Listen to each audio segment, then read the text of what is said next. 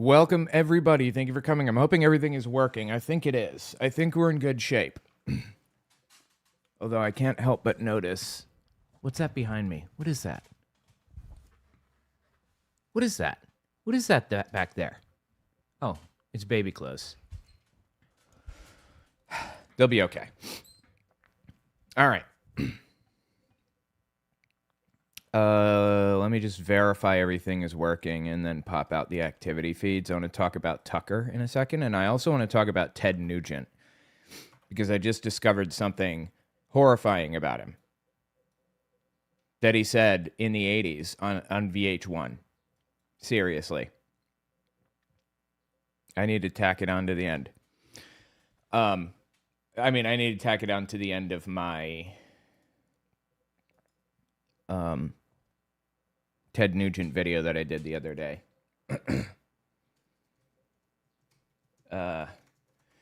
I've just been informed that it's Jakester's birthday, and that is absolutely fantastic. I'm so happy to hear that, Jakester.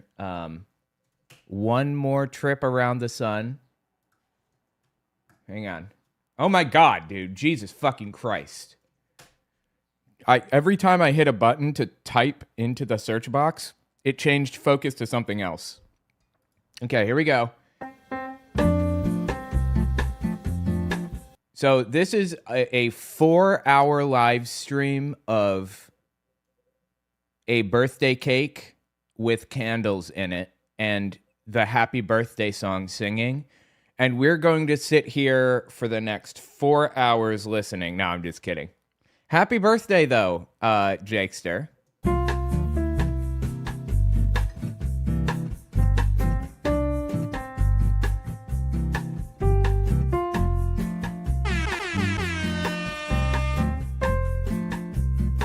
Happy birthday. It's fantastic. What's this? This is a 10-hour loop of the birthday song, I think, of Amber Fireplace Rooftop January birthday celebration.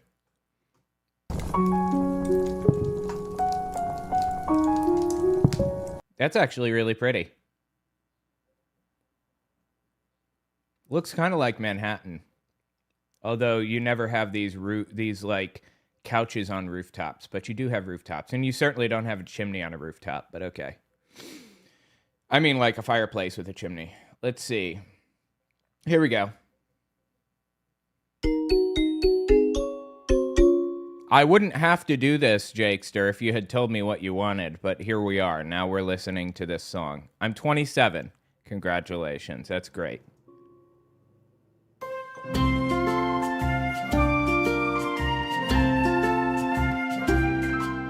This looks like Jehovah's Witnesses. Happy birthday to you.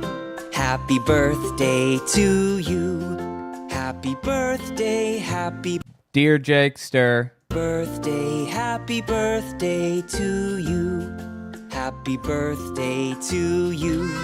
Happy birthday to you. Happy birthday, happy birthday, happy birthday to you. I could be mistaken, but I'm pretty sure the birthday song used to be copyrighted, but is no longer copyrighted. It used to be copyrighted, so nobody ever sang it. Anyway, happy birthday, Jakester. That's fantastic news. One more year around the sun. Cheers. As an ex-Jehovah's Witness would say, cheers. Anyway. Because as we know, that's pagan to say. It's pagan. It's basically like praying to another god. It's just as bad. All right. Well, happy birthday once again. Fantastic. I hope you have a good birthday. Hopefully I made it a little bit better. But let me just talk about this subject now. Let me pull up Briefcase and Ted Nugent. Here we are. I found something that raised my eyebrows so much, I literally had to put editing on pause for this video and go back and refilm more stuff. Listen to this. This is Ted Nugent admitting to being a pedo in this old 1991 VH1 documentary or whatever it is. I'm not even sure what year. It's yeah, no, I'm not sure which year. But his intense hunting and touring schedule left little time for his domestic life. At home, a distance was growing between Ted and his wife, Sandra. Maybe I was on the road too much. Maybe she felt that I wasn't around enough when she was pregnant and had the kids. So for whatever reason, she gave up on the marriage. Adding to their problems, Ted says Sandra was struggling with an addiction to drugs and alcohol. Yeah, Ted will reveal in a minute that the problem is that he liked young girls. And he literally got permission from their parents to sleep with them. We'll get there. Just keep listening. While he was fighting a losing battle with his own addiction, his weakness for young women. I like it so much, I like it so much, I like it, I like it, I like it.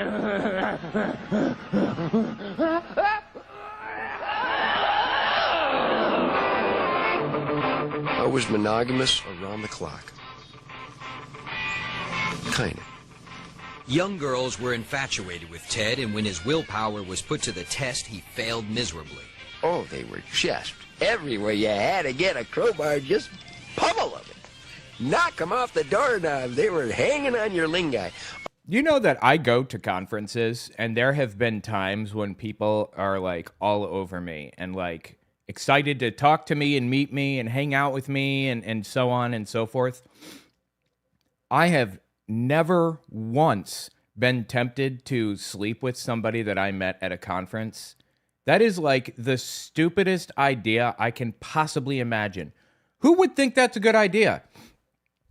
They were like you had to crowbar them off of you because you're famous and it's really cool to meet a famous person. I'd be willing to bet you turned it sexual. Seriously, I meet a ton of women at conferences who know me. People who want to get their picture with me. I'm stopped every time I walk from the front door to my room. I literally cannot escape people who know me and want to talk to me. But I don't turn it sexual. He apparently didn't know how to avoid that. Yes, it could have been whiskey, it could have been drugs, but no, I was a wang-dang addict. I mean, I was addicted to girls. Addicted. It was hopeless. It was beautiful. The day after California Jam, Derek quit and the bass... You know, I specifically, intentionally, always wanted to bring somebody with me, particularly my wife, when I go to conferences, because I would never want anybody to have the wrong idea about any of that shit. But no one has ever had that idea. Like, nobody has ever, like, walked past me and, like, grabbed my junk or something. I don't know.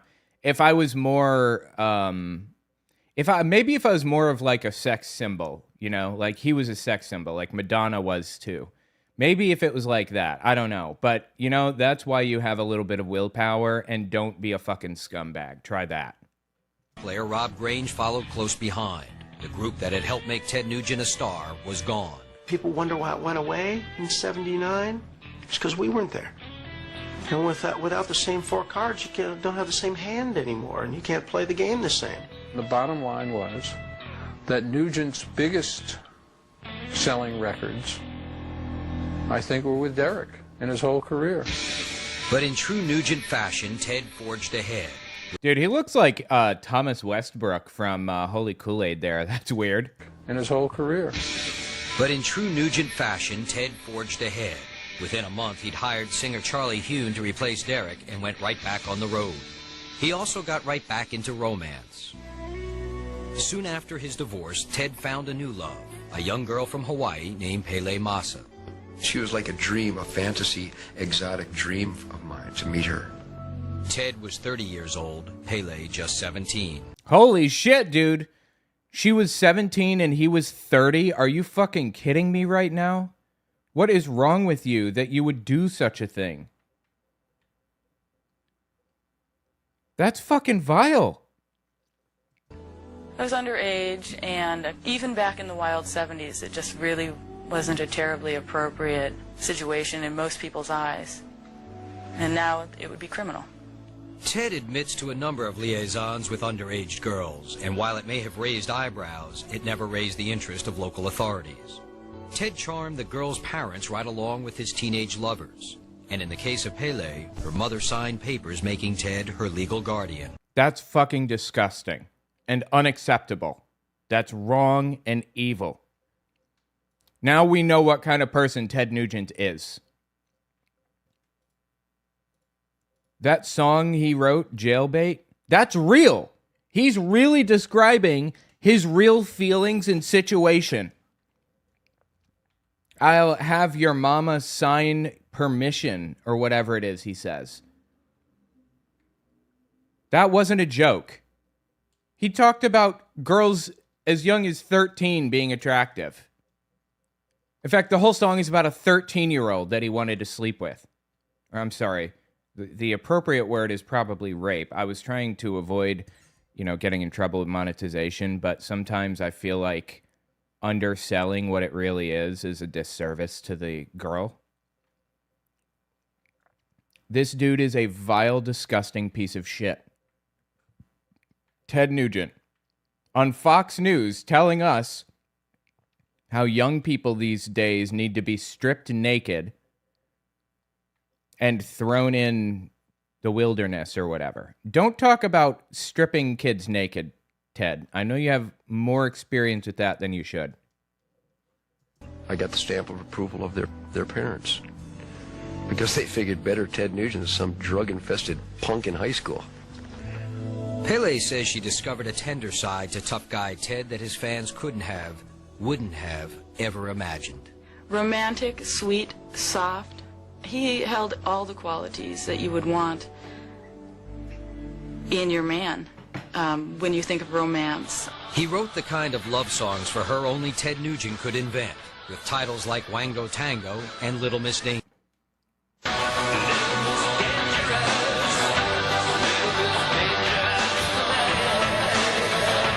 But then when she turned 18, it was just a step too far. What do they expect me to be with an adult? Is that what he was saying? If you ever listen to any of them, you'll realize that they could be about anybody, but it's mostly about sex. For many, songs about sex. That's fucking disgusting, dude. She was a minor. She was a minor. Women and more sex were beginning to wear thin. Critics saw Ted's Tarzan routine as a cartoon. To them, Ted the Caveman was beginning to look like a cultural Neanderthal. I guess I just got to realize I just never get to eat all that out there. Instead of listening to his guitar, they heard his mouth. And they didn't like a lot of the times his kind of arrogant macho attitudes. If he's talking so loud about all this stuff, how could they hear his guitar? How could they hear his music? I'm a mouth. I just say what comes. Okay, do you whistle every time you say the S sound, first of all? And second, yes, we know you're a fucking idiot mouth. Thank you for clarifying that for me. And you're also a pedophile. Spewing forth. If you don't have a sense of humor, you'll hurt yourself getting angry at me. Anyway, not beating the allegations, Ted. Tell me what you think in the comments. All right. He's fucking disgusting. A literal pedo. Talking about stripping kids naked. Disgusting.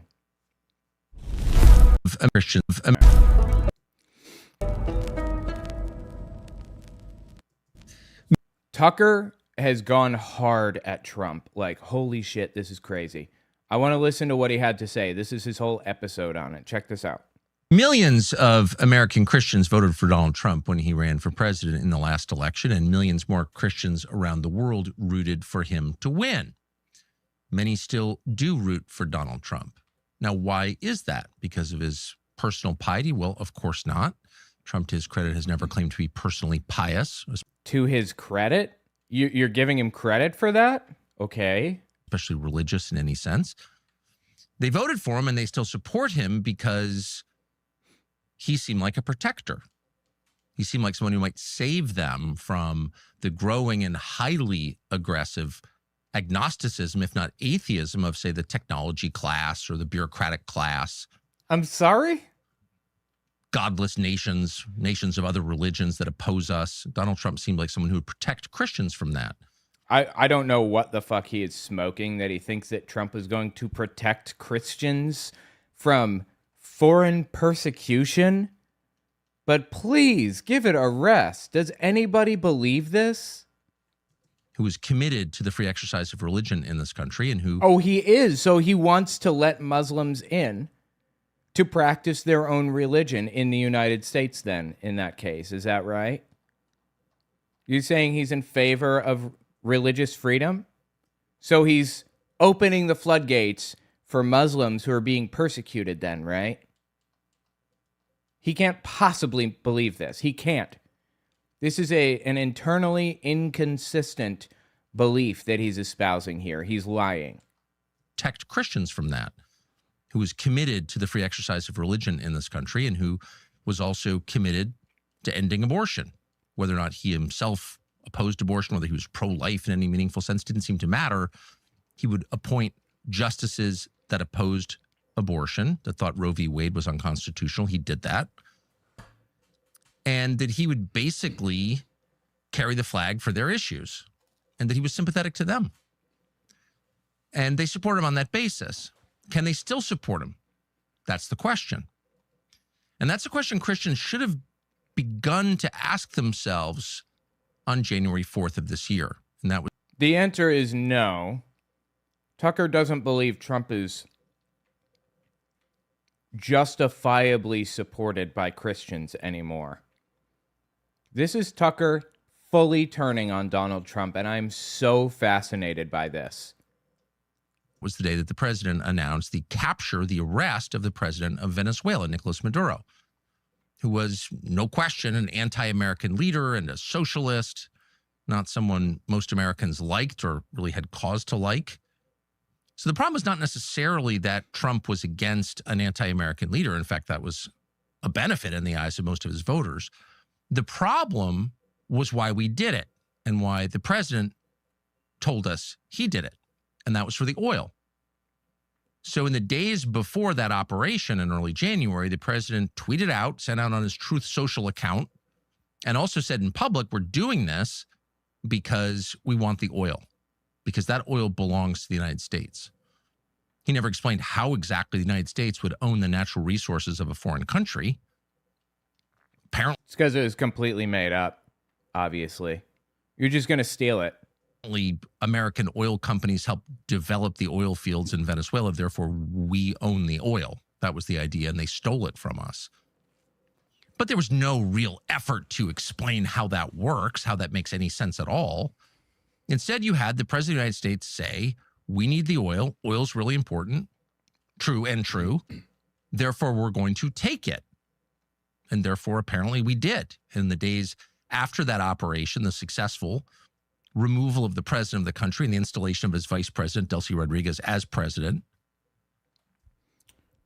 I haven't heard that we've actually taken the oil of Venezuela. If the United States has done that, that's disgusting and evil and wrong. You're literally just stealing other people's shit. You're just stealing their shit. If we really did that, I'm just add it to the tally of things that are war crimes that we cannot rest until is prosecuted. We must prosecute for this shit. Our president, Donald Trump, held a widely publicized on-camera meeting with the heads of American oil companies and talked through how we're going to split up the natural resources of Venezuela and why this is great for America. So why should Christians have paused at exactly that moment and asked, can I still support this? Is this what I voted for? Is this what I want? Is this acceptable? And the reason is really simple. Because Trump, at that moment, revealed that the motive was taking something that we wanted. He revealed at that moment? You didn't realize this before, you dumb son of a bitch? You didn't realize this when Trump said that George Bush was an idiot for not taking the oil when he went to Iraq? Are you shitting me? There is no way you did not know this back then, Tucker. And that's not acceptable for Christians. In fact, that's not acceptable for Americans or any civilized people, because taking other people's stuff by force cannot be allowed. In fact, preventing that is the basis of our legal code.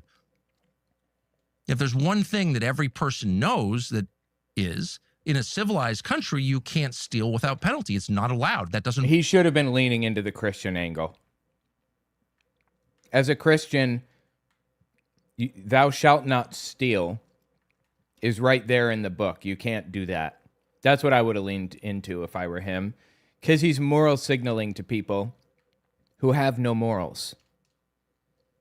They pretend to have morals, and the morals they pretend to have are kind of attached to this Christian movement.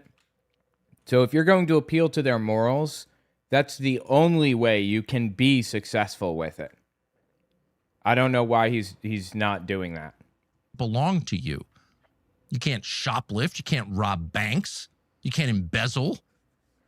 You can't invade countries to steal their stuff, because they're all varieties of the same theme, which is theft. And theft is wrong. It's wrong under the American legal code, but it's also wrong under the Christian legal code. There you go. Theft is wrong. Spelled out really clearly. It's also intuitive. And here was the president saying, we're just stealing this because we can. Well, as a practical matter, that's quite a thing to say out loud, given that we know from history that the things you do will be done unto you. Once you set a standard, you will have to live by that standard, right? Interesting. He is kind of using the Bible as the basis for his moral claims. A law, you'll be judged by that law. So if the new law is, I can take it because I want it, and I have more power than you, at some point, we can rest assured the tables will be turned, and the things that we want and cherish and have earned and that we own will be taken from us by force at the moment when some other power has more force than we do. It's really simple. Sometimes called the law of the jungle. And it may be the law of nature, but people don't want to live under that law because it is a brutal and unforgiving law. So they create higher laws, or they appeal to the highest law of all, which is God's law, which prohibits that. So this was a profound moment in American history, probably in the history of the modern world, where the most powerful nation said, if we want it, we'll take it. No one's ever said that before. Now, they've done it under... Are you kidding me? No one has ever said that before? Okay. The guise of ideology.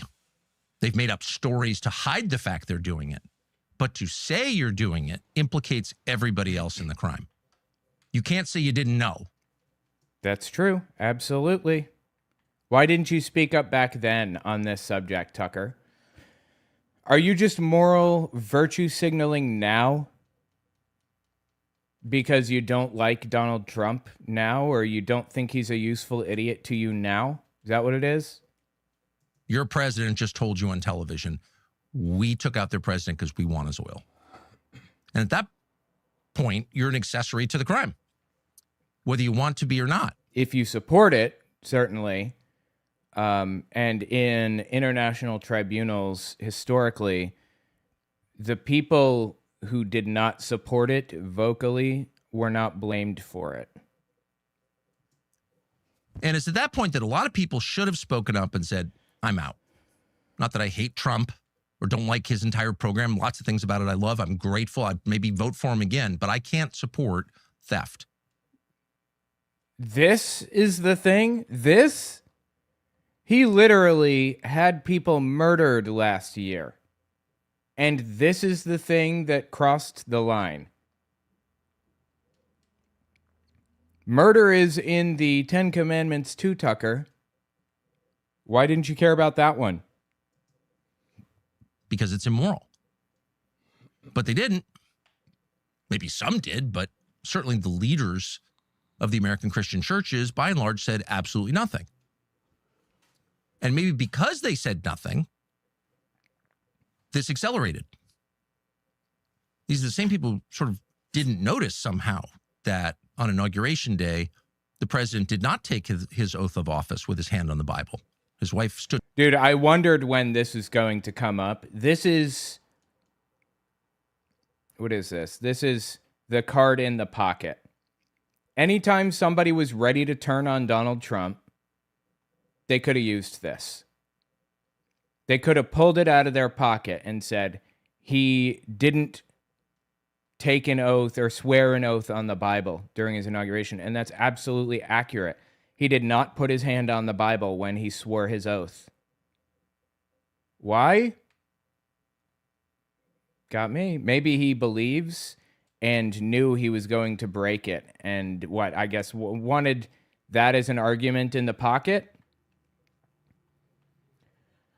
Or maybe he just wanted to stick in the craw of people he didn't like? When Tucker's whipping this one out, you know he is done with Donald Trump. Stood next to him holding it. I was about 15 feet away and saw it. But he did not put his hand on the Bible. And that should have been maybe a clue that we need to pause and think about, what is this? That's the fucking clue? That one? Really? Why wouldn't you put your hand on the Bible?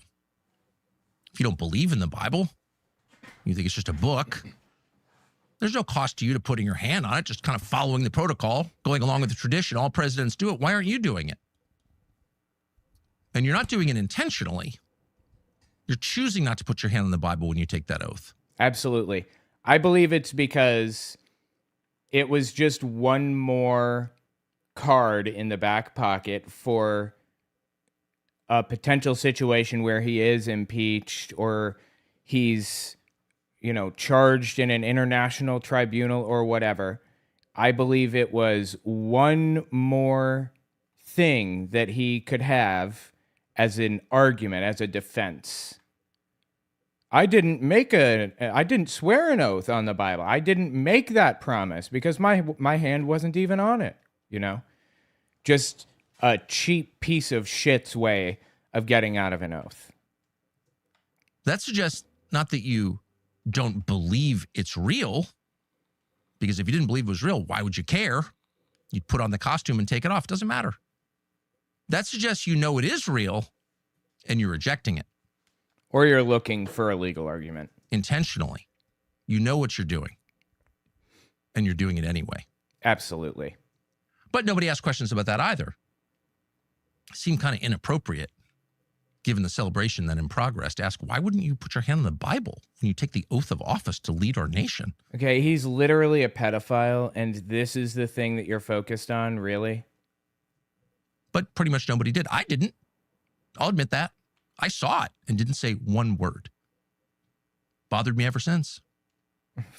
But right around January 4th, it became clear that maybe he didn't put his hand on the Bible because he affirmatively rejects what's inside that book. And what's inside that book are limits on human behavior.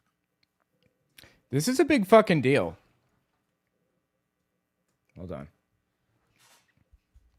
I'm sorry. Let me just fix my... I gotta fix my camera. It's not angled properly. Zoom in a bit. I'll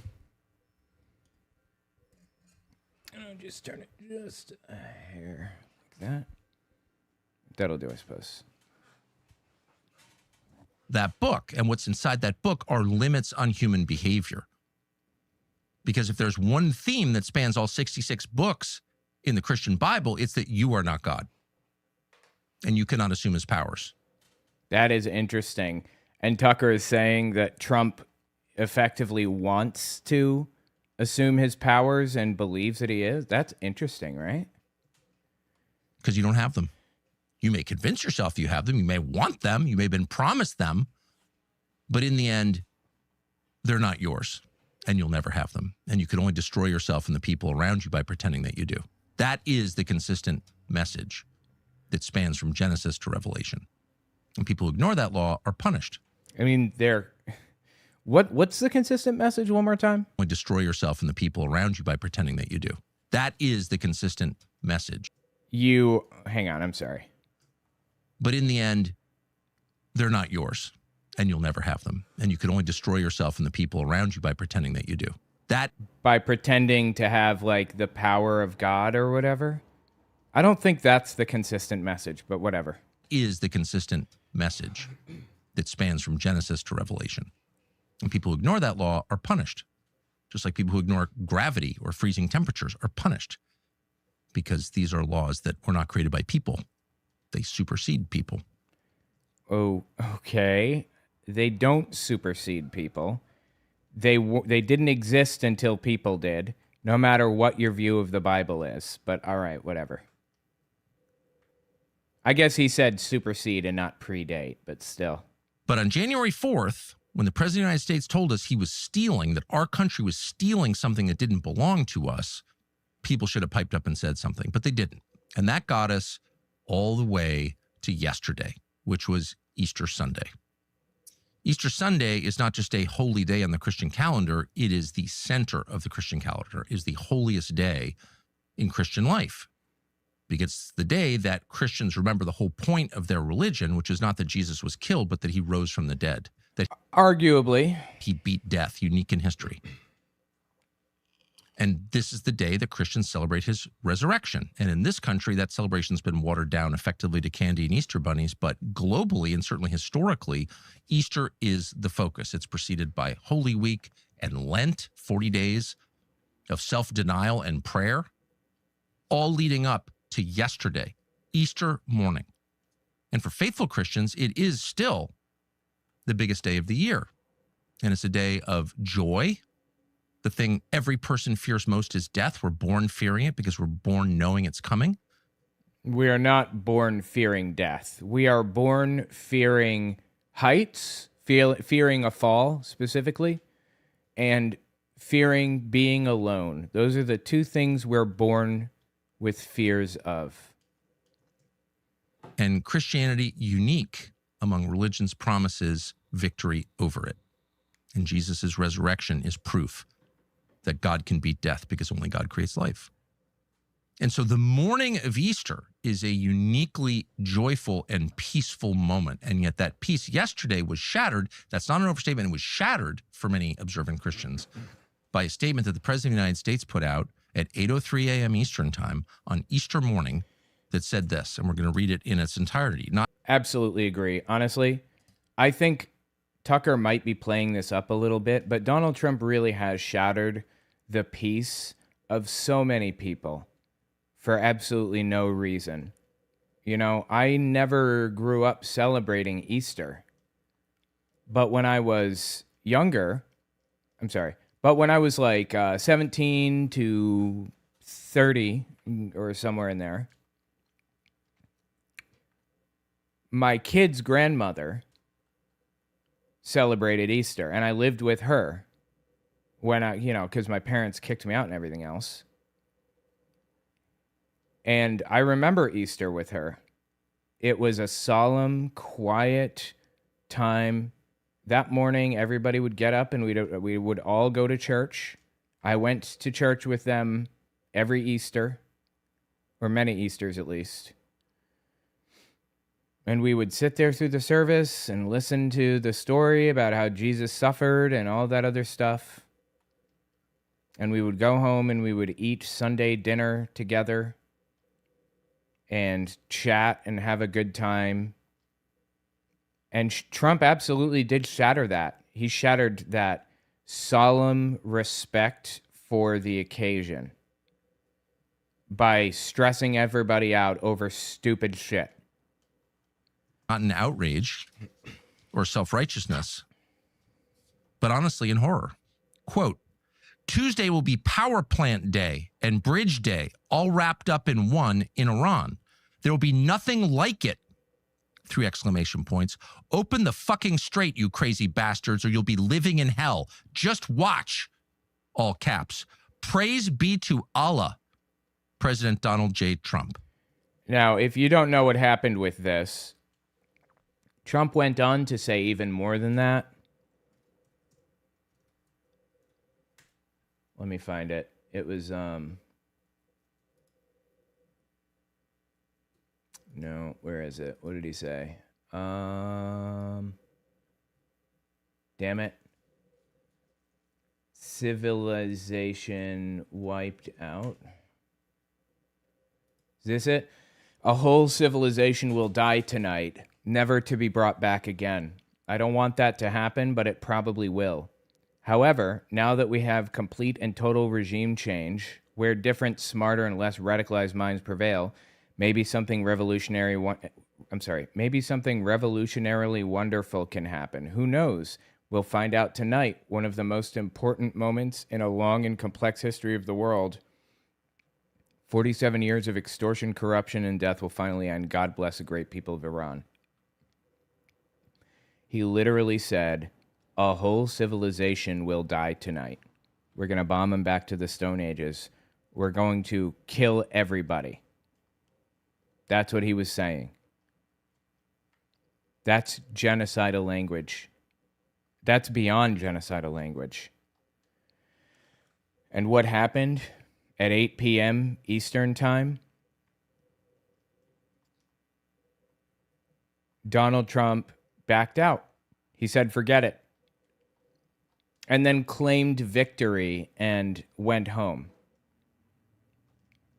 Or hopefully we're going to be going home. Hopefully we'll be bringing troops home.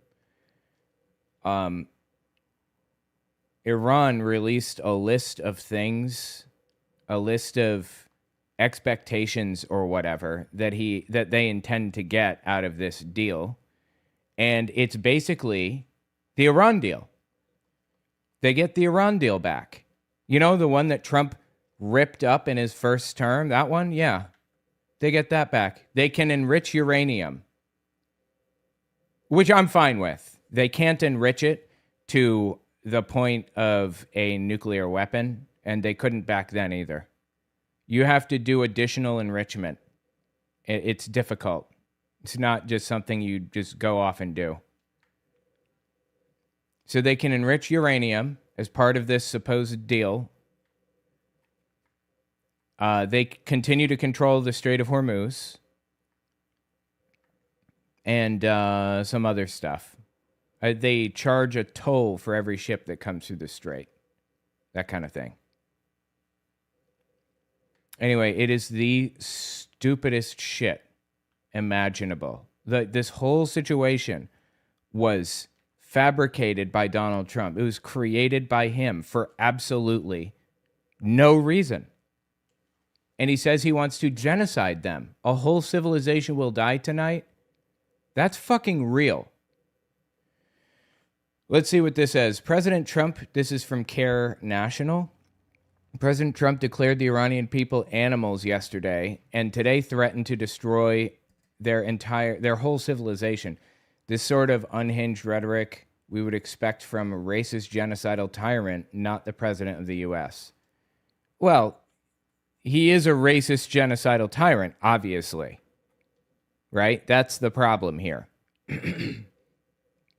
By threatening genocide on them like that, that puts him in the category of Hitler, and people are allowed to make the comparison now. They were before, but they're certainly allowed to now. Let's see what Nicholas Kristof said. President Trump threatens not just war crimes, but also what sounds like genocide, saying that in Iran, a whole civilization will die tonight. This is obviously morally repugnant and also raises alarms about the mental stability of a man who controls nuclear weapons. There was a Jeremy Corbyn post, wasn't there? Jeremy Corbyn. See, Trump is threatening the Iranian people with genocide on social media. He's also asking for $1.5 trillion for the Pentagon. Congress must be clear and deliberate. Pass a war powers resolution, oppose supplemental war funding, and explore options to keep this madman from getting us all killed. This is above and beyond evil now. This is unacceptable and fully justifies getting him out of there by any means. The 25th Amendment, impeachment, whatever. This is unacceptable.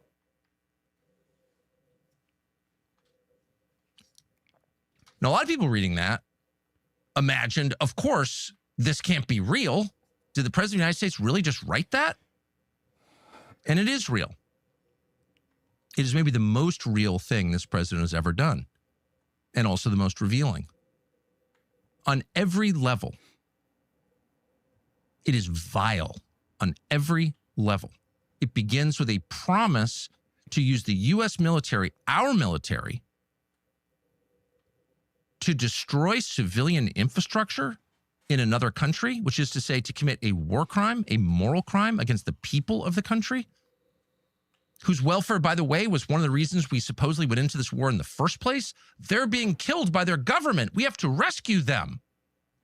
And now here's our president, not even a month and a half into the conflict, which we are not winning, by the way, because the Straits of Hormuz are not open. There's one way to keep track. That's the measurement. Saying that we're going to use our military to kill the civilians of this country who didn't choose the war. They got nothing to do with it. They're like civilians everywhere. Blow up their bridges?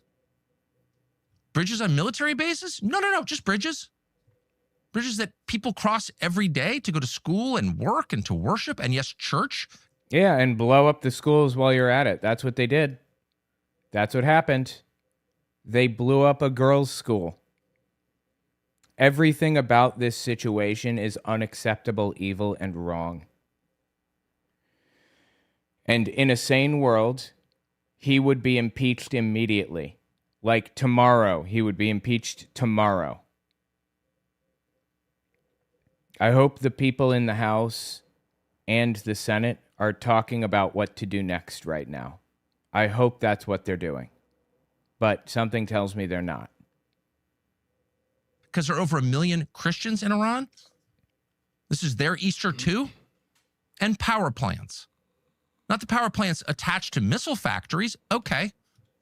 But civilian power plants in a country of almost 100 million people. What happens when a modern country, and a country that has a nuclear program is a modern country, sorry. Iran is a modern country. What happens when it loses power? Well, people die. Babies connected to incubators die. People in hospitals die. And if you really want, Christian babies connected to incubators. Whatever gets you there, I don't care. Whatever makes you realize that this shit is so deeply evil.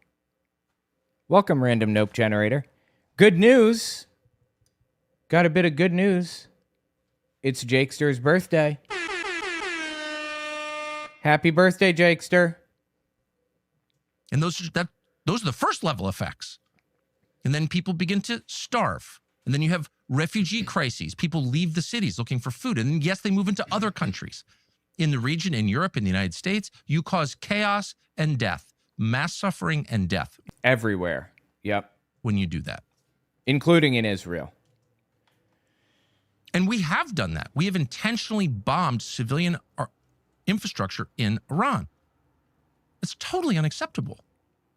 Not under the phony laws of some international body, but under moral law, God's law, killing non-combatants, people who did nothing wrong, who didn't choose this war, who were just people created by God. That is immoral. That will never be moral. That can never be justified. That is always wrong. It can be expedient. We need to do this. It doesn't mean it's right. It's the most wrong thing. Hurting civilians is the wrong part about this equation over anything else. War is immoral, in my opinion, unless there's absolutely no way it can be avoided. This one could be avoided. Sorry, hang on. But I suppose I can see some circumstances in which it could be justified morally. But killing civilians, never. Absolutely never. And we should always remember that what we do will be done to us. Yeah, it's like Bill Burr said. And we should always remember that what we do will be done to us. Hang on, let me find, well, damn it, never mind. I'm not going to look for it, but Bill Burr said something like, people in Israel claim that, their enemies are using human shields. And he's like, if I went over to my neighbor's yard because he's being a shithead, and I tell him I'm going to punch him in the face, he holds the baby up to protect himself. You don't punch through the baby. You got to work around that. You got to find some way to get at your neighbor without hurting the baby. Yeah, maybe he uses human shields. That does not excuse you killing fucking children. Ever. And to even use that excuse is absurd.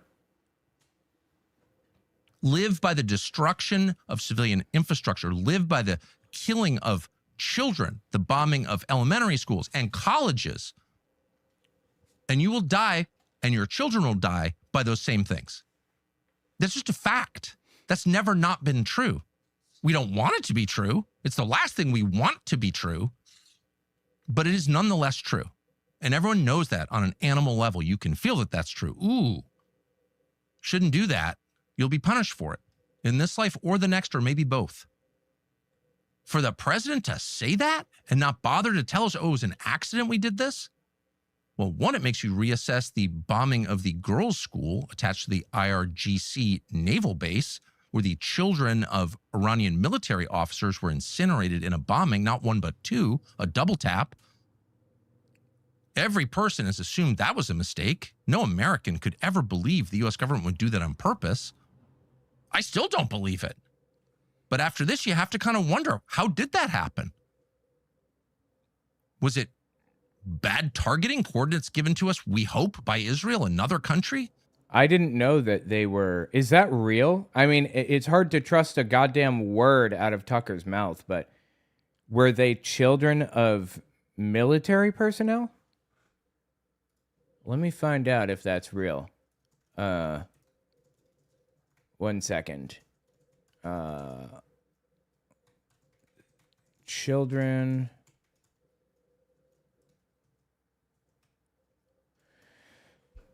Give me a second. See if I can get some info here.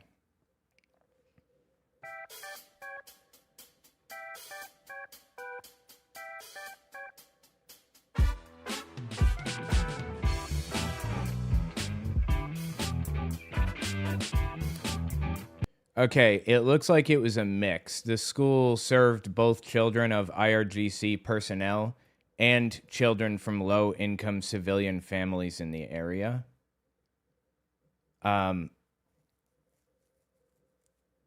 It was not military brass. It was not high up military personnel or whatever. It was just a school with a mix of, you know, the children of soldiers and the children of, like, just civilian, regular old people. Interesting. It sounds like that's the framing going around. These were military children. Not that that would make it okay, even if it were. You can't go after their families. That's illegal. That's a war crime. It sounds like a post hoc justification for a war crime to me. But okay. Maybe it wasn't. Who knows at this point? For the president to call for that, it's worth stopping and saying, no, this is not acceptable under any circumstances. You haven't justified it. You couldn't justify it. And it can't be done in our name. And the point, of course, is to get the Iranians to open the Strait of Hormuz. Well, no sane person thinks that's going to work. At which point you have to ask, why would we do it anyway? Well, there are a bunch of possible reasons, but the darkest of all is for the sake of doing it. Yes, absolutely. For the sake of killing, for the sake of exercising the most obvious form of power, which is extinguishing life. That's why we're doing it. By the way, I'm sorry, one more thing on that girls' school. It wasn't even a military school, to my understanding. It wasn't like it had high-ranking military children in it. It was just a school. It was just a normal school that had military, or let me rephrase, that had the children of military in it. These children were not military. Some of their parents were. It wasn't like you were taking out the general's child or something. But even so, it wouldn't have mattered. That's still evil. Thrill is in the killing. The power is in the killing. The exertion of force is the point. You don't want to think that. But after a message like this, what could possibly be the reason? I thought everybody knew that.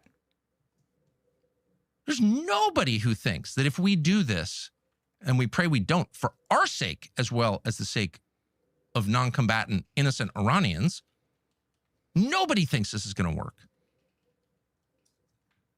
But then the tweet continues. Pardon me, the ironically named truth continues. There will be nothing like it. Open the effing straight. How dare you speak that way on Easter morning to the country? Who do you think you are? You're tweeting out the F word on Easter morning? You'll be living in hell. As if hell is a place. Hell is a condition. And this is an example of that condition. Just watch. Praise be to Allah. That one really stuck in the craw of religious fruitcakes, for sure. That one was not popular with religious extremists. So obviously you're mocking the religion of Iran. Okay. If you seek a religious war, that's a good idea. But by the way, no decent person mocks other people's religions. You may have a problem with the theology. Presumably you do if it's not your religion, and you can explain what that is. But to mock other people's faith is to mock the idea of faith itself. And we should never mock that, because at its core is the acknowledgement that we are not in charge of the universe. We did not build it. We won't be here at the end of it. We can destroy life. We cannot create it because we are not God. Okay. The message of all faith at the biggest picture level is the message in our Bible. You know, the way I see mocking religion is generally, I think it's virtuous to not mock religion or religious people. But if religious extremists are making my life difficult intentionally through their religion, like the Heritage Foundation or like Billy Graham trying to ban gay marriage, I will absolutely mock Billy Graham through his religion or vice versa, 100%. Otherwise, I don't think it's virtuous to mock religion. Which is, you are not God. And only if you think you are do you talk this way. But it's not just mockery of Islam. And no president should mock Islam. That's not your job. This is not a theocracy. We don't go to war with other theocracies to find out which theocracy is more effective. We are not a theocracy. Interesting to hear from Tucker, of all people. Okay, go on. And God willing, we never will be, because theocracies corrupt the religion. Absolutely. I'm so glad he's saying that specific thing there. Theocracies always corrupt the religion. That's how it works every time. No, this is a mockery not just of Islam, it's a mockery of Christianity. To send out a tweet with the F word on Easter morning promising the murder of civilians and then saying praise be to Allah without explaining any of it, you are mocking me and every other Christian because we're Christians. Oh, I get it. We can't support that. Under no circumstances can we support that. Doesn't mean you have to hate Trump or take the opposite position on every issue from Trump. You shouldn't. A lot of his positions are the right positions. No, they're not. Pretty much every position Trump has is the morally wrong position for a Christian to hold. But you cannot support that. That is evil. That is an intentional desecration of beauty and truth, which is the definition of evil. And you have to ask, where does evil lead? If the core point of evil is to destroy, which it is, God creates, Satan destroys. It's dualism. When you see something of beauty being created, when you hear the truth being spoken, you are witnessing a manifestation of God's power. And when you see the opposite, you're witnessing the opposite. Okay. That doesn't really make sense, but whatever. I'll take it. So where does this lead? Well, on a practical level and a spiritual level, they converge in the same place, which is the use of weapons of mass destruction.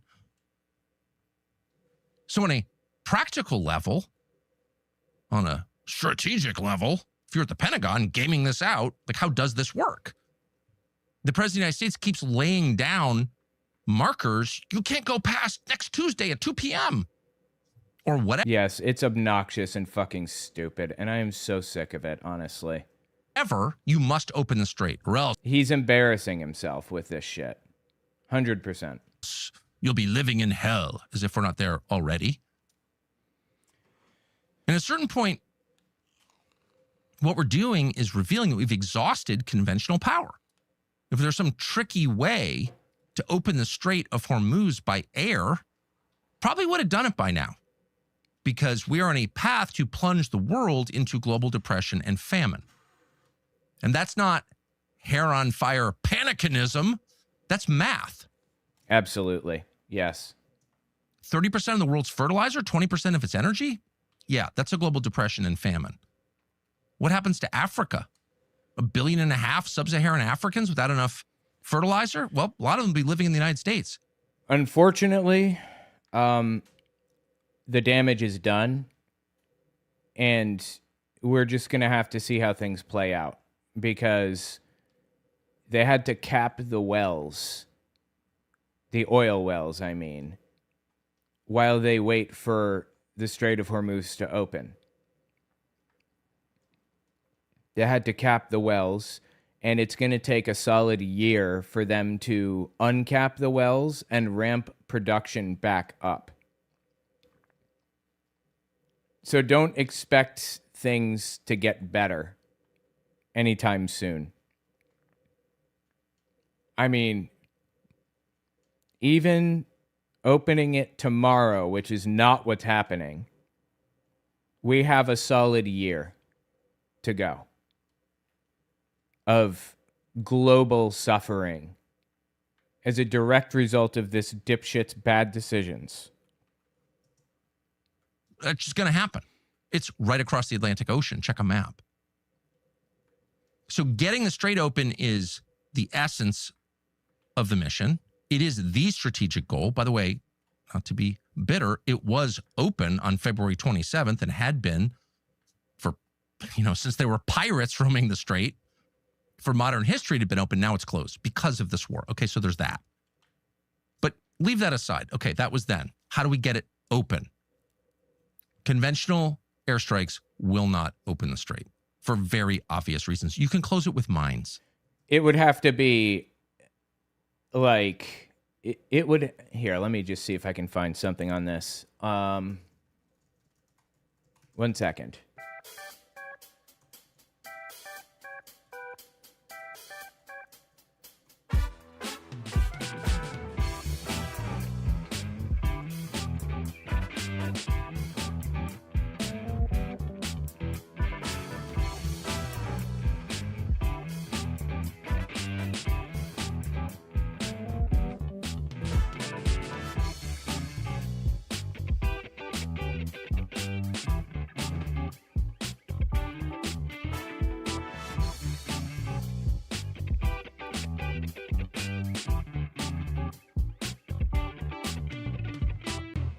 One of the big problems with what Donald Trump did was, not only did he just destroy the world economy by doing this for absolutely no reason whatsoever, but B, it also proved that America is a paper tiger, that we cannot take Iran if we wanted to.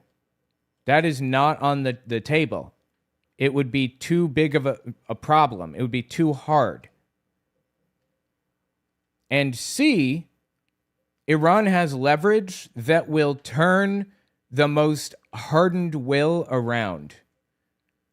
Not only can they shut down the Strait of Hormuz and get whatever the fuck they want in return, but they can shut down the other strait, the second strait. which is to the south near Saudi Arabia. I forget what it's called now. And that would basically reduce the world's economic output down to 33% of what it was before. Not reduce it by 33%, reduce it to 33%. Those are 3 solid reasons why you shouldn't have fucking done it. Number 4, Donald Trump tore up the Iran deal. We had a deal with them that everybody was happy with until your dumbass came along. Number 5, what are we on now? A, B, C, D. Is this number E, or is this letter E now? I think it is.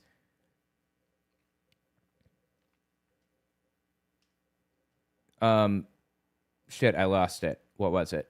I was just talking about this. Damn it. It just flew right out of my head. Oh, they can enrich uranium again. Like, this is exactly what they promised before. You got the Strait of Hormuz. I'm sorry, let me rephrase. You got them to reopen the Strait of Hormuz, but we are exactly where we started. We are no further along with anything than we were before. You just wasted everybody's time and money for absolutely no fucking reason, and now you're declaring victory and going home.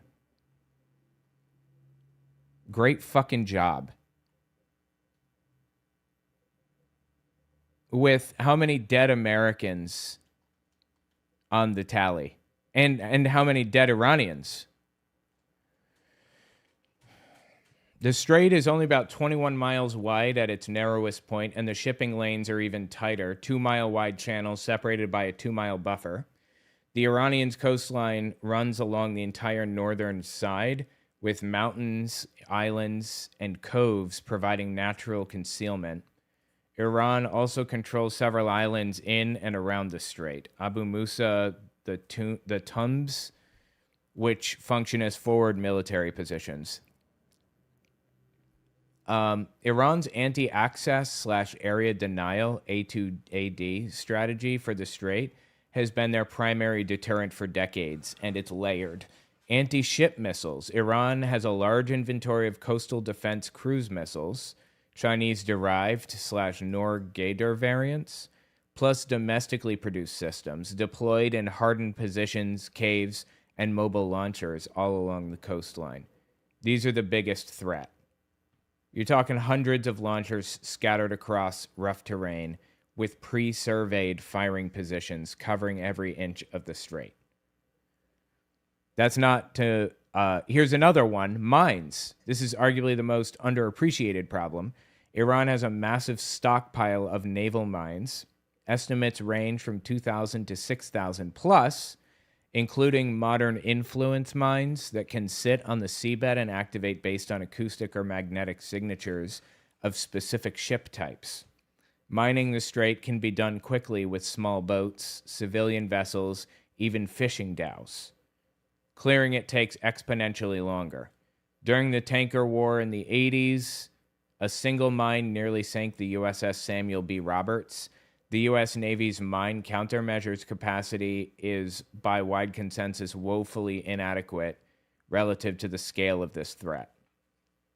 Fast attack, craft, and swarm tactics. The IRGC Navy, distinct from the regular Iranian Navy, operates hundreds of small, fast boats armed with rockets, missiles, and even rigged as potential suicide craft. Like, I guess suicide drones or whatever. Their doctrine is specifically built around swarming, overwhelming defenses with sheer numbers in the confined waters of the strait, where a carrier battle group's standoff advantage is compressed. They have submarines. They have land-based artillery and rockets. Here's what the U.S. would need to commit to it. To actually force it open and keep it open, you'd be looking at a massive sustained operation, not a one-and-done strike package. Iran would basically... They have 14 million people willing to fight. 14 million! Do you know how big the U.S. military is? It's 1.2 million with 1 million in reserve. So 2.2 million people, basically. 2.2. Iran has 14 million. And about 1 million of them are highly trained, highly skilled, know what they're doing. Now, the United States would go in to the Strait of Hormuz, take out the pillboxes and everything else, and Iran would just keep bringing more people in. They would keep bringing them in, bringing them in, bringing them in, until every last American was dead. They have an unlimited supply of people. Do we? Are we willing to institute the draft to get this done? Because that's what we'd have to do at a bare minimum. We don't have the choice in the United States of opening the strait any other way other than diplomatically. We have to make a deal or throw literally everything we have at that strait. That's the point. That is their most fortified position. And they have literally millions of people trained and ready to fight for it. The realistic timeline estimate from war games and think tank analysts suggests that even with full commitment, you're looking at a minimum of several weeks to degrade Iran's A2AD enough to begin limited commercial transit, and several months before you could call the strait reliably open. The economic damage from even a brief closure, oil prices spike catastrophically. It's already over 200 a barrel, I think, or it reached 200 for a moment, at the very least.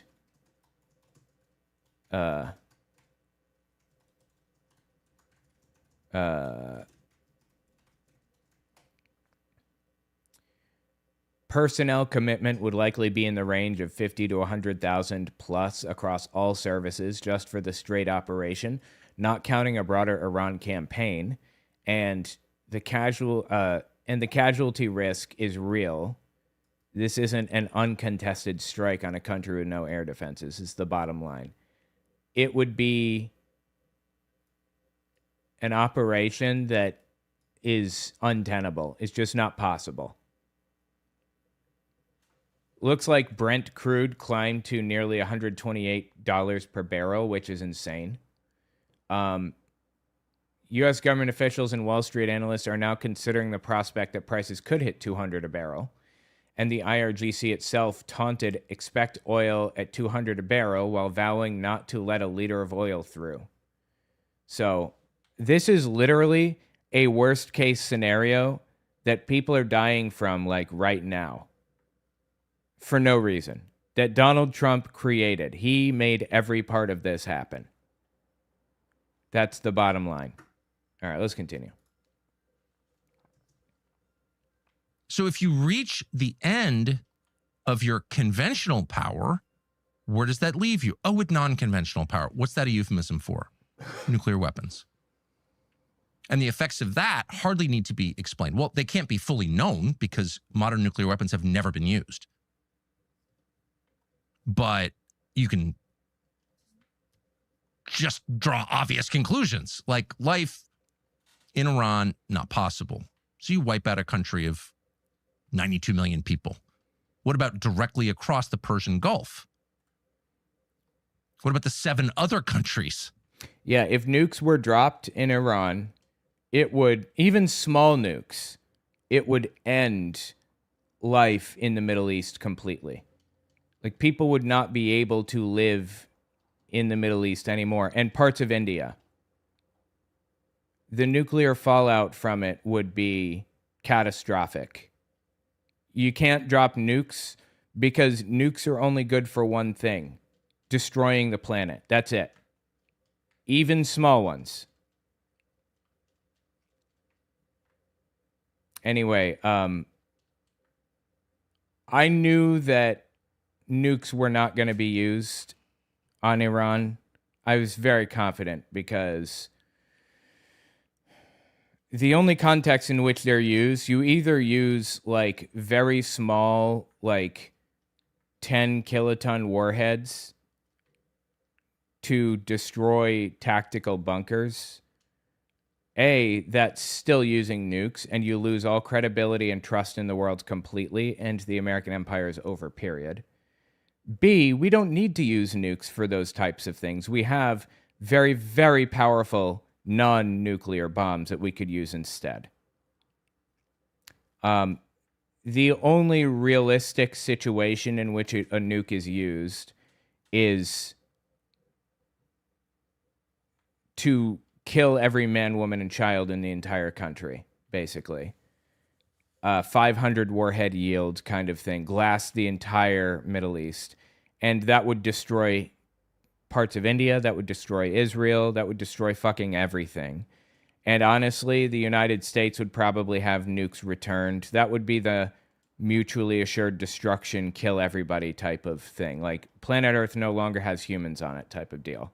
And I don't believe that's going to happen either. I don't fear nukes being used. I think I probably fear them using what they call, I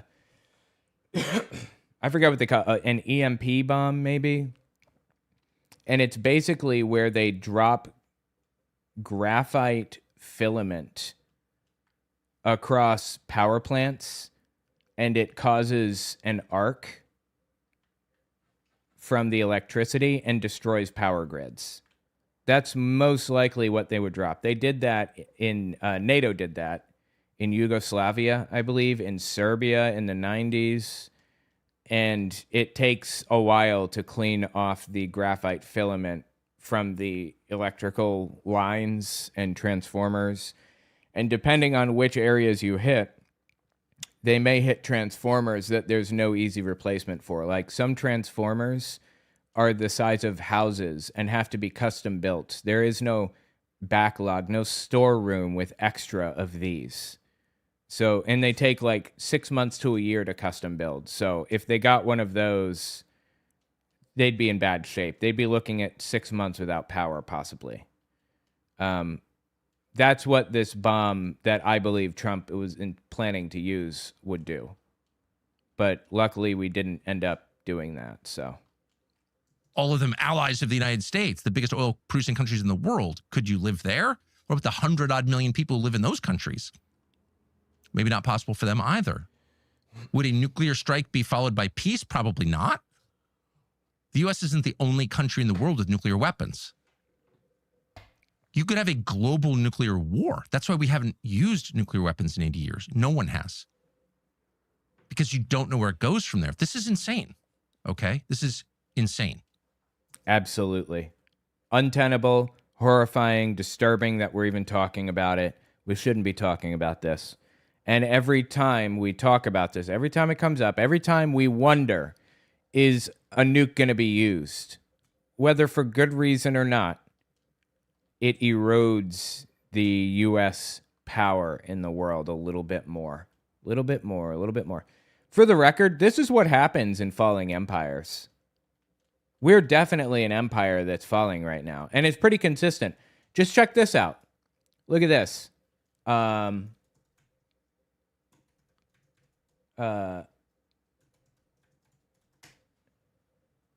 me see if I can find up a list of dynasties of China. It's an interesting and instructive piece of information. Hold on. Wait. Responding years. Is this what I'm looking for? Yeah, here we go. 1600 to 1050, the Shang dynasty. 1046 to 256 BCE, the Zhou dynasty. Or Zhou, I guess, the Zhou dynasty, my mistake. Western Zhou and Eastern Zhou. 221 BCE to 206 BCE, the Qin dynasty, which is where the word China comes from. 206 BCE to 220 CE, the Han dynasty. The point is, each of these dynasties is between 250 and 400 or so years long. Dynasties, empires, and this goes for more than just China, worldwide, last about 300 years, give or take. What's our birthday again? When is the United States going to be 250 years old. Is that coming up soon? I think that's coming up soon, right? At the end of every empire, this goes for the British Empire, this goes for all of the Chinese dynasties, and every empire in history, it's hollowed out by corruption and complete, what's the word I'm looking for? Complete detachment from reality by the leaders. Like, they don't understand what the common man is facing, and they start enriching themselves, stealing the money that belongs to the state or the people or whatever, and making a mess out of everything. I was reading about it last night. Let me just read this. I'm sorry, I'm going off on some tangents today.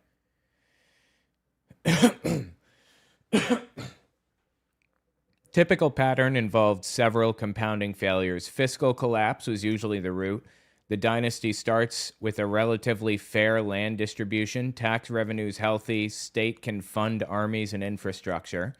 Over generations, wealthy families and institutions accumulate land, peasants lose their plots, the tax base shrinks because elites find ways to dodge taxes, and the government can't pay for the things that hold the empire together. I'm talking about the Chinese dynasties right now from 3,000 years ago. This is what happened to them. Corruption and factionalism at court accelerate the decline. Early emperors tend to be hands-on and competent. Later emperors are raised in palaces manipulated by eunuchs or consort families and increasingly detached from reality. The bureaucracy shifts from governing to self-enrichment. And then something breaks. A famine, a flood, a plague, a foreign invasion, something that a healthy dynasty could absorb, but a weakened one can't. The government fails to respond adequately, which destroys its legitimacy. Peasant rebellions erupt. This is the Chinese pattern, but again, this applies across the board to pretty much every empire. Desperate, starving people with nothing to lose. The Yellow Turban Rebellion helped end the Han Dynasty. The Red Turban Rebellion helped end the Yuan Dynasty. Li Zicheng's rebellion brought down the Ming. They weren't just riots, they were massive organized movements, often with religious or millenarian overtones, promising a new cosmic order. Military fragmentation. The point is, all this shit, we're seeing it right now. We're watching this unfold in the United States right now.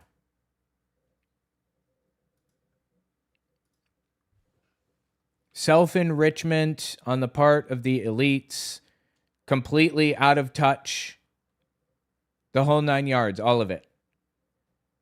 Not that this is going to end badly or end ugly, but it's going to end with the United States not being the dominant world power anymore. More than likely, the U.S. will probably slowly decline into irrelevance, and will be one of many world powers. We will have to negotiate to get things done. Germany, France, Britain, they will all be world powers in their own, just as much as the U.S. is. In fact, the EU might be the bigger world power.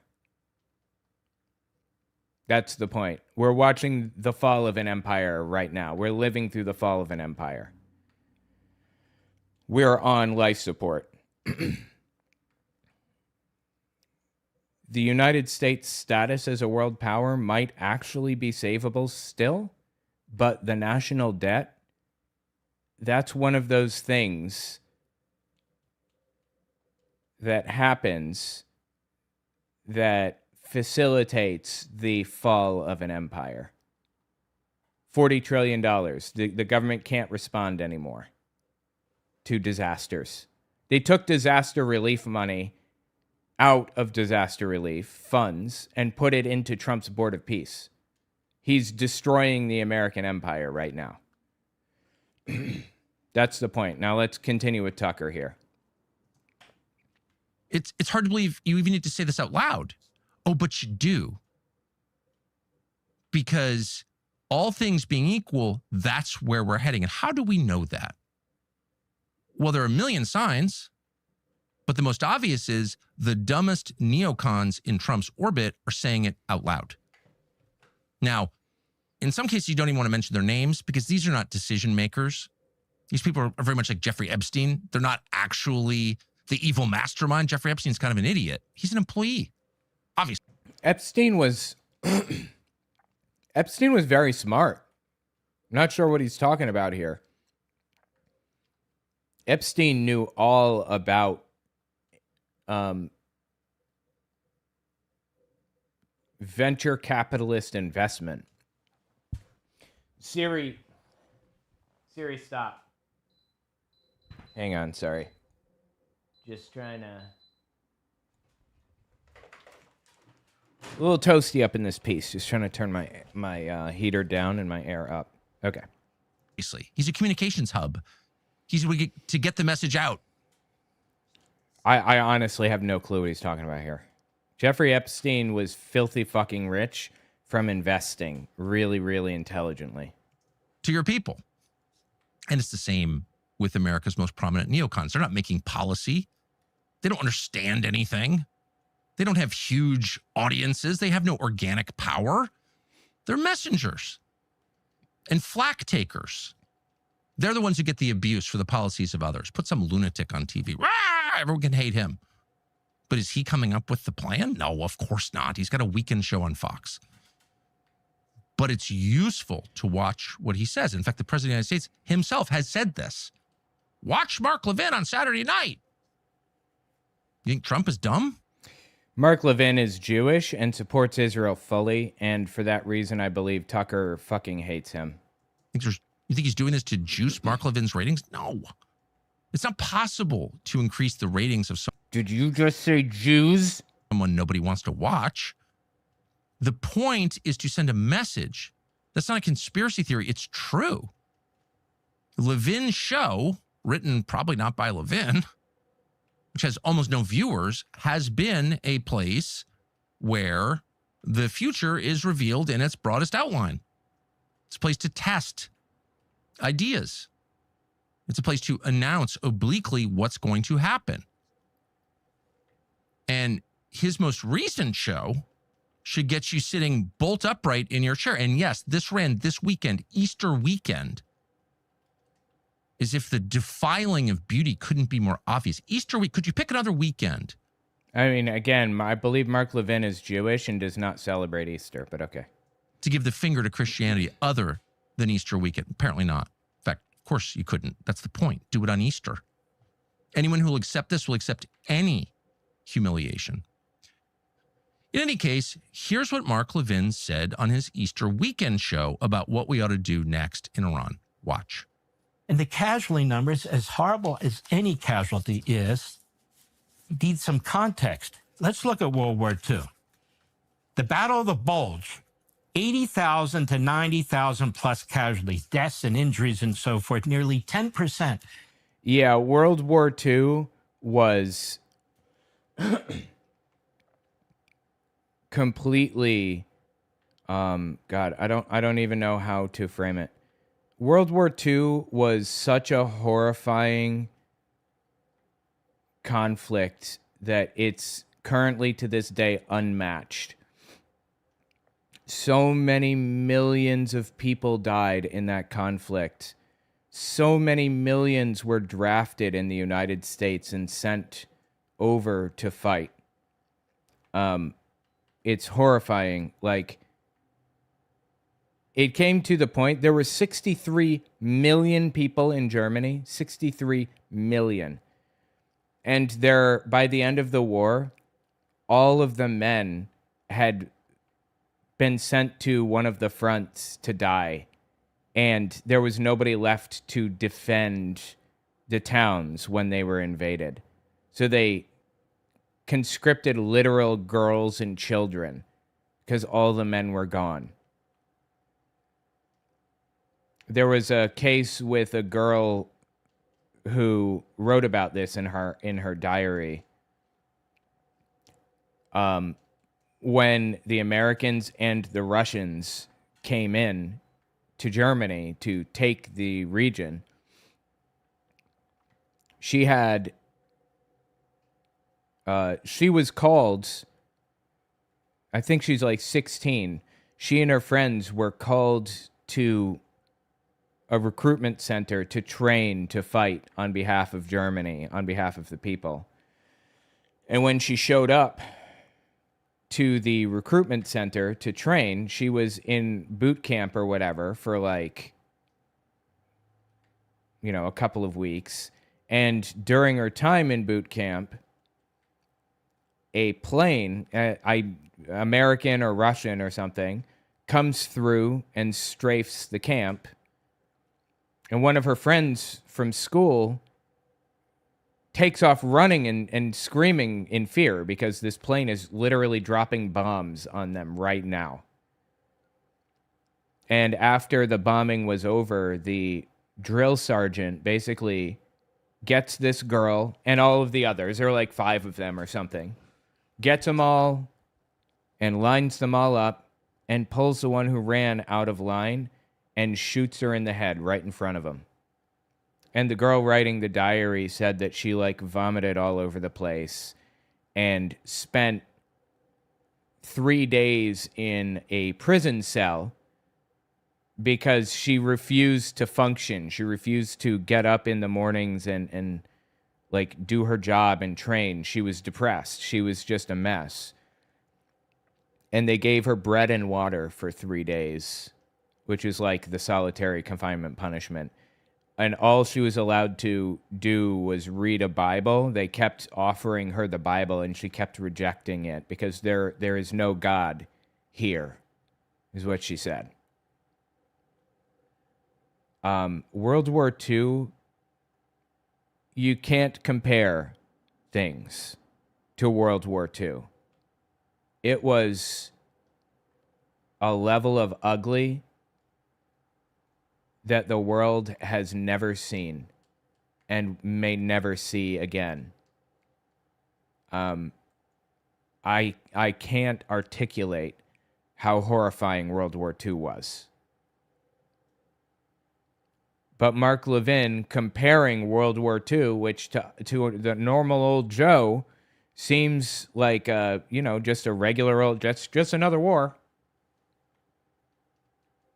He's going to try to justify more violence by saying this isn't as bad as World War II. Nothing was as bad as World War II. Okay, nothing. Of all the casualties in World War II happened at the Battle of the Bulge near the end of the war. The Battle of Okinawa, 50,000 plus casualties, over 12,000, nearly 13,000 killed on that island, which is what convinced Truman that we would lose a million men if we didn't drop the atomic bombs that we did. That's bullshit. We didn't need to drop the bombs. That was a show of force against Russia. That's why we dropped the bombs. We had already won before we dropped the bombs, and they were planning on surrendering. We were expecting their surrender when we dropped the bombs. It was evil. The United States was evil in that instance. This is a war or a peace mission to stop nuclear weapons that can blow away millions of Americans. Every bit as important as World War II. This is a crucially important military operation, war, call it what you want, peace mission. And we ought to be celebrating the success of our military, unifying around our military and our commander-in-chief, and urging them to complete the task so our country is safe from nuclear weapons. We were already safe from nuclear weapons. If anything, this whole operation made us less safe because you know who America isn't attacking? North Korea, Pakistan. And you know what those two countries have? Nuclear weapons. That's weird, huh? Almost as though Trump created an incentive to have nukes.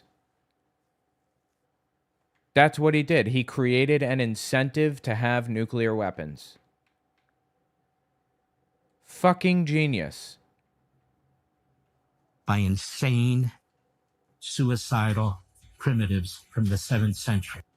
Did you catch that? Did you make it through the whole clip? It's not easy. It's not easy, but embedded in there, and that's why we prefer a transcript over the actual audio. Embedded in there is something you need to know. It's an argument that is being test-driven, and since no one, to our knowledge, has pushed back against it, may be in full operation now, it's an argument for nuclear weapons against Iran. And here's to restate, in case you couldn't make it through the accent, here's what he said. The accent. Make it through the accent. Why did he say that? That was weird. 10% of all casualties in the Second World War happened at the Battle of the Bulge, which, of course, at the end of the war. The Battle of Okinawa, 50,000 casualties, nearly 13,000 killed on that island, which is what convinced Truman, Harry Truman, the then president in 1945, we'd lose 1 million men if we didn't drop the atomic bombs that we did. Did you hear that? That's Mark Levin's counsel to our sitting president, Donald Trump, right now. You are looking at a choice between the catastrophic loss of your troops in a ground war or the use of nuclear weapons. Which is a lie. The whole thing was a lie. None of that was true. In a sense, if you think about it, just think about it for a second, is actually an act of peace. It's an act of peace. The most humane thing you could do is to end this now with nuclear weapons. That's the case Mark Levin is making to the president, who just last week recommended that all Americans watch Mark Levin's show. Okay. This is not like crazy dot connecting here. This is one-to-one. This is really obvious where we're moving. And again, we're moving toward the use of weapons of indiscriminate mass destruction, possibly nuclear weapons, but non-conventional weapons. Yeah, nukes aren't the only indiscriminate weapons of mass destruction, FYI. They're just a line that was drawn that we should never, ever, ever use. In fact, we shouldn't even have them. We only have them to guarantee that somebody else doesn't use them against us, but they shouldn't even exist. Not bombs dropped from the air, or missiles launched from launchers, but the use of weapons that have never been used in war ever. And the argument is the same argument that you heard in 1945, or didn't hear, by the way, if you're an American civilian. No one ever cuts you in on this. Thank heaven for Mark Levin saying it out loud so the rest of us can at least follow along and know what we're in for and implicated in. But the argument that it's actually much more humane to kill tens, hundreds of thousands, millions of civilians than it is to like fight it out with the Marine Corps on the rocky shores of mainland Iran. That's the argument. But it's not just the argument that one guy in cable news is making. It is the logic of escalation in this war, because in some sense, Mark Levin is right. We are not going to open the straits with the United States Marine Corps, the 82nd Airborne, or the Tier 1 operators that everyone on cable news seems to know so much about. The Tier 1 operators, ooh, Tier 1. Just guys, like some of the best guys actually in America could be killed in this. That's a better way to put it. It's a more real way to put it. They are not going to open the strait. And so unless somebody puts the brakes on right away, we're going to wind up in a place that we can't even imagine. Yeah, absolutely agreed. Not just Iran, us and the rest of the world. And so that means, because this is obvious to anyone who's paying any attention, that if you work in the White House or in the U.S. military, now is time to say no, absolutely not. And say it directly to the president, no. In case you're thinking about using some weapon of mass destruction against the population of Iran, in whose name we liberated Iran, we killed their religious leader for their benefit. Do you remember that? This was last month. Those people who are in direct contact with the president need to say, no, I'll resign. I'll do whatever I can do legally to stop this, because this is insane. And if given the order, I'm not carrying it out. Figure out the codes on the football yourself, because everything hangs in the balance right now. This is not hysteria. This is 100% real. It absolutely is. There's something else I want to say about it. Hang on. In order, I'm not carrying it out. He said that we should not carry out the orders if some of this shit happens. I think that's what happened, and that's why Trump hollowed out the military even further. They fired like 8 generals or something, all back to back to back to back. Just the other day. I believe it was before this show aired. By the way, Nearest Crowhill redeemed a joke. I don't do jokes anymore, but since you redeemed it, I'll give you one. I told my wife she was drawing her eyebrows too high. She looked surprised. What do you call a fake noodle? An impasta. I told a chemistry joke once. There was no reaction. I'm sorry, hang on.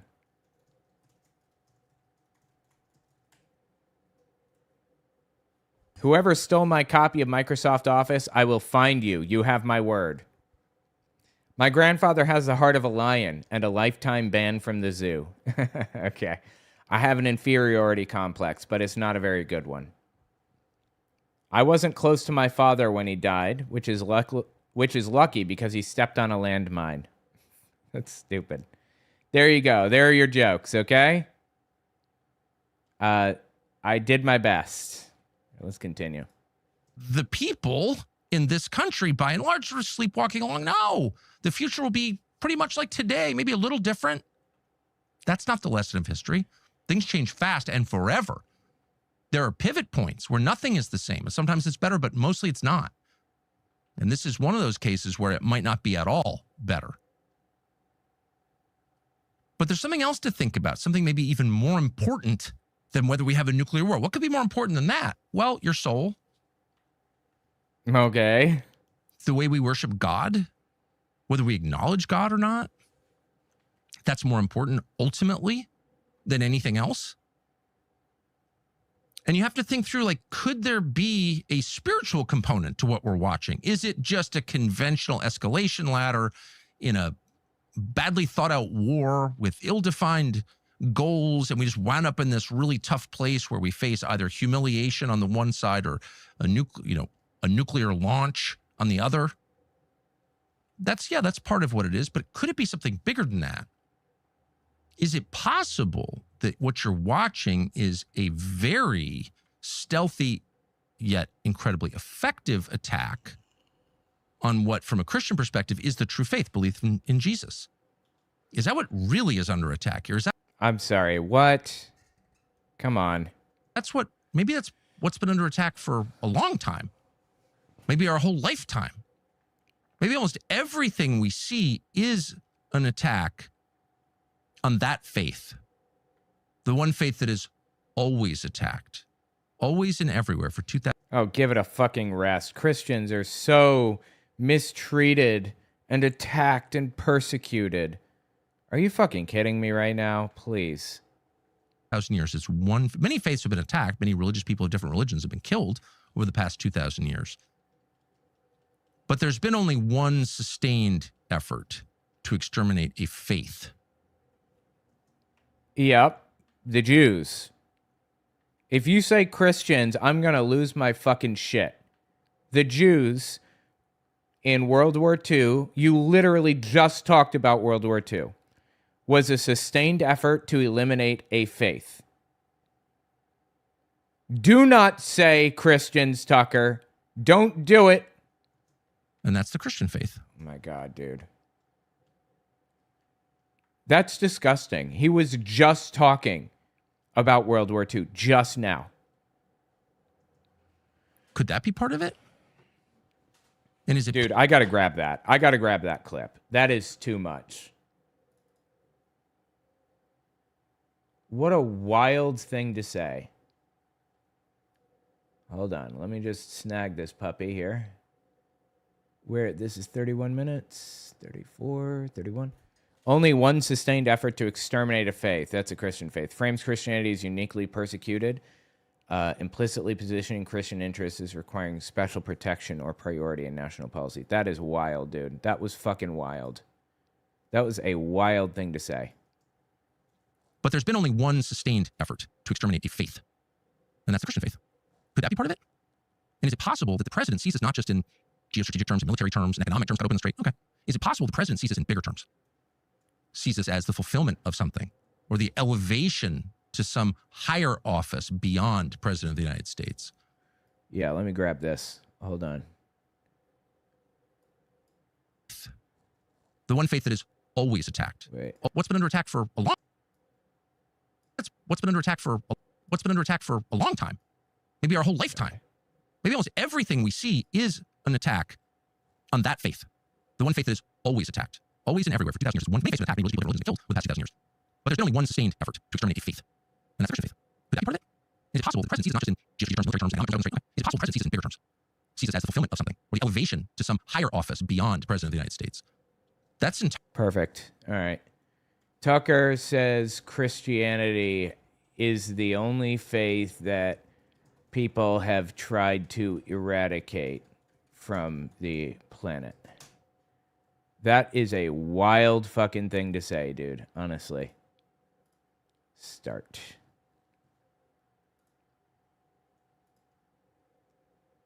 Okay. Entirely possible. And that's not an attack, but it's also not a guess. Because at every turn since the inauguration last January, there have been religious leaders on the scene telling us out loud, most of us ignored it because we're just so secular, we just sort of ignore it. Got some sleazy Southern Baptist preacher who says whatever for money. Okay, got it. We've ignored that this could actually be real. Did you just call Southern Baptist theology sleazy, good sir? Something going on here. And we shouldn't ignore that. We should always remember that just because we're a secular nation, have been overwhelmingly secular, maybe not coincidentally since we dropped those atom bombs 80 years ago, doesn't mean that we live in a world where everyone else is secular.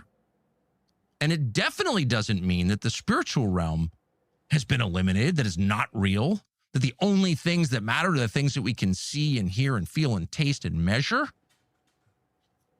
Talk about fake. Talk about a silly religion. That's the silly religion. In real life, in the life that every person lives, no matter what your religion or lack of it, there is a daily recurring experience of the transcendent, things you cannot explain or see or touch or feel or taste or measure. That is every bit as real. In fact, it may be determinative. And maybe the most important things in your life are the things you don't fully understand. All of us know that. And so when people start making reference to mystical religious principles that we don't understand, it doesn't mean that it's fake. They may be getting it wrong, but it doesn't mean there's not something real at the center of this. Of course there is. And only a civilization as bereft of spiritual language as ours wouldn't pick up on that immediately. What do you mean, praise be to Allah? What does that mean? Why are you sending this out on Easter morning? I mean, obviously it's designed to offend and degrade and defile. Got it. But is there something else going on here?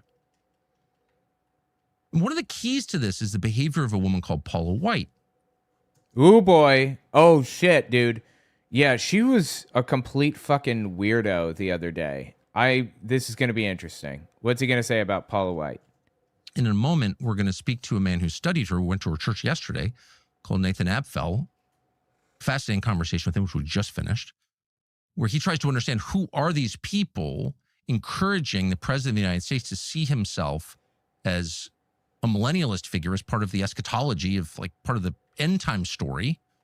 If I'm not mistaken, this dude was a supposed professional exorcist for like his whole career or whatever. So that'll be fascinating. Let me know what you think about it in the comments. It's insane. All right, hang on.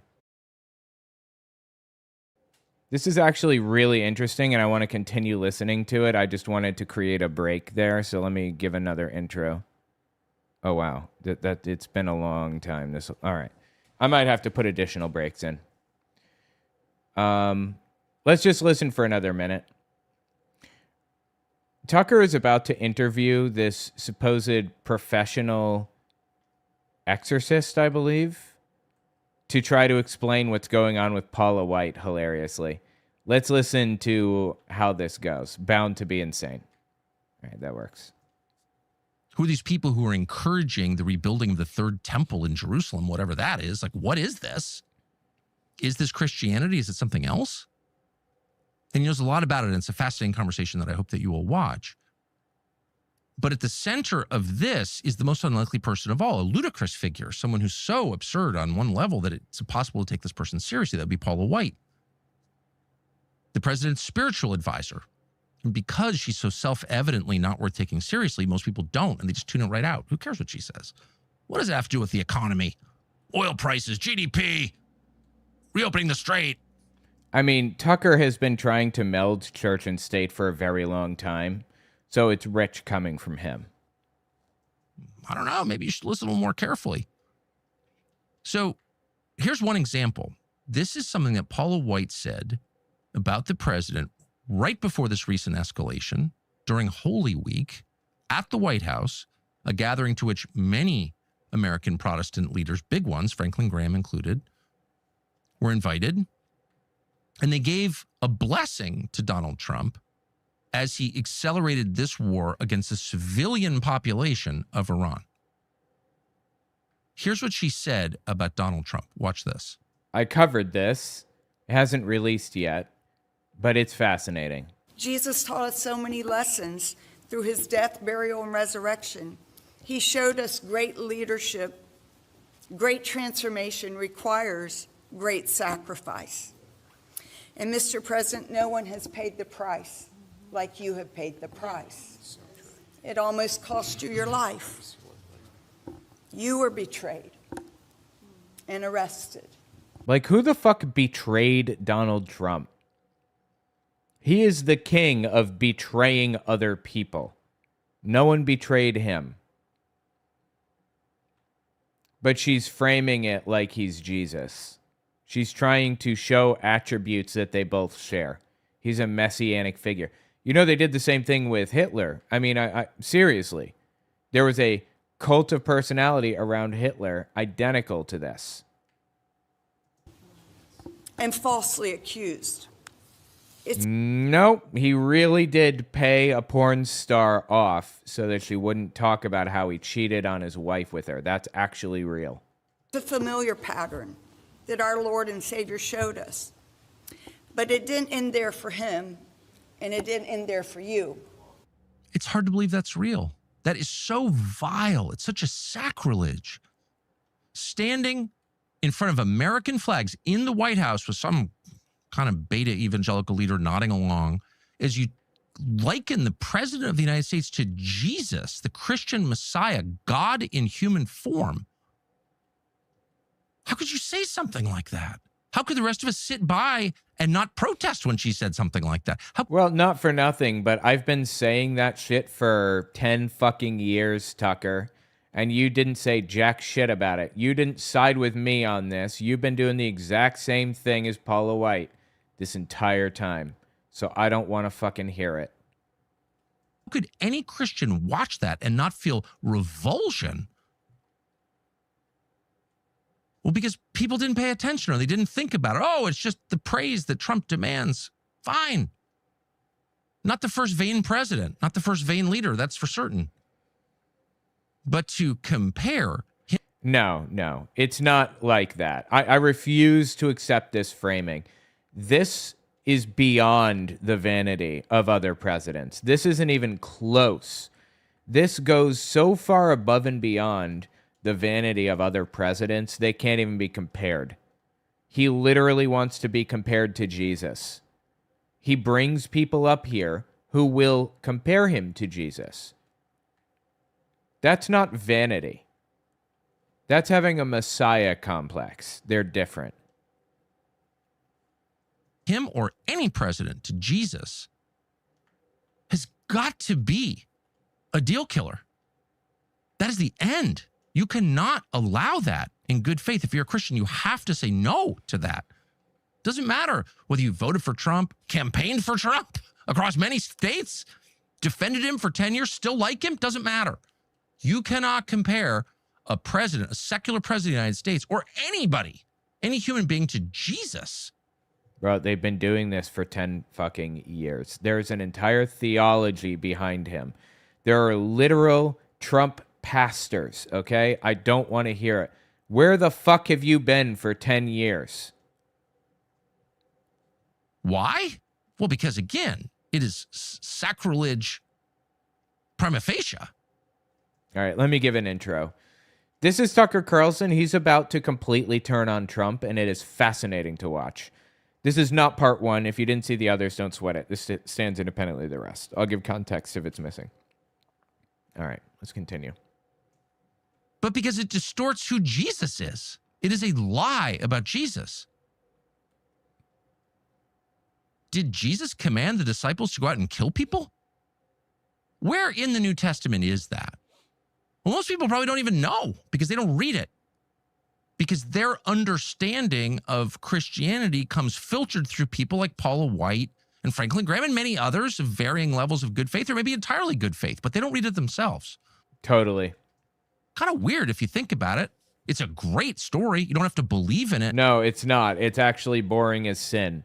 I tried reading through the entire Bible, and I think I got to maybe Numbers or Deuteronomy. I haven't read the entire thing beginning to end because I don't feel like the Bible's really supposed to be read that way. It's a collection of like 66 books. And it's got 27 in the New Testament and what is it? 27 in the New Testament, 66 minus 27. I'm sorry. My mind is just shot. 49? No. 39 books? Is it? Yeah, 39 books in the Old Testament. And a lot of them aren't even like 2 Corinthians isn't a single book. It was multiple letters split up. Like 2 Corinthians is two. I'm sorry. 2 Corinthians is multiple letters. So anyway, the point is that it doesn't read like a book very well, but okay. Enjoy it, to learn from it, to love it, actually. And if you're a believer, you need to read it, and it's not hard to read it. By the way, it's on Amazon.com. Try this. New Living Translation, NLT. Probably the most modern colloquial English translation of the Bible. Easiest to read. It's great. It's $4.30 on Amazon delivered to your house. NLT. Just read it. Or you can just pull it up on the internet because it's free since it's out of copyright now. Hey, why don't you get a Trump Bible? Signed. Just read the 4 Gospels. You don't have to believe it. What do you think of that? What's the picture that emerges? Matthew, Mark, Luke, and John. There's 4 stories about Jesus from slightly different perspectives. Is the man that you read about, the Messiah you read about, recognizable as you listen to these people talk about him?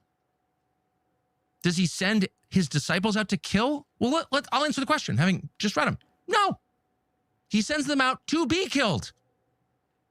He says to them, go out, tell the truth. The world will hate you for it.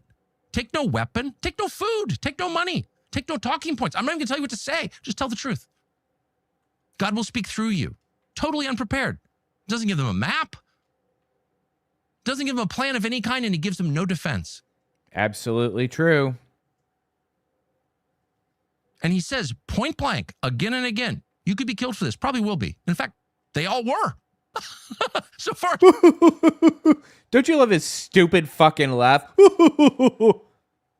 One more time. Gotta love it. And again, you could be killed for this. Probably will be. In fact, they all were. So far as we know, they were all killed. That's the Christian message. Now, you may think that that's absurd. Many have. Nietzsche was revolted by it. Get it? But that is what Jesus said. Revolted? I've never heard that word. Nature was revolted? Okay. He did not say bomb the bridges and the hospitals and the power plants to what? Bring my kingdom? No. He said just the opposite. If you want to change the world, you cannot kill. It doesn't work anyway. It never works. You have to be willing to be killed. Actually, you have to talk to people. Diplomacy. You know, making deals, compromise, that type of thing. Does anybody, or did anybody at any point believe that Donald Trump was a good deal maker? He's a fucking idiot. He's not a good deal maker. Do you know that my wife went to school to be a lawyer? She is a lawyer. I'm sorry, let me phrase that. Do you know that my wife is a lawyer? And while in school for lawyer and lawyer-related activities, they actually teach you the art of compromise, the art of making deals with people. It's a real discipline that can really be taught. Finding areas where there can be no compromise and writing those things down, and then finding areas where there can be compromise and split that down the middle. That's how it works. There are classes on, full semester-long classes on how to make deals with people, how to get deals through. Has Trump ever been through one of those? Obviously not. He's a bad deal maker. Yeah, he's not even a deal maker, as Driving SoCal points out. He just doesn't pay his contractors. The standard in New York City is you pay half up front and the other half when the job is done. So what would he do? He'd pay him half up front and then nothing. He'd pay them nothing beyond that. They had to sue him, and he has the best lawyers in the business, so they would drag it out for literal years. And countless companies went under waiting to be paid by Donald Trump. Countless companies went under waiting to be paid by Donald Trump. That's his art of the deal. Fuck people over. That's how he has always operated. You can look at a bar graph of the lawsuits that he has filed throughout his life. Not just since the presidency, but long before. He's a piece of shit. It's not about compromise, not about making deals. It was never about making deals. It was about fucking people over. That's not how a good deal maker operates. You don't try to fuck somebody over. You try to find a compromise where both parties can be a little happy and a little unhappy. That's how the Iran nuclear deal happened. What did Donald Trump get from Iran? Literally nothing. They get to enrich uranium like they were before. In fact, now they get to charge a fee for people passing through the Strait of Hormuz. I'm not sure if that was going on before he invaded Iran. At absolute best, he got the deal Obama already hammered out. And at worst, he got the deal that Obama hammered out, plus people have to pay $2 million per ship now when they go through the Strait of Hormuz. Every part of this is fucking stupid. Trump has no idea what he is doing. No idea. And he's fucking everybody in the process. Great job, Donald. I hope you're happy with yourself. You have to lay down your life. And that is the message. You think God couldn't come and throw the Romans out of Jerusalem? Oh, yeah. Of course. He chose the opposite. He chose to submit to them. Why? Because in that submission is victory over death. That's the true victory. That's the whole story right there. And anyone who perverts that is doing a grave crime against the faith itself. And that actually matters. So he's completely turned on Donald Trump here, right? He's saying that Trump is mocking Christianity and has fully turned on it. That's very interesting. You can argue about all kinds of points of doctrine and transubstantiation and a million things you can argue about, and Christians have argued about them for 2,000 years. But you can't argue that Jesus sends his people, God's people, his disciples out to kill. He sends them to do the opposite thing, to die. And they do. And the world is transformed because they did. That's the message. And anyone preaching the opposite gospel of any Christian denomination is saying something vile and dangerous and should be called out for saying it, because the message is not of conquering, it's of submission. Put your hand on the Bible when you take that oath. because in doing that, you acknowledge I am submitting to a law greater than myself.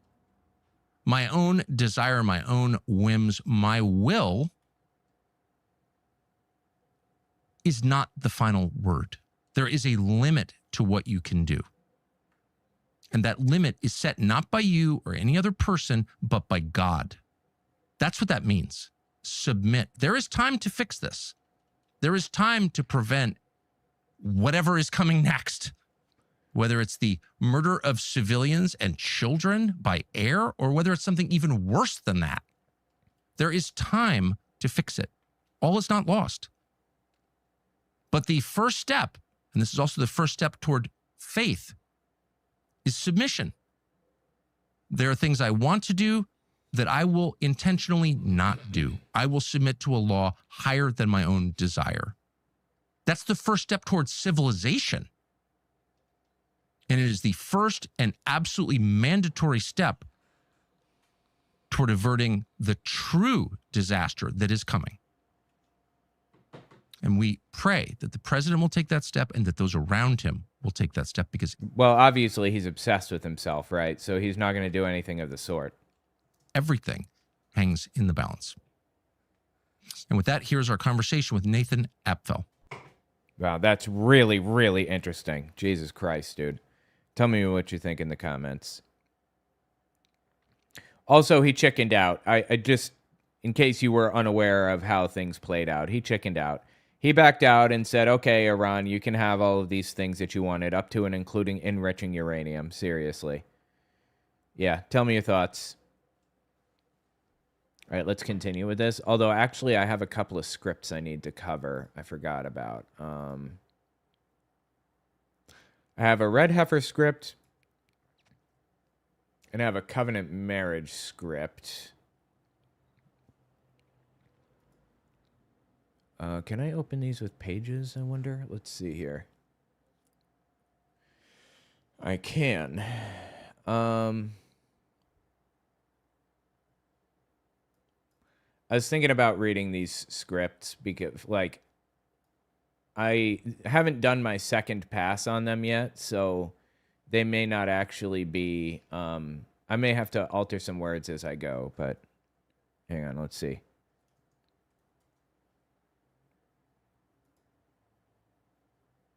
I have one on the Red Heifer Project, and I have one on covenant marriage. Let me just zoom this puppy out. There we are. And then zoom this puppy out.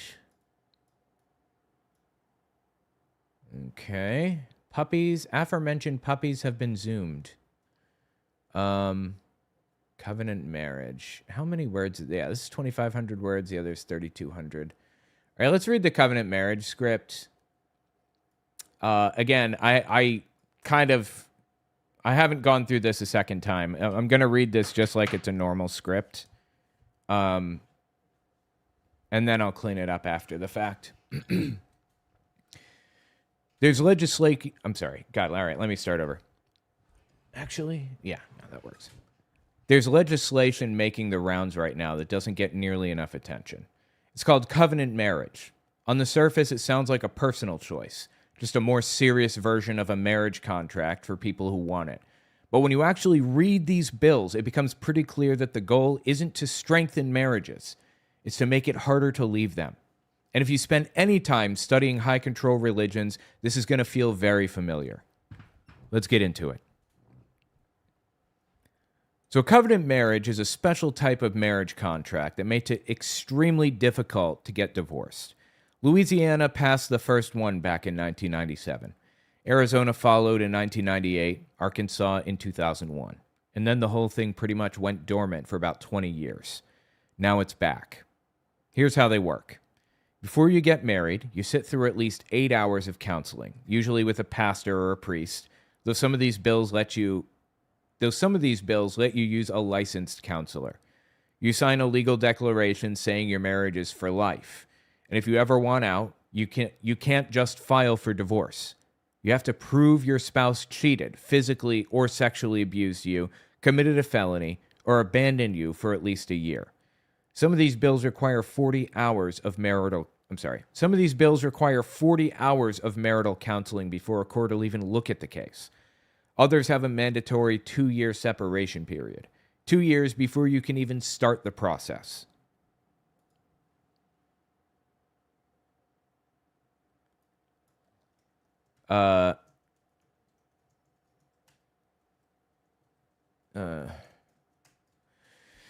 Sorry, I got a message from my wife saying that the bar results will be out in 2 days. She took the bar recently. You sign a legal declaration. No, I already hit that part. If you're familiar with Jehovah's Witnesses judicial committees, this might ring a bell. You're not allowed to just decide you're done. You have to justify it to an authority, and the bar is set high enough that most people can't clear it. Different system, same control structure. And here's a detail that's easy to miss. The Tennessee bill defines covenant marriage as being between one male and one female. It's still alive in the state house right now. So it's not just about divorce. It's writing straight marriage and a ban for gay marriage right into the legal code. I'm not really a fan of how I worded that the first go around, but that's okay. Now, proponents of these bills will tell you it's just an option. Nobody's forcing you into one. And that's technically true, but there's more to it than that. We'll get there. One more thing worth mentioning. In the 3 states where covenant marriage already exists, almost nobody uses it.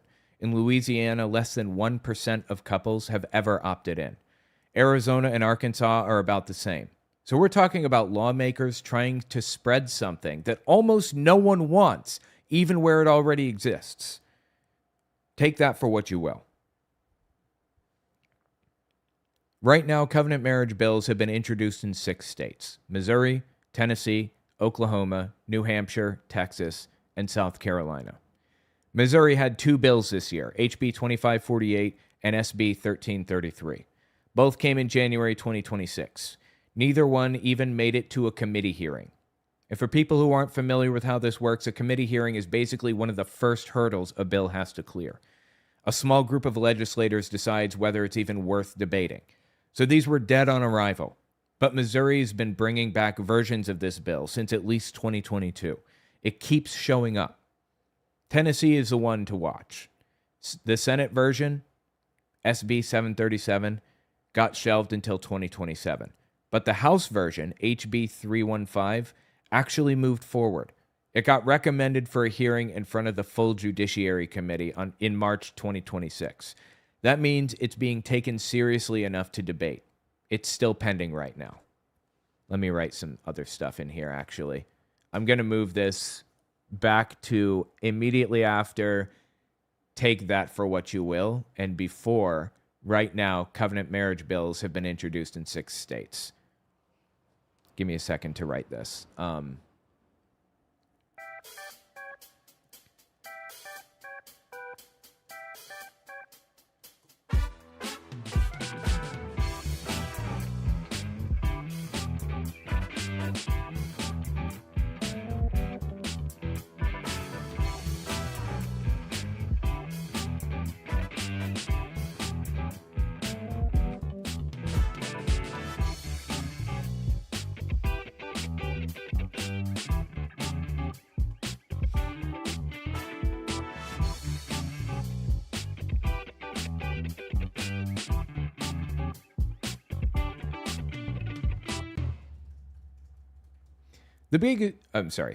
Let me say it again. The biggest problem is that these types of bills start out as something optional and gradually drift into something mandatory. They're literally trying to redefine marriage, the thing they've been complaining gay people are doing this whole time.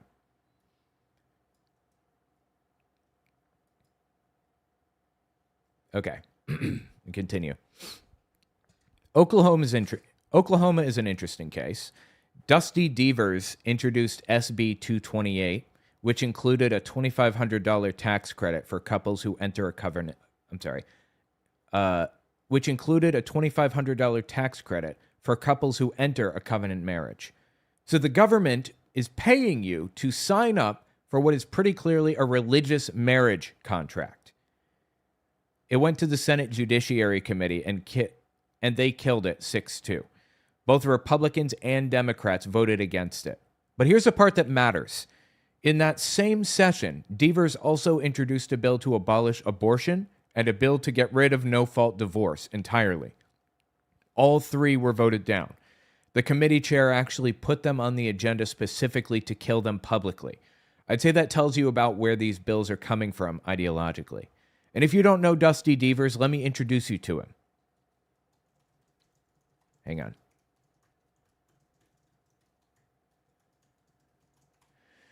Clip of Devers. Let me just play the clip real fast so that I have it here.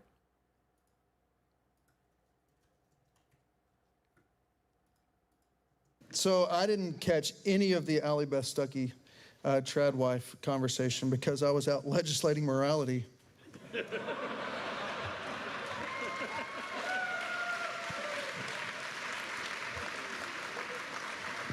That is explicitly banned in the Constitution. You're not supposed to be legislating morality.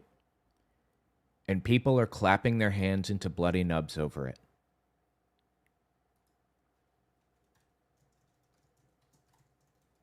Hang on.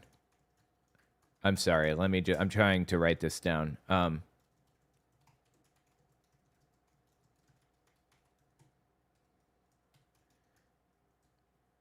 Let me find another clip from this guy real fast. Devers. Something real psychotic. Here. He has commissioned us to go and make disciples and baptize them in the name of the Father, the Son, and the Holy Spirit, to make to all the nations, or to all nations. And that means that we are his human agents for extending his dominion, his rule throughout this world. And the nations will be glad through that. So to say that the church and the state are separate in their in the principle of their authority, and the principle being Jesus Christ, is, I believe, it's blasphemous to say that Jesus Christ isn't Lord of lords and King of kings. And that means not just over the home, not just over the church, but in every sphere. And that is to belittle the Lord Jesus. And he doesn't take it kindly when we belittle him. Let me just write this up. Hold on. And they fake. I'm just trying to think about how to frame this. They fake influence and power by buying it.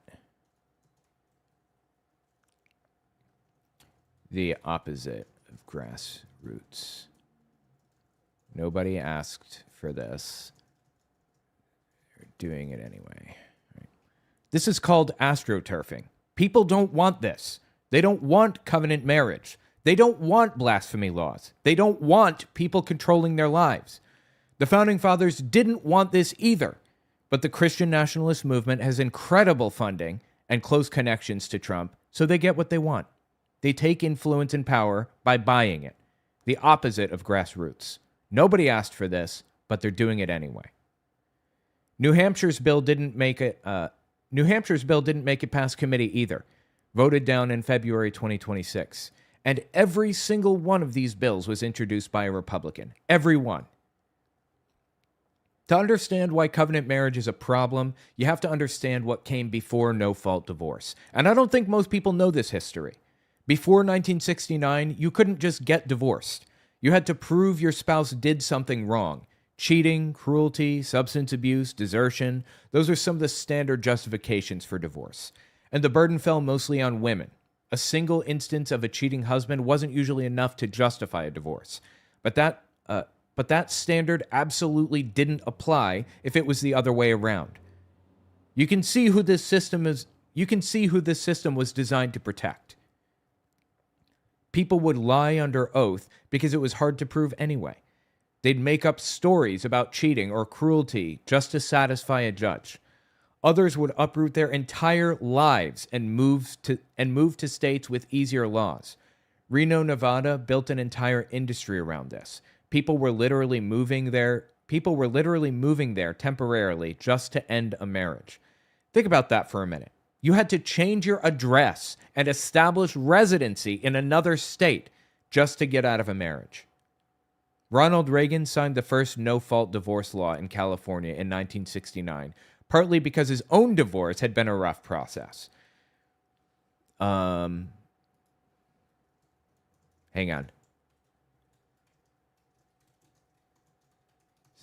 Situation. What, you thought a Republican would understand a situation he hadn't personally experienced? No fault meant you could cite irreconcilable differences and end a marriage without it turning into a trial. Pretty straightforward. But here's something most people don't realize. Even today, no-fault divorce isn't as clean as it sounds.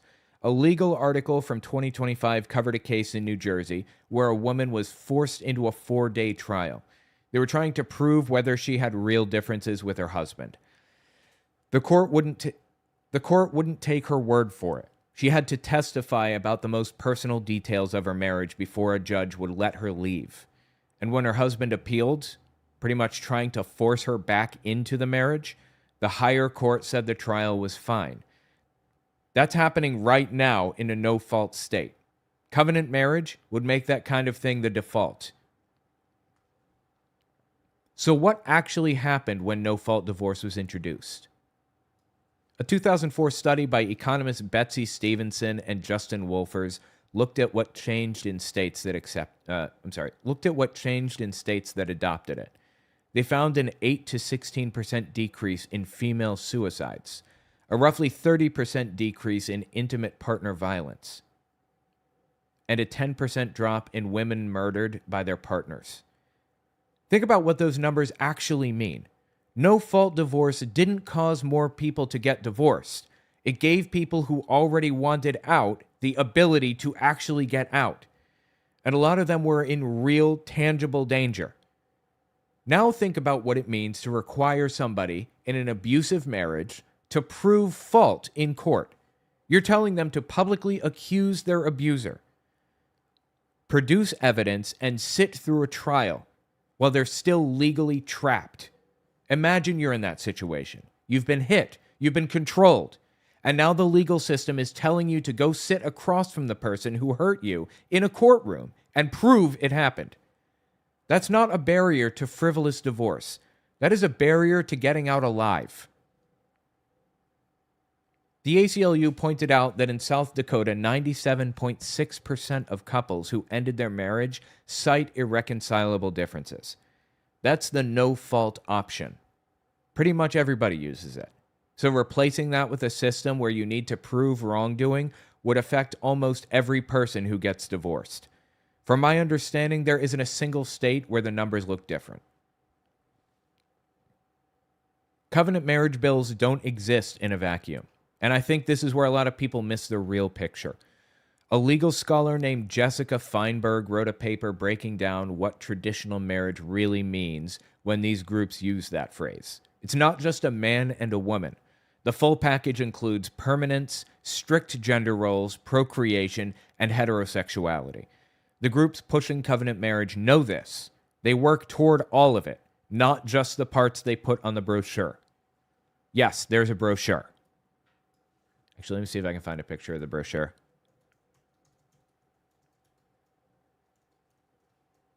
Hang on. I'm sorry. Give me a second. See if I can find one.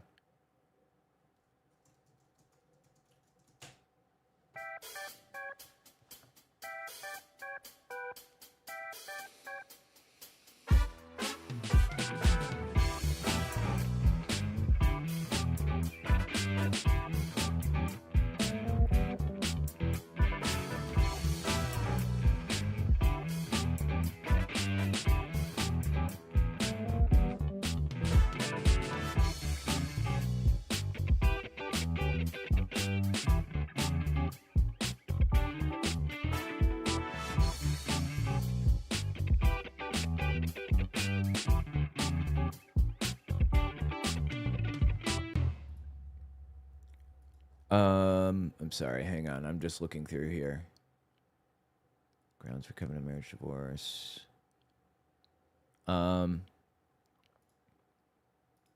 Here's one of the brochures right here. Louisiana laws on community property and covenant marriage. It is as psychotic as it seems. Here's the covenant marriage. Here's the covenant marriage contract, affidavit, and attestation. We do solemnly declare that marriage is a covenant between a man and a woman who agree to live together as husband and wife for so long as they both may live. We have chosen each other carefully and disclosed to one another everything which could adversely affect the decision to enter this marriage. We've received premarital counseling We've received premarital counseling on the nature, purposes, and responsibilities of marriage. We have read the Covenant Marriage Act, and we understand that a covenant marriage is for life.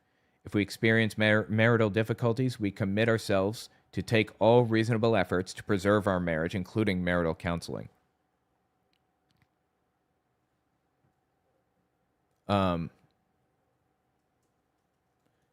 People part. Hang on, let me write something else. We're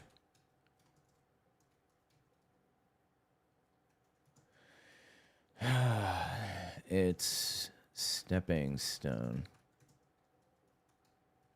Polygamy. What we were before we people down like this makes everybody's lives miserable for no reason. Why is the... All right, I'm sorry, I'm writing. Hang on.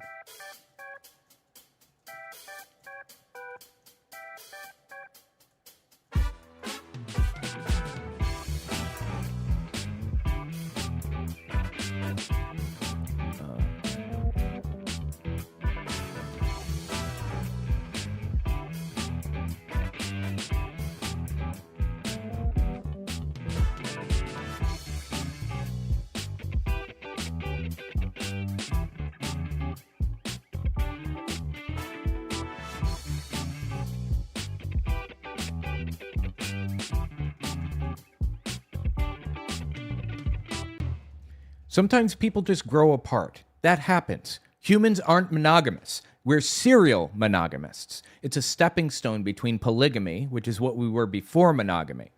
Tying people down like this makes everybody's lives more difficult and miserable for no reason. Why is the state involved in marriage anyway? Marriage should be as simple to get in and out of as signing a piece of paper and moving on with your life. Why is the state involved in my love life? I will tell you who I love, not the other way around. I've seen this pattern over and over in the groups I cover. Hang on, let me just see. Door, Bible students, share good news. Yeah, okay. I just want to make sure that this part is good. I've seen this pattern over and over again in the groups I cover. Jehovah's Witnesses will tell you at the door that they're just Bible students who want to share good news. Mormons will tell you they're about family values. The pitch is always the mild version. The actual product, the full system of control, is something you find out about after you've already signed up. Covenant marriage works the same way. The bill says optional. The movement behind it says mandatory. You can see it in people pushing this. J.D. Vance has publicly criticized no-fault divorce. Mike Johnson, the Speaker of the House, is in a covenant marriage himself. The Texas Republican Party's 2022 platform explicitly called for getting rid of no-fault divorce and supporting covenant marriage. And organizations tied to Project 2025 have expressed interest in ending no-fault divorce entirely. They are actually trying to redefine marriage. Trying to redefine. Now, there are real constitutional problems here, too. I know legal stuff can feel dry, but I think it matters, so I'll keep it quick. The Supreme Court has said over and over that marriage and family decisions are basic rights. The government can't restrict them unless it has a very strong reason, and and does it as narrowly as possible. They struck down bans on interracial marriage in Loving v. Virginia. They made same-sex marriage legal nationwide in Obergefell. In Zablocki, they said the state can't stop you from getting married over unpaid child support. And in Body v. Connecticut, they said you can't... Hang on, is that? Yeah, Body. And in Body v. Connecticut, they said you can't block someone from getting divorced just because they can't afford the filing fees. The through line is the same. Getting into a marriage and being able to leave one are both protected rights. Covenant marriage puts real limits on that. And I don't think that holds up. Then there's the religious angle. And I'd say this is the bigger issue. The First Amendment says the government can't pick favorites when it comes to religion. It can't favor one faith over another. And it can't favor religion over non-religion. Covenant marriage is built on a religious framework from the ground up. The counseling in most of these bills defaults to a pastor or a priest. Oklahoma's version gave you a tax credit for choosing it. So the government is creating a marriage contract rooted in religious ideas and then financially rewarding people for picking it. I'd call that government picking favorites. The Supreme Court dealt with something similar in McCreary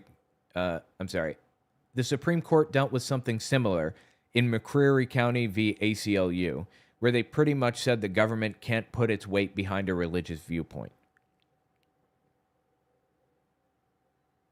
Covenant marriage bills present themselves as a voluntary option, and that framing is the whole strategy. You introduce it as a choice. Nobody has to do it. But once a legal framework exists, it normalizes the idea that fault-based divorce is reasonable. It shifts the conversation. And when the next bill isn't about adding an option, it's about restricting... And then the next bill is about adding an option. God, I'm going to get this sentence out, I swear. And then the next bill isn't about adding an option. It's about restricting the default. That's exactly what Dusty Devers tried in Oklahoma. He introduced the covenant marriage bill and the bill to repeal no-fault divorce in the same session. The covenant marriage bill is the foot in the door. This is a pattern I've covered dozens of times. You start with the version people can tolerate, you get it into the system, and then you push for what you actually wanted. It's how religious legislation works. It's how cult indoctrination works. You don't just hand someone the full list of rules on day one. You get them in the door first. Think about what your life would be like under these rules. You're in a marriage that isn't working. Nobody cheated, nobody committed a crime, you just grew apart. Or you're unhappy, or your spouse controls every part of your everyday life in ways that don't rise to the legal definition of abuse. Under covenant marriage, you can't leave. You're stuck for a minimum of 2 years, assuming you can even get a court to agree you qualify. And if you have kids, you're raising them in that environment the entire time. Or imagine you're a young couple, you're 22, you're in love.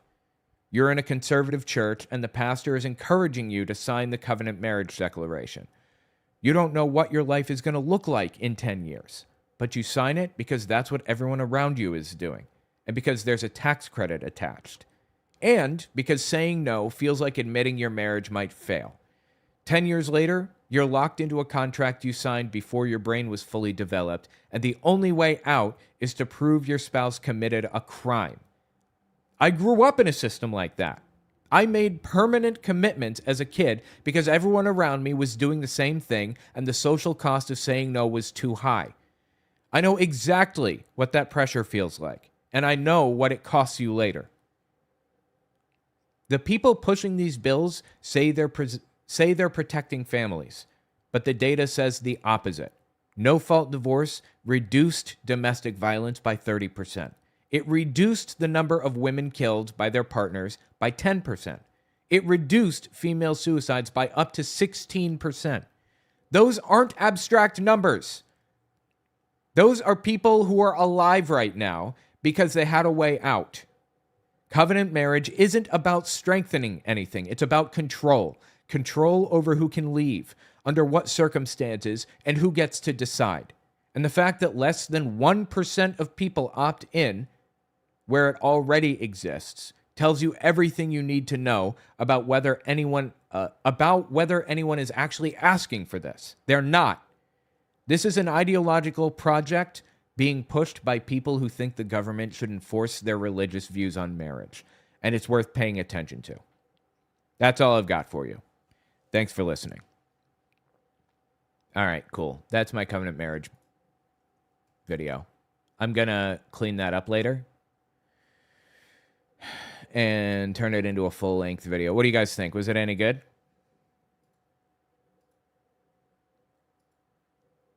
I'm going to add drawings to it, add background music, that kind of thing. Let me just save that script, the edited version. 412 files, scripts. I could also do the Red Heifer Project one, but I'm not going to right now. I'll worry about that one later. Let's continue with Tucker for now. Dusty Devers is a monster, dude. I can't stand him. Oh, no. Did I accidentally? No, we're good. We're good. We're good. Okay. Awesome. Plenty of white women act like Serena Joy and are okay with women losing their right because of racism and homophobic beliefs. 100%. That's a reference to The Handmaid's Tale. Absolutely. I appreciate what happened to Serena at the end, that she got a taste of her own medicine, even if it was temporarily. She had problems, dude. Real problems, deep ones. I don't think we call out straight white women, conservative MAGA women enough. We are. What are thoughts on women who are racist, homophobic, and act like Karens, like Serena Joy? I think they'll get what's coming to them. I think that type of person is just unloved by everybody in their lives. Nobody likes that type of person. Nobody. And you pay that price, you know? My dad was a terrible person. And when we turned 18, every one of us kids, all four of us, because there are 4 people in my family, 4 children, we all left and didn't come back. And my dad died alone in a trailer. Nobody around him to talk to him. No one would answer his emails because he made our lives a living nightmare when he was here, you know, when we were under his thumb. We don't want to deal with that anymore. And the same applies to white MAGA women, you know, making the lives of those around them miserable. Nobody wants that. Nobody wants to be around that. So they may be living the high life right now, but like, they make people's lives miserable, and they will pay the price by the end of it through their social interactions. Like my dad. He was, you know, he had a family for a short time, but that family escaped him the moment we possibly could. The moment it was feasible to escape, we did. 51% of white women like that voted for Trump in 2024. Need to call those people out. 100%. I absolutely agree. Scumbags. Viking EBJ, thank you for the resub. I appreciate that very much. Nerical, therapy soon. Back afterward. Okay, thank you for coming. Zombie Jeebus. Absolutely. Kitty Mom, thank you for resubbing also. Wow, has it really already been 3 hours on air? That's nuts. Doesn't feel like it. Oh, 2.5. Still. Did you get that image I sent yesterday? Oh, Lego light. Yeah, Lego. I did. I saw it. I don't know if... Oh, Nerical is here. Yes, I did see it. It was good. Top tier shit. Oh, Lego. I don't actually... It's kind of a pain in the ass to actually pull them up to show them on air, but I can see them. Let's see here. Hold on. Let's see if I can get this. Get this bad boy. aforementioned bad boy has been gotten. All legal, like, yeah, legal. We'll do it on your terms, motherfuckers. And then there's what appears to be Goku with tentacles. I can't tell. Coronavirus, right? Is that what it is? Anyway. Okay. Yeah. Yeah. All right, let's continue with Tucker, shall we? Now that I've done the covenant marriage video.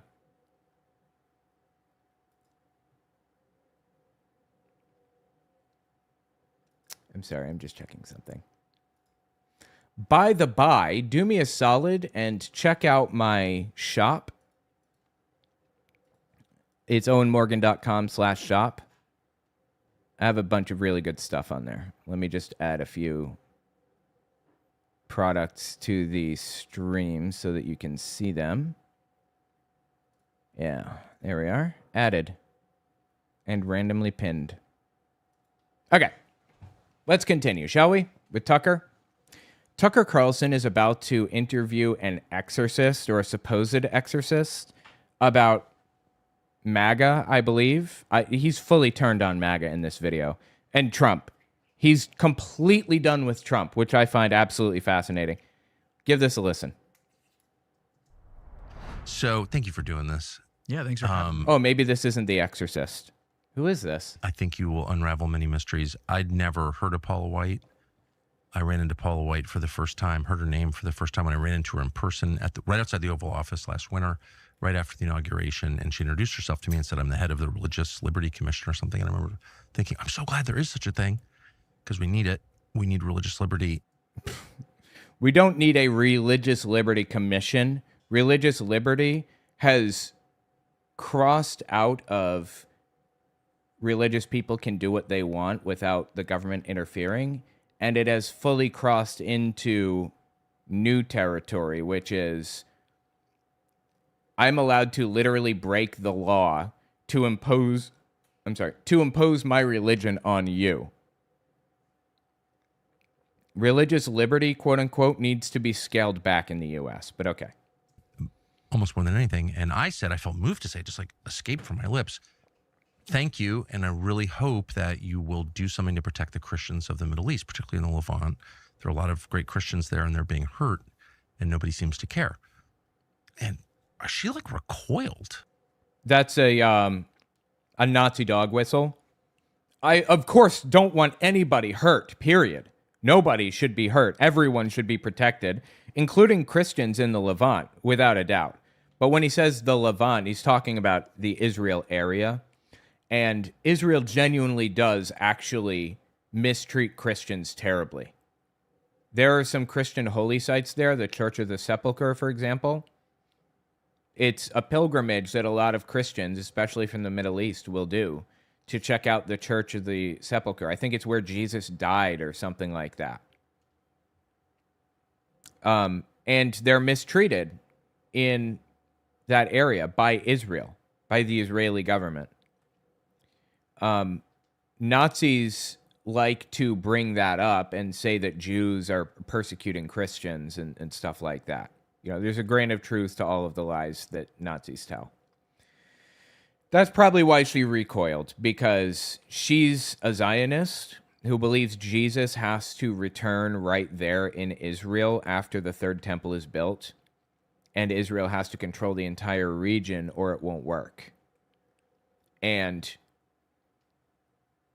Tucker Carlson thinks that that's fucking psychotic. I also think that's psychotic. I remember thinking she doesn't like this at all. That was my first and only experience with Paula White.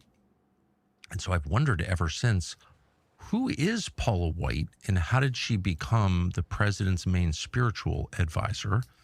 You told me this morning that you went to church on Easter Sunday, which was yesterday, at her church. Mm-hmm. And so before you give us the overview, can you just describe what that was like?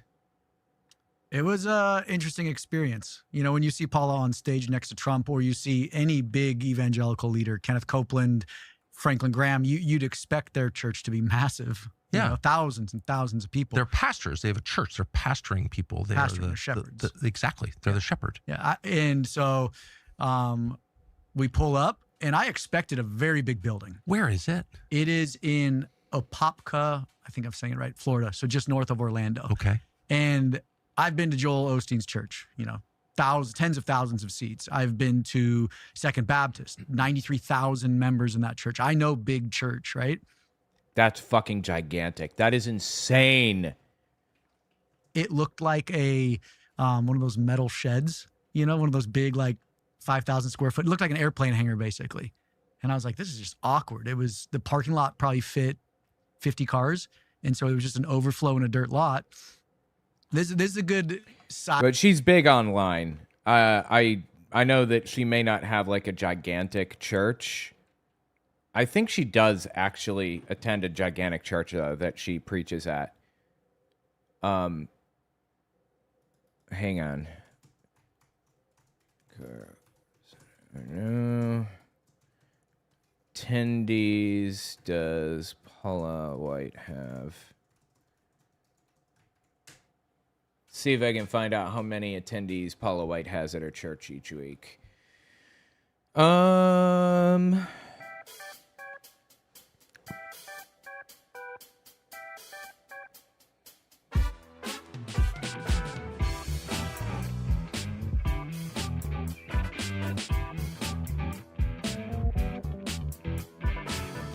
Holy shit. I did not know this. Her peak was in 2004. Without Walls International Church reported a congregation of 20,000, making it the 7th largest church in the U.S. After she took over New Destiny Christian Center following Zachary Tim's death in 2011, she assumed the lead pastor role when co-founder Zachary Timms died, taking over a church with 8,000 members. By 2017, a telephone operator told the Christian Post that weekly attendance was about 1,000. Her son confirmed the church lost between 200 and 300 people because of her support of Trump, and giving dropped off by $10,000 weekly. She's now at Story Life Church in Apopka, Florida, renamed City of Destiny, which was the renamed New Destiny. I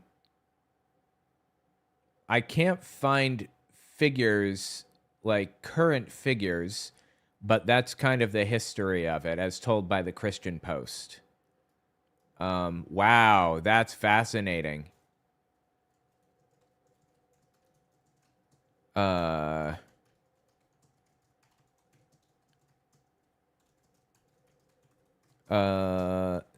I'm just looking here. Hang on. Room for cars. I'm just trying to find solid info on how big this church is. She has an online presence. She can't be that tiny, right?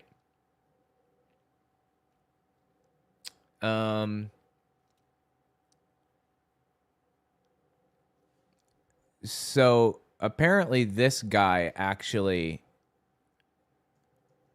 described it elsewhere in detail and said it's about 5,000 square feet, like an airplane hangar. Parking lot probably fit 50 cars with overflow in a dirt lot. He counted 400 chairs inside, I guess. And when he arrived at service start time, there were 7 people sitting. I mean, you don't know if this is real or if he's making it up. But the point is that Paula White has had a colossal fall from grace, right? From 20,000 people in 2004 to 400 at best. That's a normal church. That's not a gigantic church. Wow. Eyes like setting for you. They just had a simple coffee maker, like a standard pot coffee for their entire congregation. And so I walked in, I counted about 400 chairs. And when I got there, which was the time the service started, there was 7 people sitting. On Easter Sunday? On Easter Sunday. And so we walked in, they put us 2 rows from the stage. And ironically, Paula's daughter-in-law approached me. And I was there with my girlfriend, and she approaches us and goes, who are you? And I'm wearing a floral shirt, yellow sunglasses, and an Alabama hat. Like, I try to be awkward in these situations. And she comes straight up and she goes, I'm Paula White's daughter-in-law. And I'm like, I'm Nathan. I don't hide who I am. And she's like, would you take a photo in front of our Easter display? And I'm like, sure. And so I walk over, and Paula White's daughter-in-law is taking a photo of me. And I'm like, okay, can we get it? And I wouldn't be surprised if it's on their Instagram this morning, because it was for like their Instagram. So we go and we sit down, and it packs out to about 200 people on an Easter Sunday. One of the 2 biggest. That's like the size of the Jehovah's Witness congregation I went to. We had 114 when I started going there, and 186 by the time I left 10 years later.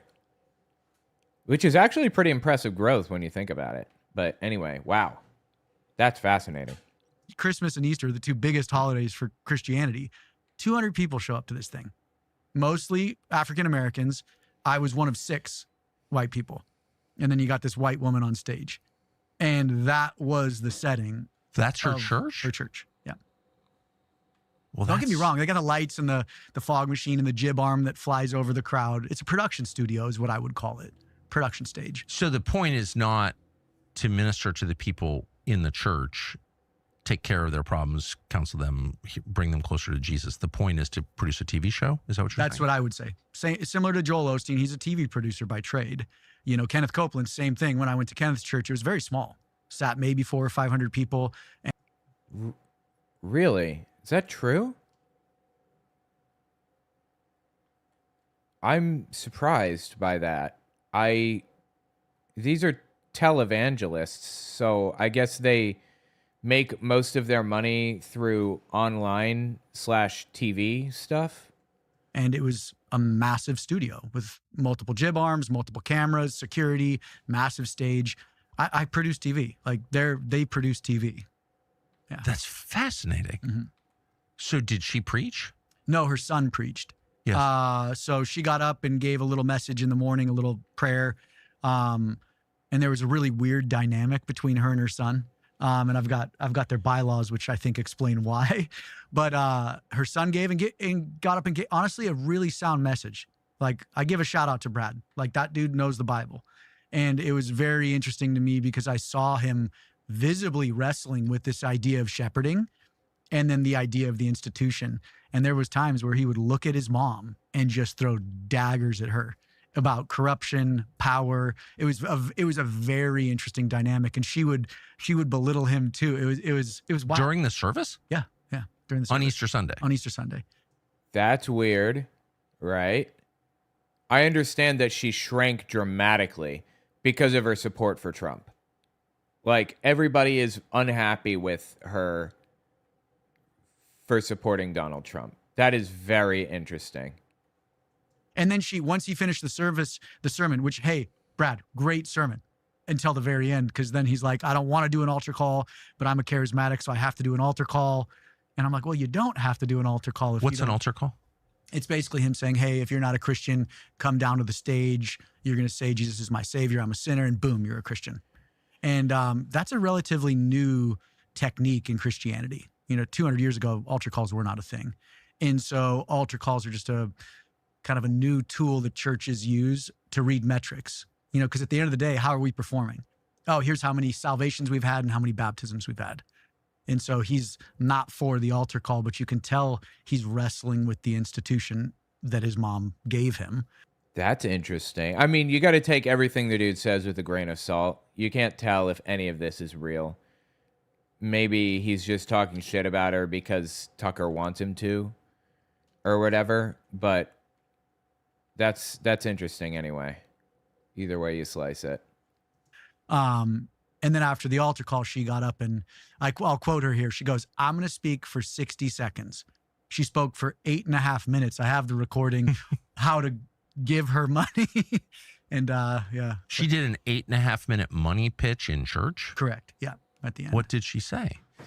She said, Probably all that shit about tithing and how it's a moral requirement and all of that other stuff, right? and she had an envelope, and she goes, my son moved me so much. In this envelope, I have a sacrificial gift for him in this church. She didn't tell us what it was or how much it was.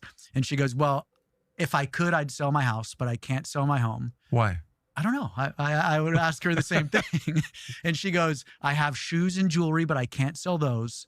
And so this is my sacrifice. And then she looked out and she goes, you guys need to sacrifice. She goes, that nice Easter dress you're wearing, your sacrifice should be more than that dress. And she goes, Christ was the sacrifice and the offering and the tithe, but that doesn't mean it stops with Christ. Oh, this is a hard sell. Hard sell. So you need to sacrifice. Jesus died, so send me money? Mm-hmm. Well, and then... I mean, really, Tucker? You didn't know that this was going on this entire time? This is an old technique to steal money from people. You guys know Marjo Gortner?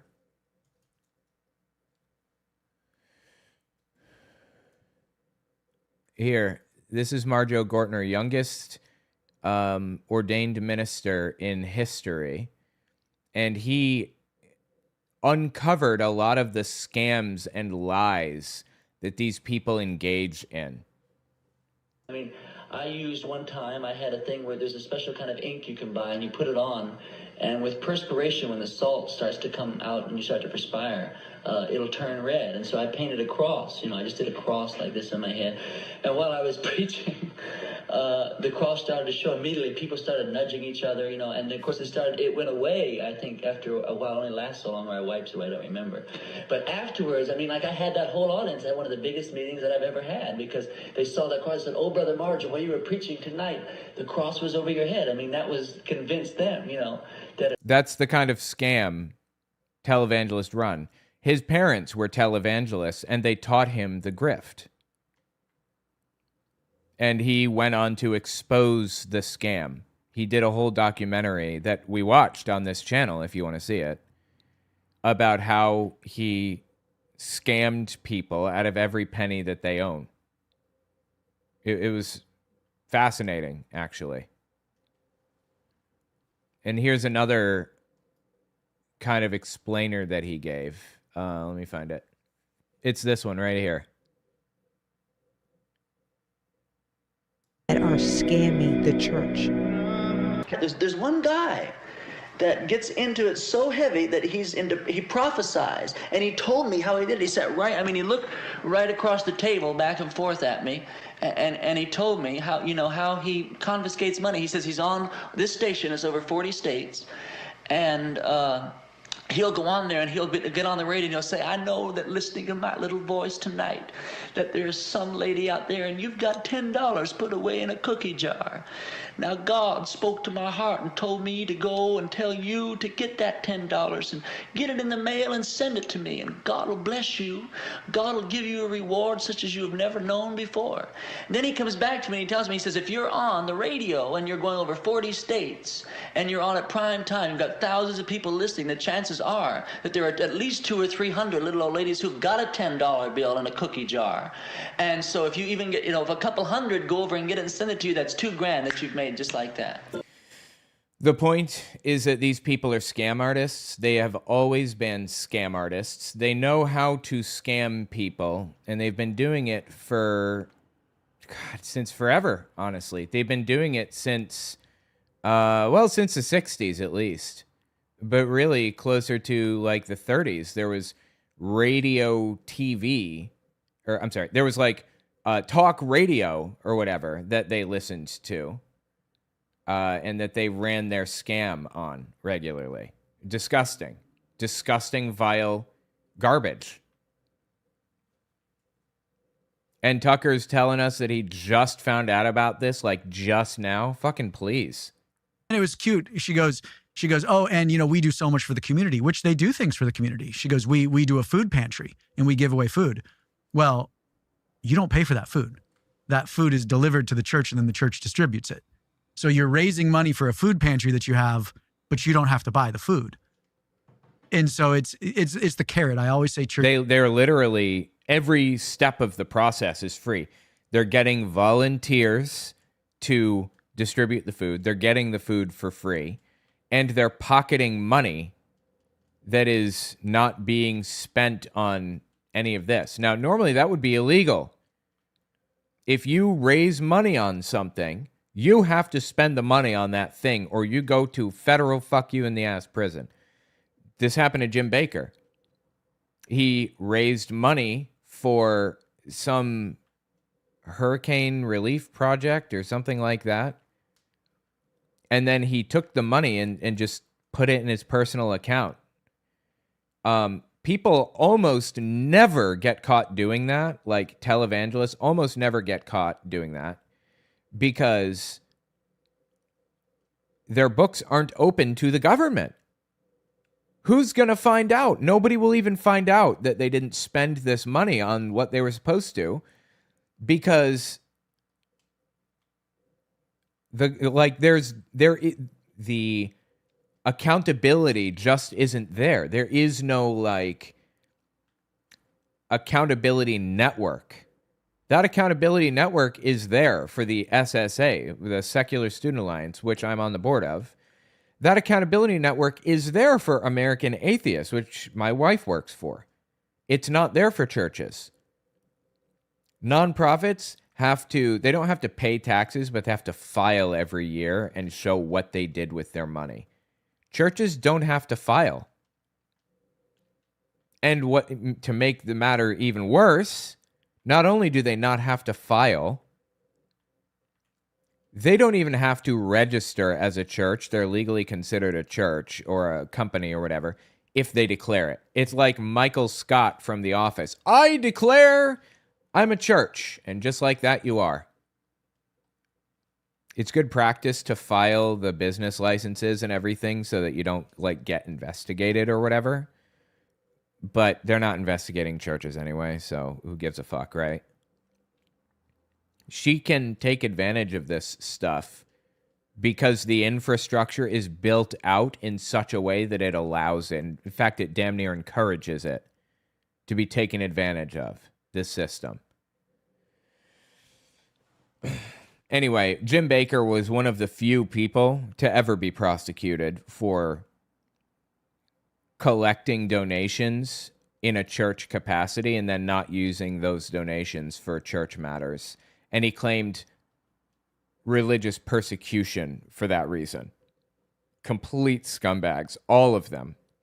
You're trying to tell me, Tucker, that you didn't know this was happening? I've literally been talking about this for 10 fucking years. And you didn't know? Churches will use a carrot or organizations will use a carrot to get you to give.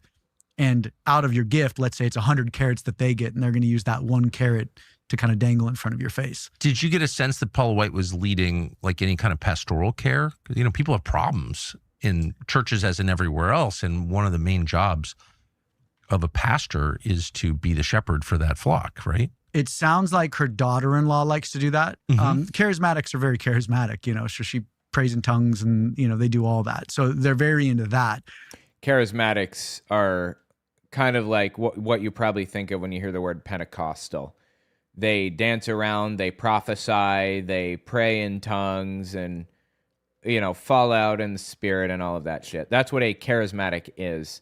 And I believe the charismatic movement appeared roughly in the early 1900s, if I'm not mistaken. But Paula walked in after the service started. I saw her come in. He pretended shopping carts in Russia were hot shit, right? There were literally Aldi's carts.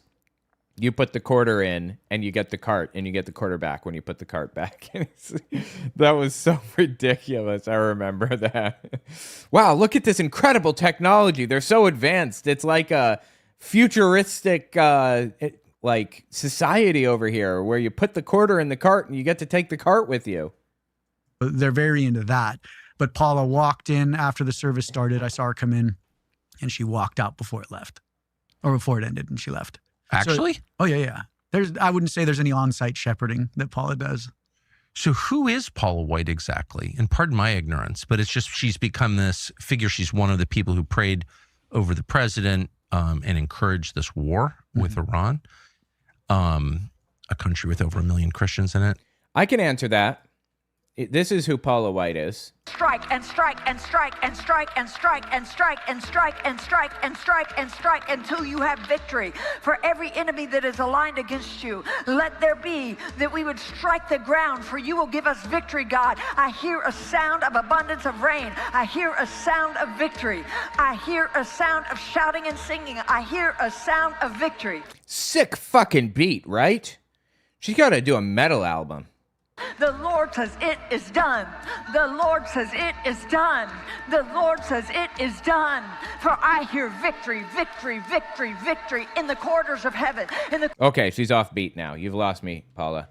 corridors of heaven, victory, victory, victory, victory, victory, victory, victory. For angels are being released right now. Angels are being dispatched right now. Hamanda aka ata raka teda bak. For angels have even been dispatched from Africa right now. Africa right now. Africa right now. Anyway, this was after Trump lost the 2020 election. And she was basically saying that God dispatched angels from Africa to set the election results right. And we see how that all worked out, right? So, yeah. That's Paula White, if you were wondering. But she's like played a role in our foreign policy. So I think and of course, she's been used and has allowed herself to be used to justify this war and violence in the name of Jesus. So I think it's worth asking, like, where does she come from? Who is this person? I don't know her upbringing, but I'll start with this. I will give Paula the benefit of the doubt that she came into the church space wanting to do good. Yes. She wanted to save souls. I won't give her that. She wanted to preach the gospel. You saw Marjo Gortner talking about these cheap tricks that evangelical televangelists use against people. You saw that, right? These people are scam artists. They are not true believers. They know what they're doing. They know they're lying. They know they're twisting things around and getting filthy rich off of scamming gullible suckers. They know that. I believe that. But I also believe... I think we should always extend that benefit of the doubt to people. No, we shouldn't. They're scam artists.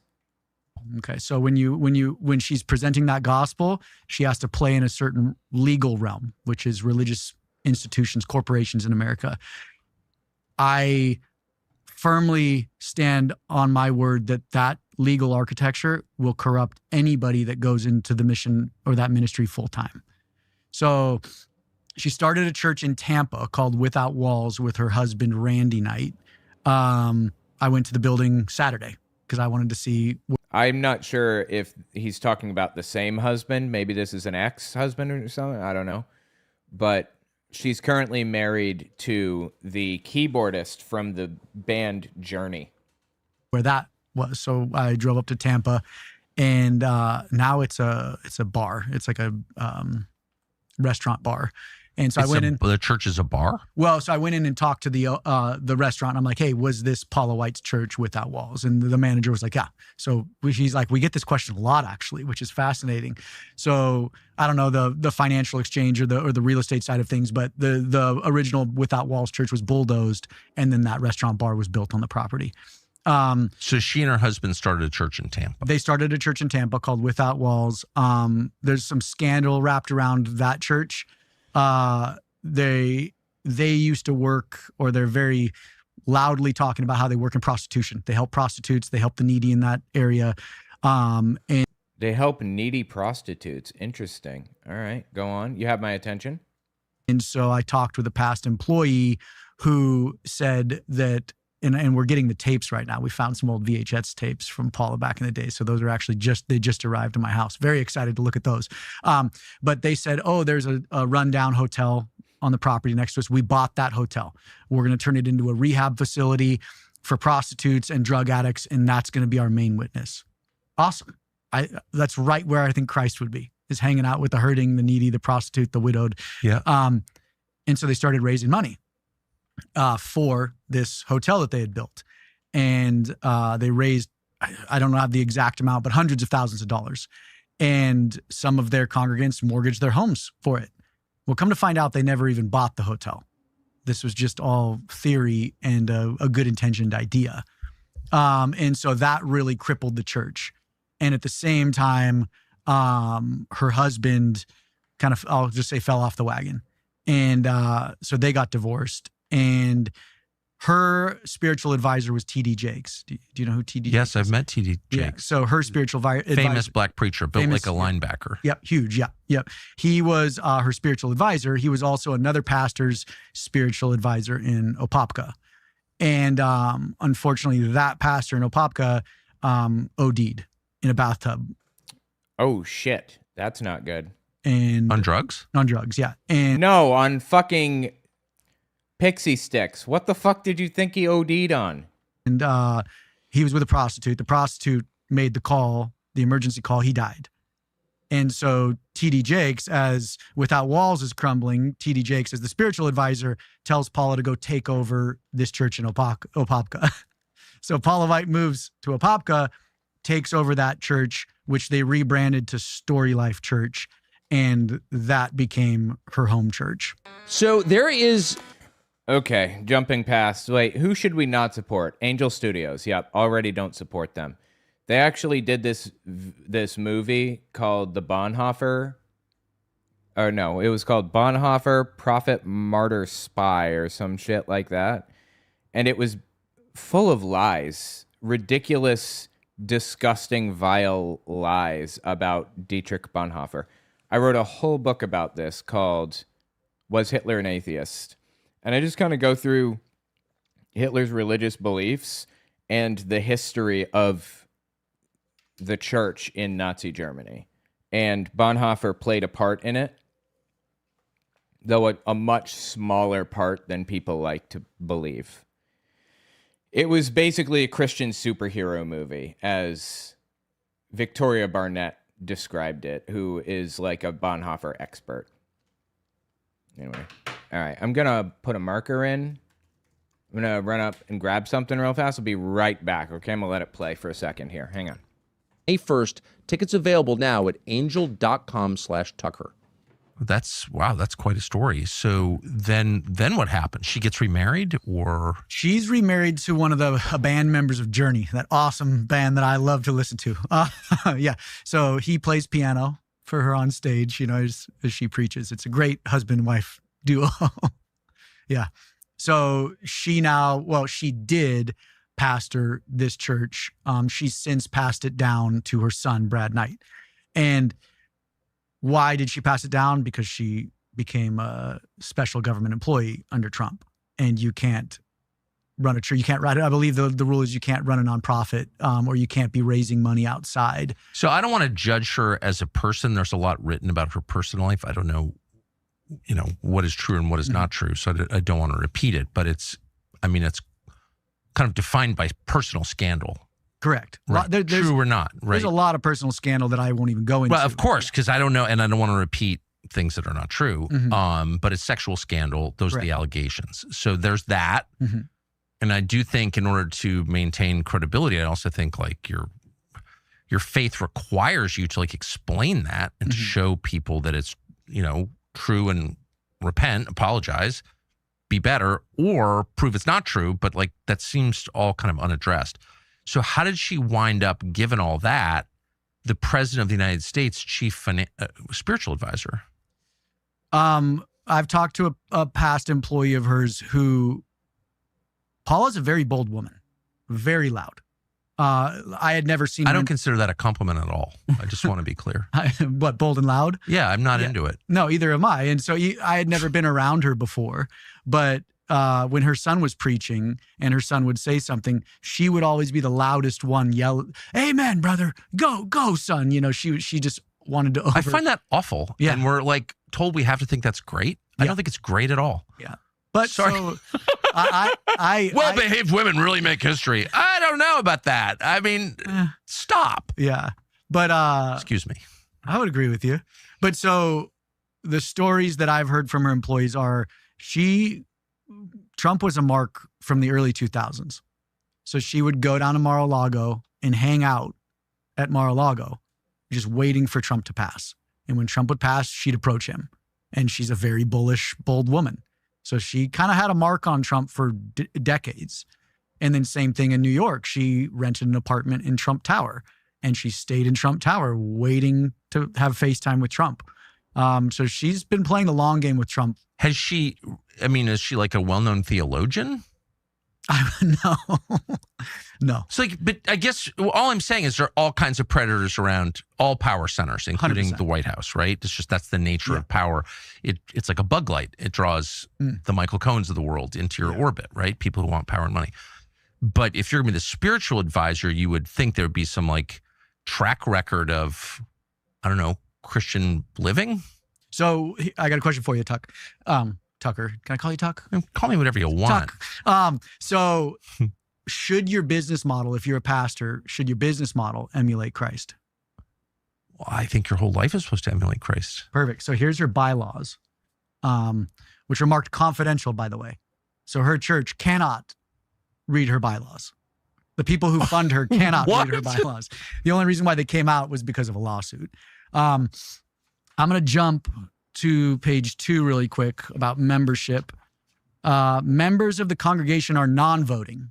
Members of the board of directors are voting. So congregants who fund it have no say over anything. We'll jump a few pages further about removing officers. So if for some reason she had a scandal, right? Usually we remove officers from corporations that have scandals or abuse their control and power. But not for her. Ready? Any officer except the pastor president, she is the pastor and president, may be removed from his or her office by the board of directors. The pastor president shall have the authority to remove any officer from his or her office at any time at her discretion. So she cannot be removed because any officer except the pastor president can be removed, and then she can fire anyone at any time for anything. So she has unilateral control. It gets better. Ready? Section 5 is resignation, removal, succession of pastor president. If the pastor president voluntarily resigns, she may designate her successor. The pastor president shall serve as president and a member of the board of directors until her death or resignation without need of election or appointment. She shall not be subject to removal. These are her bylaws. Says that? Says that. Is this a monarchy? What is this? It's a monarchy. It's a monarchical power. Death. Upon her death, the pastor president shall be succeeded in the office of pastor president and as a director by her son, Brad Knight. It's a dynasty in bylaws that congregants can't see. Is this a Christian principle? No. No. And then this is the banger. Ready? Powers of officers. The senior pastor is the president of the corporation. And this is a sticking point for me because most pastors will say, my church is not a business. Well, no, it's a corporation registered with the state. It's very much a business, right? So the senior pastor is the president of the corporation and is referred to within these bylaws as pastor president. Here's the drum roll. The church finds its headship under the Lord Jesus Christ in its pastor president. So you don't find your headship in Jesus Christ. You find it under the Lord Jesus Christ in Paula White. So if I want to get to Jesus Christ, I have to go through Paula White. I believe we had a Protestant Reformation to get away from this idea. You can keep that copy. That the leader is infallible and the leader speaks always and everywhere for God himself. Yes. Isn't that why we had the Reformation 500 years ago? Well, that's the point of Christ. Christ came to remove middlemen, to remove the Levitical priesthood. That's what I thought. Yeah. Wow, that's so how unusual. I've never heard of anything like that. How unusual is that? That's pretty aggressive bylaws, but here's Second Baptist bylaws. So I had a fun interaction in Houston the other week. This is a church with $1 billion in assets in Houston, $1 billion. It's 98 years old. So that means generation after generation of generous, Christ-centered Houstonians have funded this building. Some of my favorite people in the world and relatives of mine who I really look up to as Christians, have spent a lot of time in that church and helped fund it and whatever. So I know that there are true amazing people, Christians in that church. 93,000 members had voting rights. And voting rights are, hey, just like a democracy, just like America, a republic, we want to have a say in just like the church in Acts. Yes, we want to have a say. The earliest church. And that's what we should probably be modeling ourselves after, right? We want to have a say in how this all operates.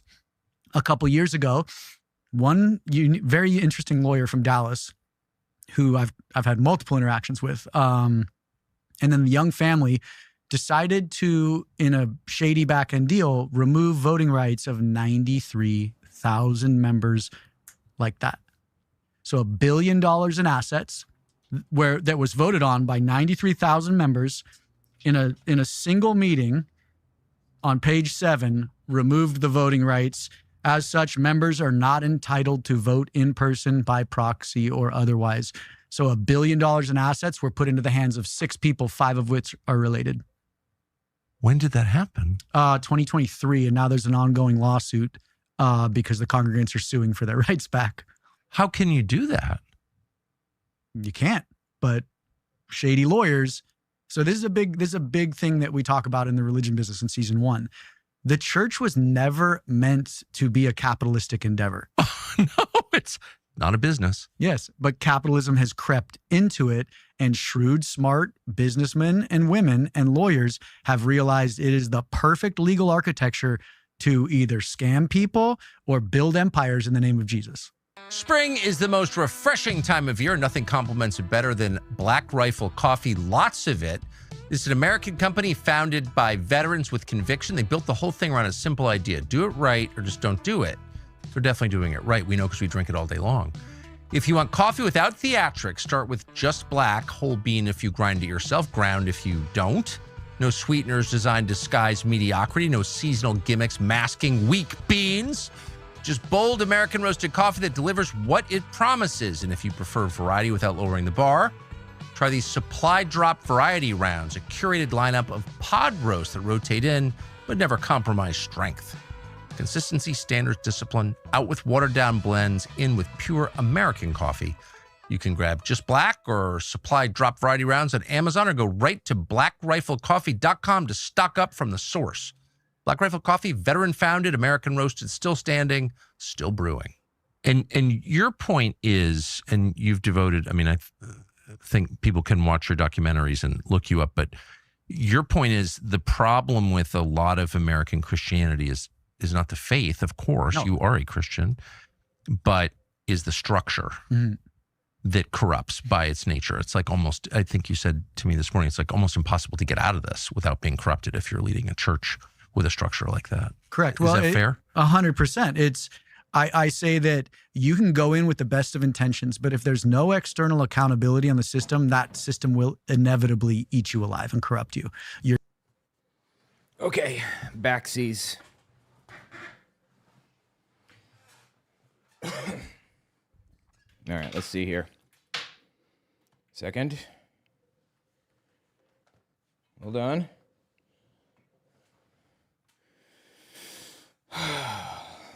Here we go.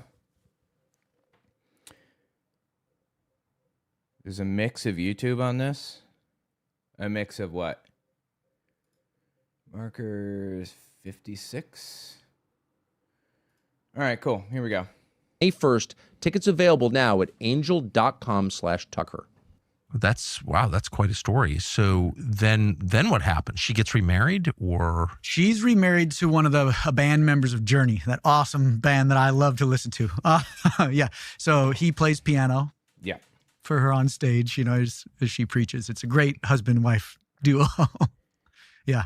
So she did pastor this church.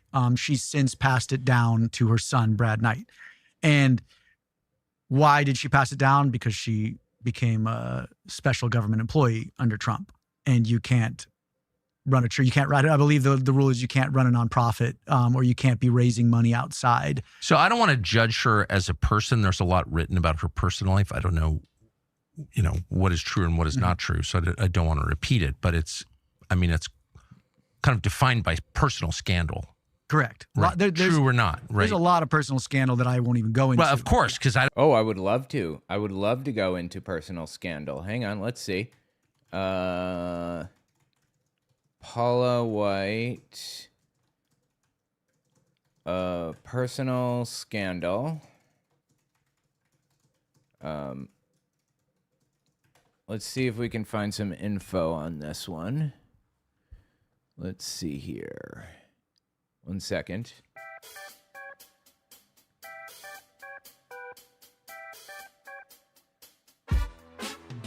Okay, wow. Holy shit. I didn't know about all of this. 3 marriages. She married her first husband, musician Dean Knight, as a teenager in 1985. Her most high-profile marriage was to Randy White, who she met at a church in 1987. Both were still married to other people. They each divorced and married each other in 1990. She later married Journey keyboardist Jonathan Cain. Now she's Paula White Cain. She got famous as Paula White, I imagine, is probably why she kept the name. And then the Benny Hinn affair allegations. In 2010, she was photographed leaving a hotel room in Rome, holding hands with televangelist Benny Hinn. Ew, really? Benny Hinn is the best you could get? Both denied an affair, though Hinn acknowledged that a friendship had developed, but said the relationship was over. This happened shortly after her divorce with Randy White. Ew.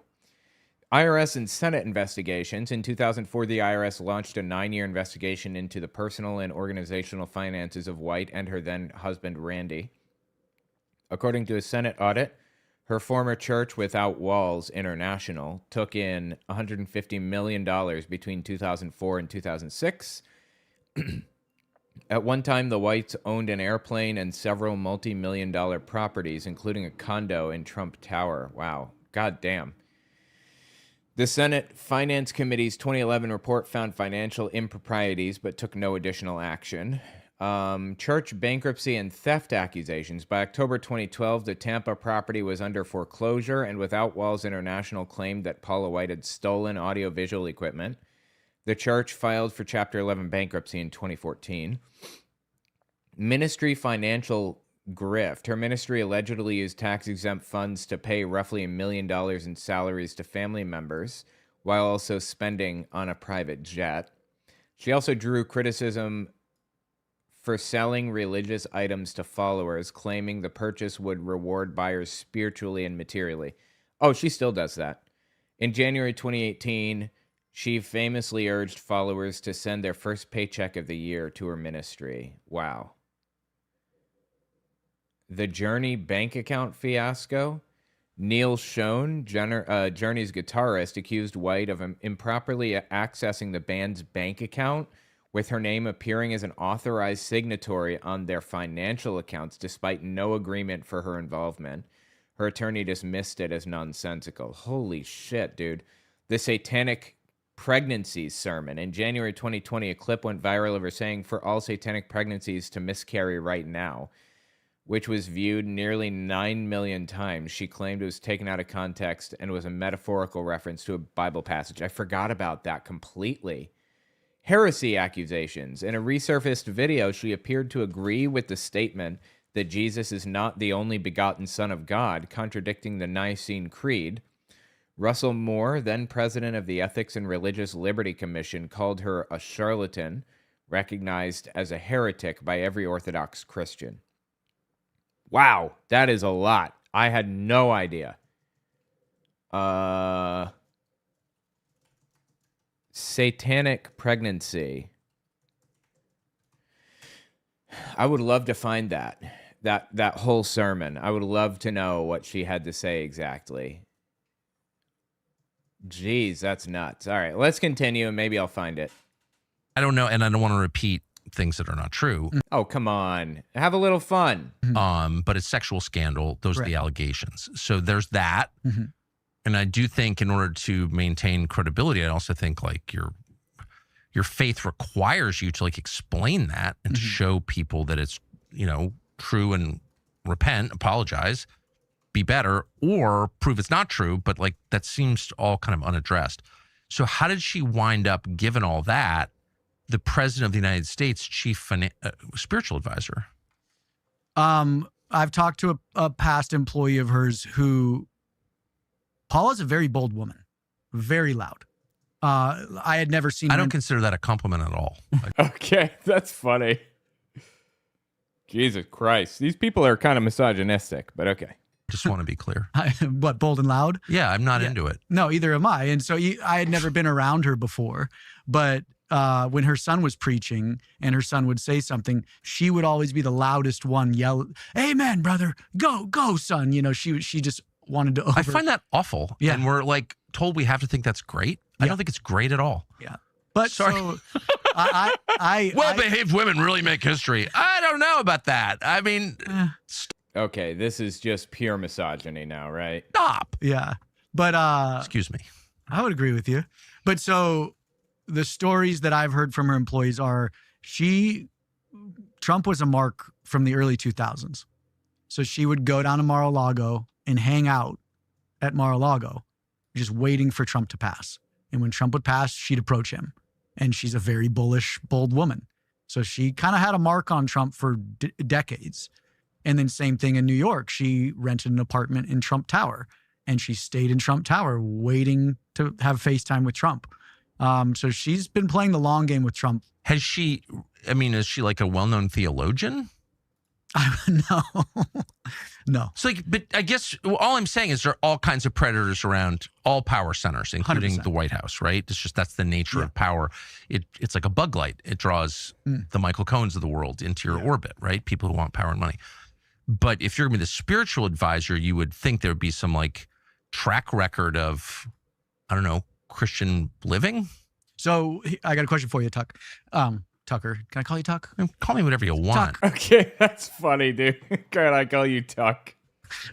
So should your business model, if you're a pastor, should your business model emulate Christ?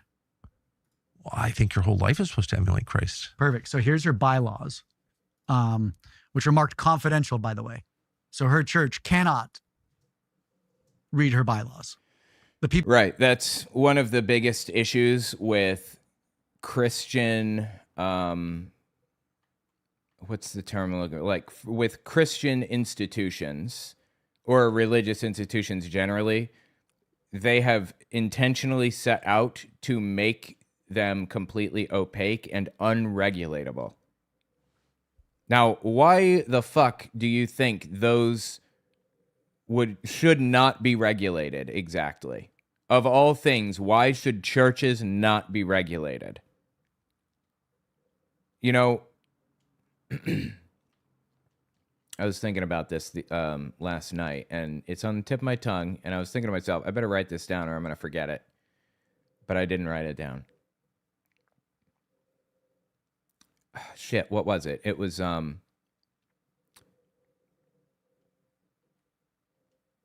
damn, I can't remember it now. It's right on the tip of my tongue. Something about how organizations, all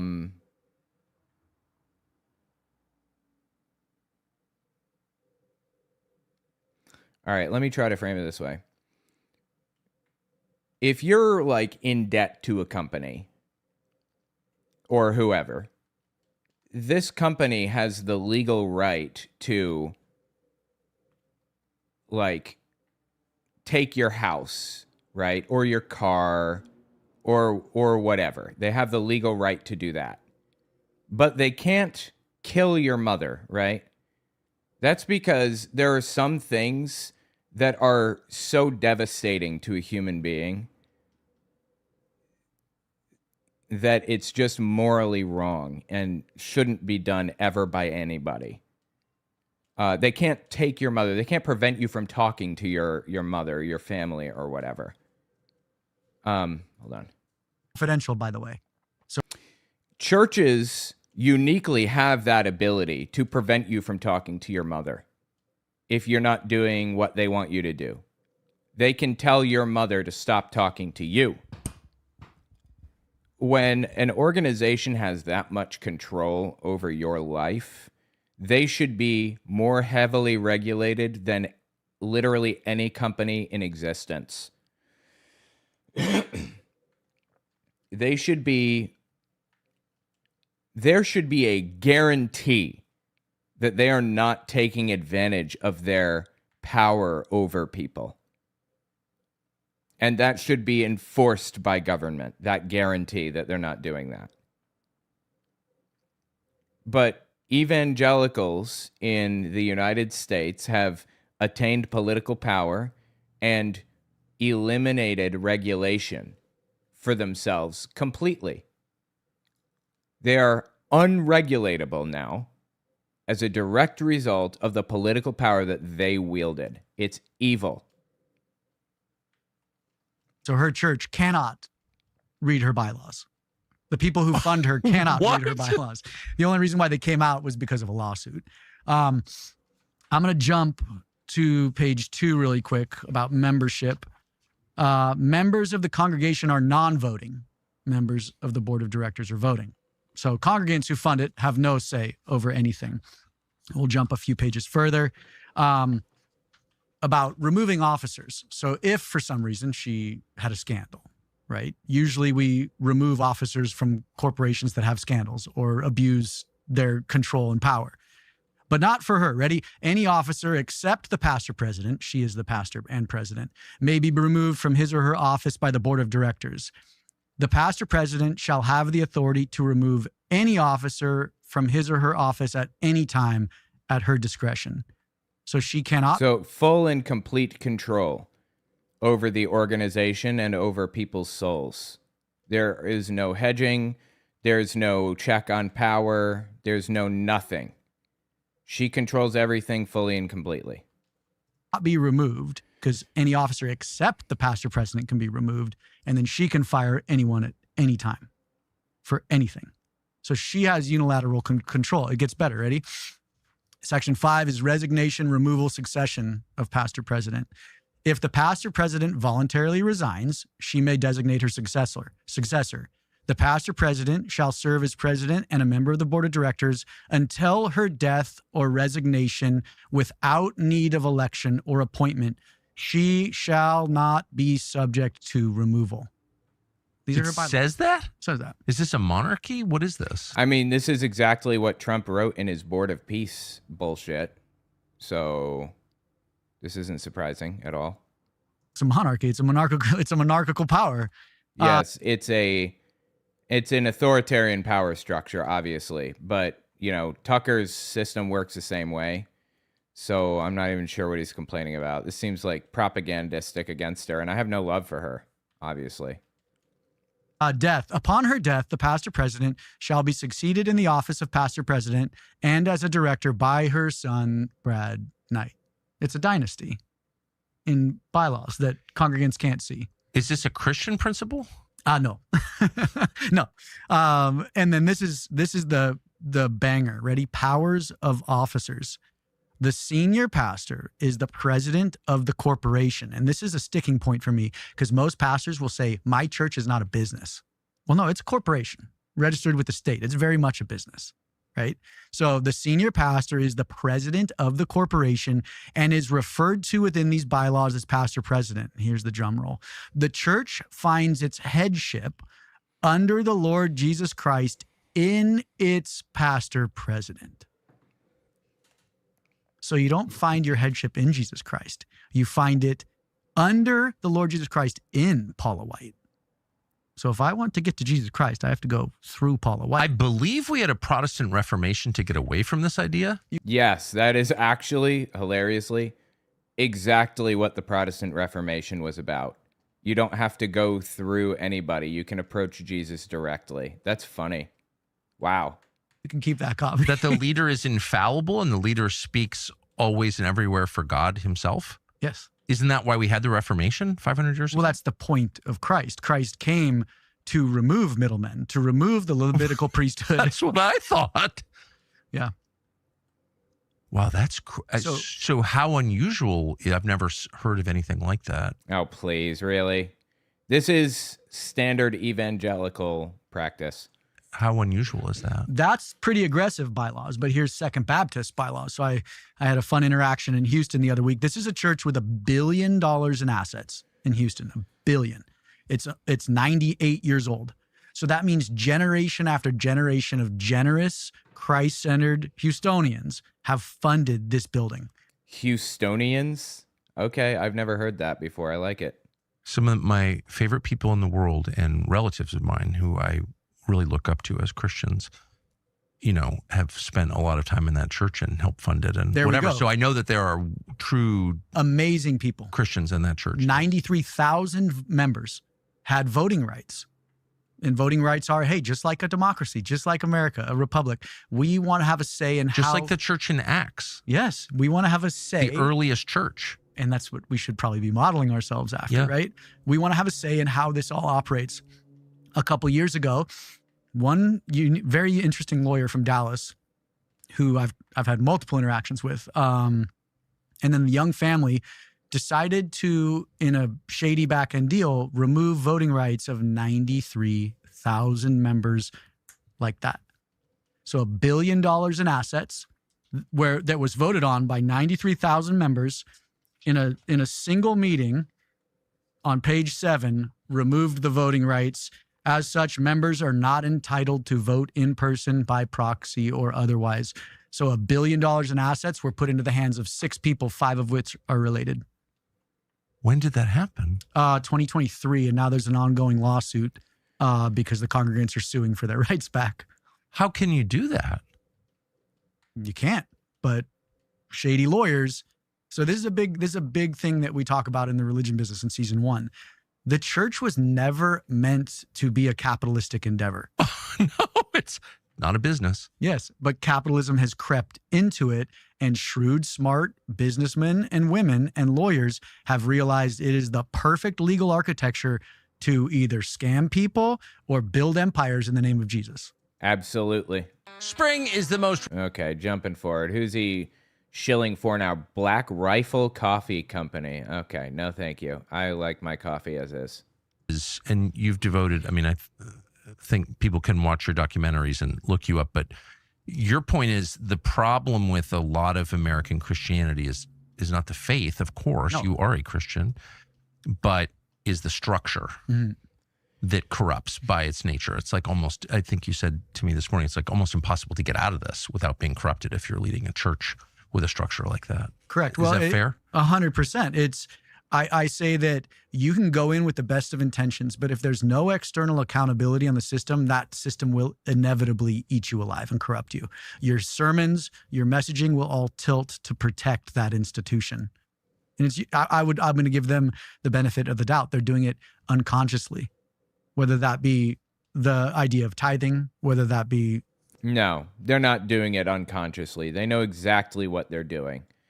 I showed this previously. I'm not sure which part we're in now, but Marjo Gortner was the youngest ever ordained minister at 6 years old, I think maybe. And he knew the tricks. He was taught the tricks. Let me just show one more clip of it.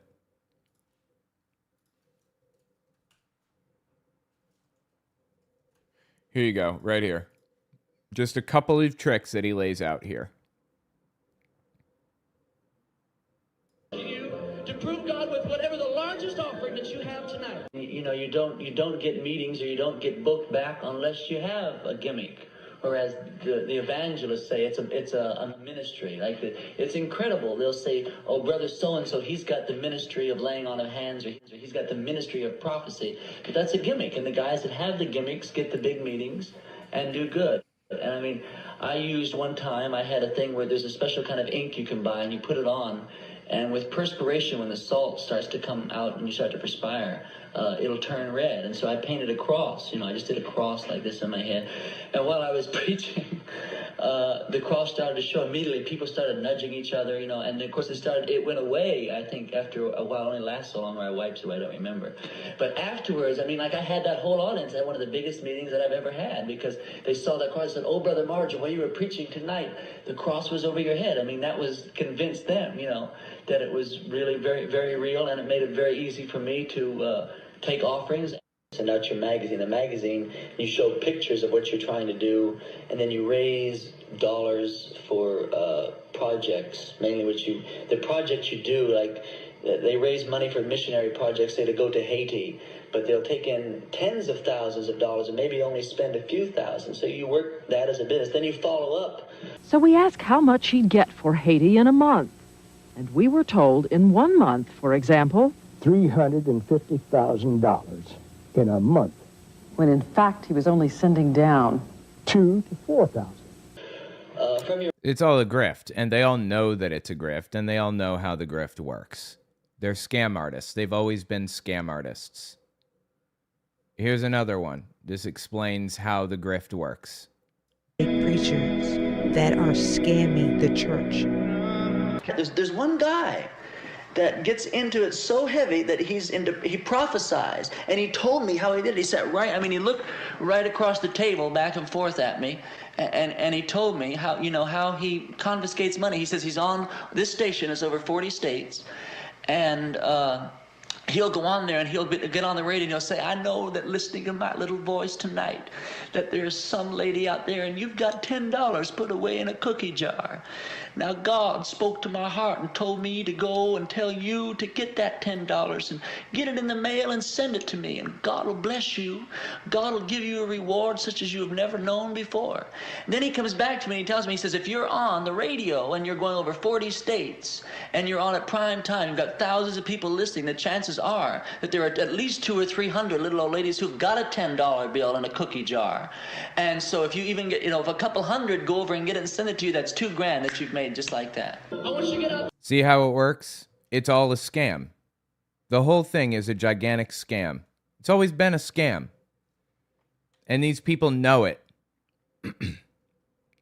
You can't convince me that Kenneth Copeland genuinely believes this shit and genuinely thinks that he's helping people. You cannot convince me of it.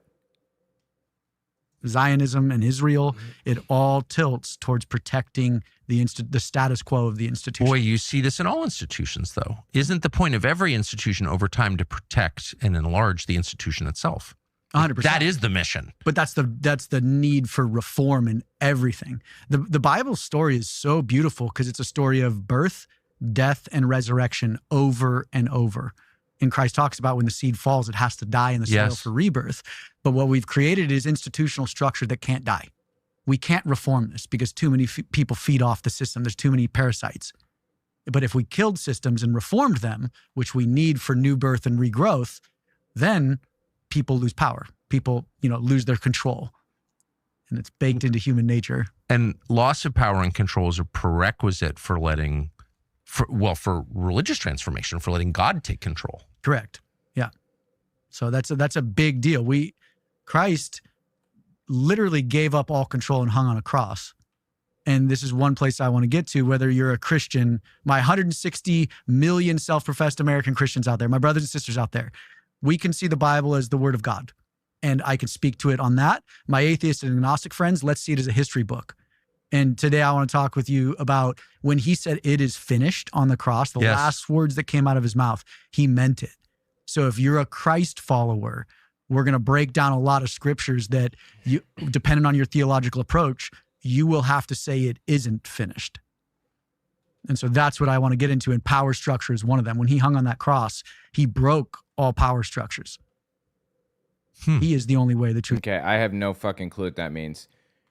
Is he saying that when Jesus hung on the cross, he eliminated the need for a middleman? I think that's what he's trying to communicate here.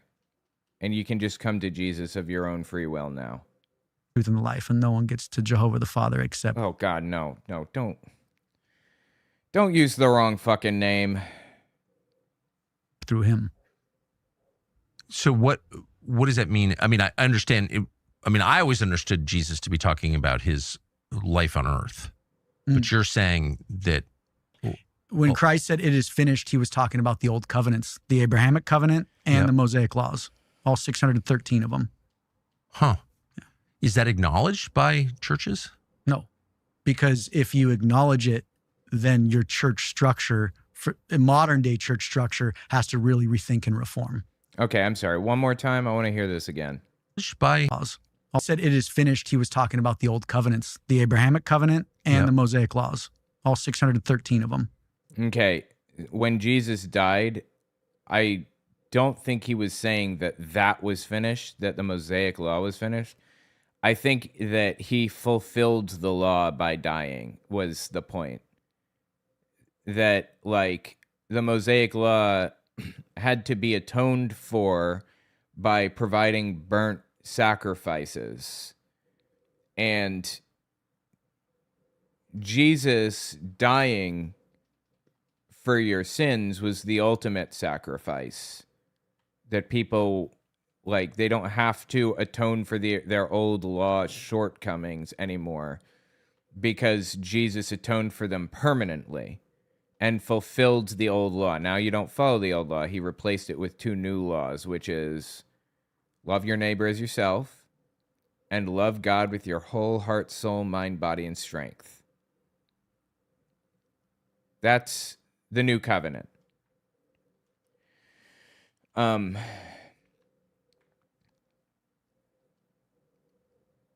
Yeah, I think that's all I need to say on this one. The old covenants, the Abrahamic covenant and the Mosaic laws, all 613 of them.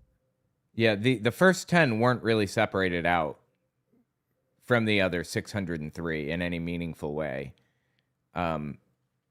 So if you're going to say no gay marriage, then you also have to say, I can't wear cotton and linen blends. I can't eat shellfish or pork. I can't, put 2 seeds in the same hole, like all the stuff that comes along with it. What's up?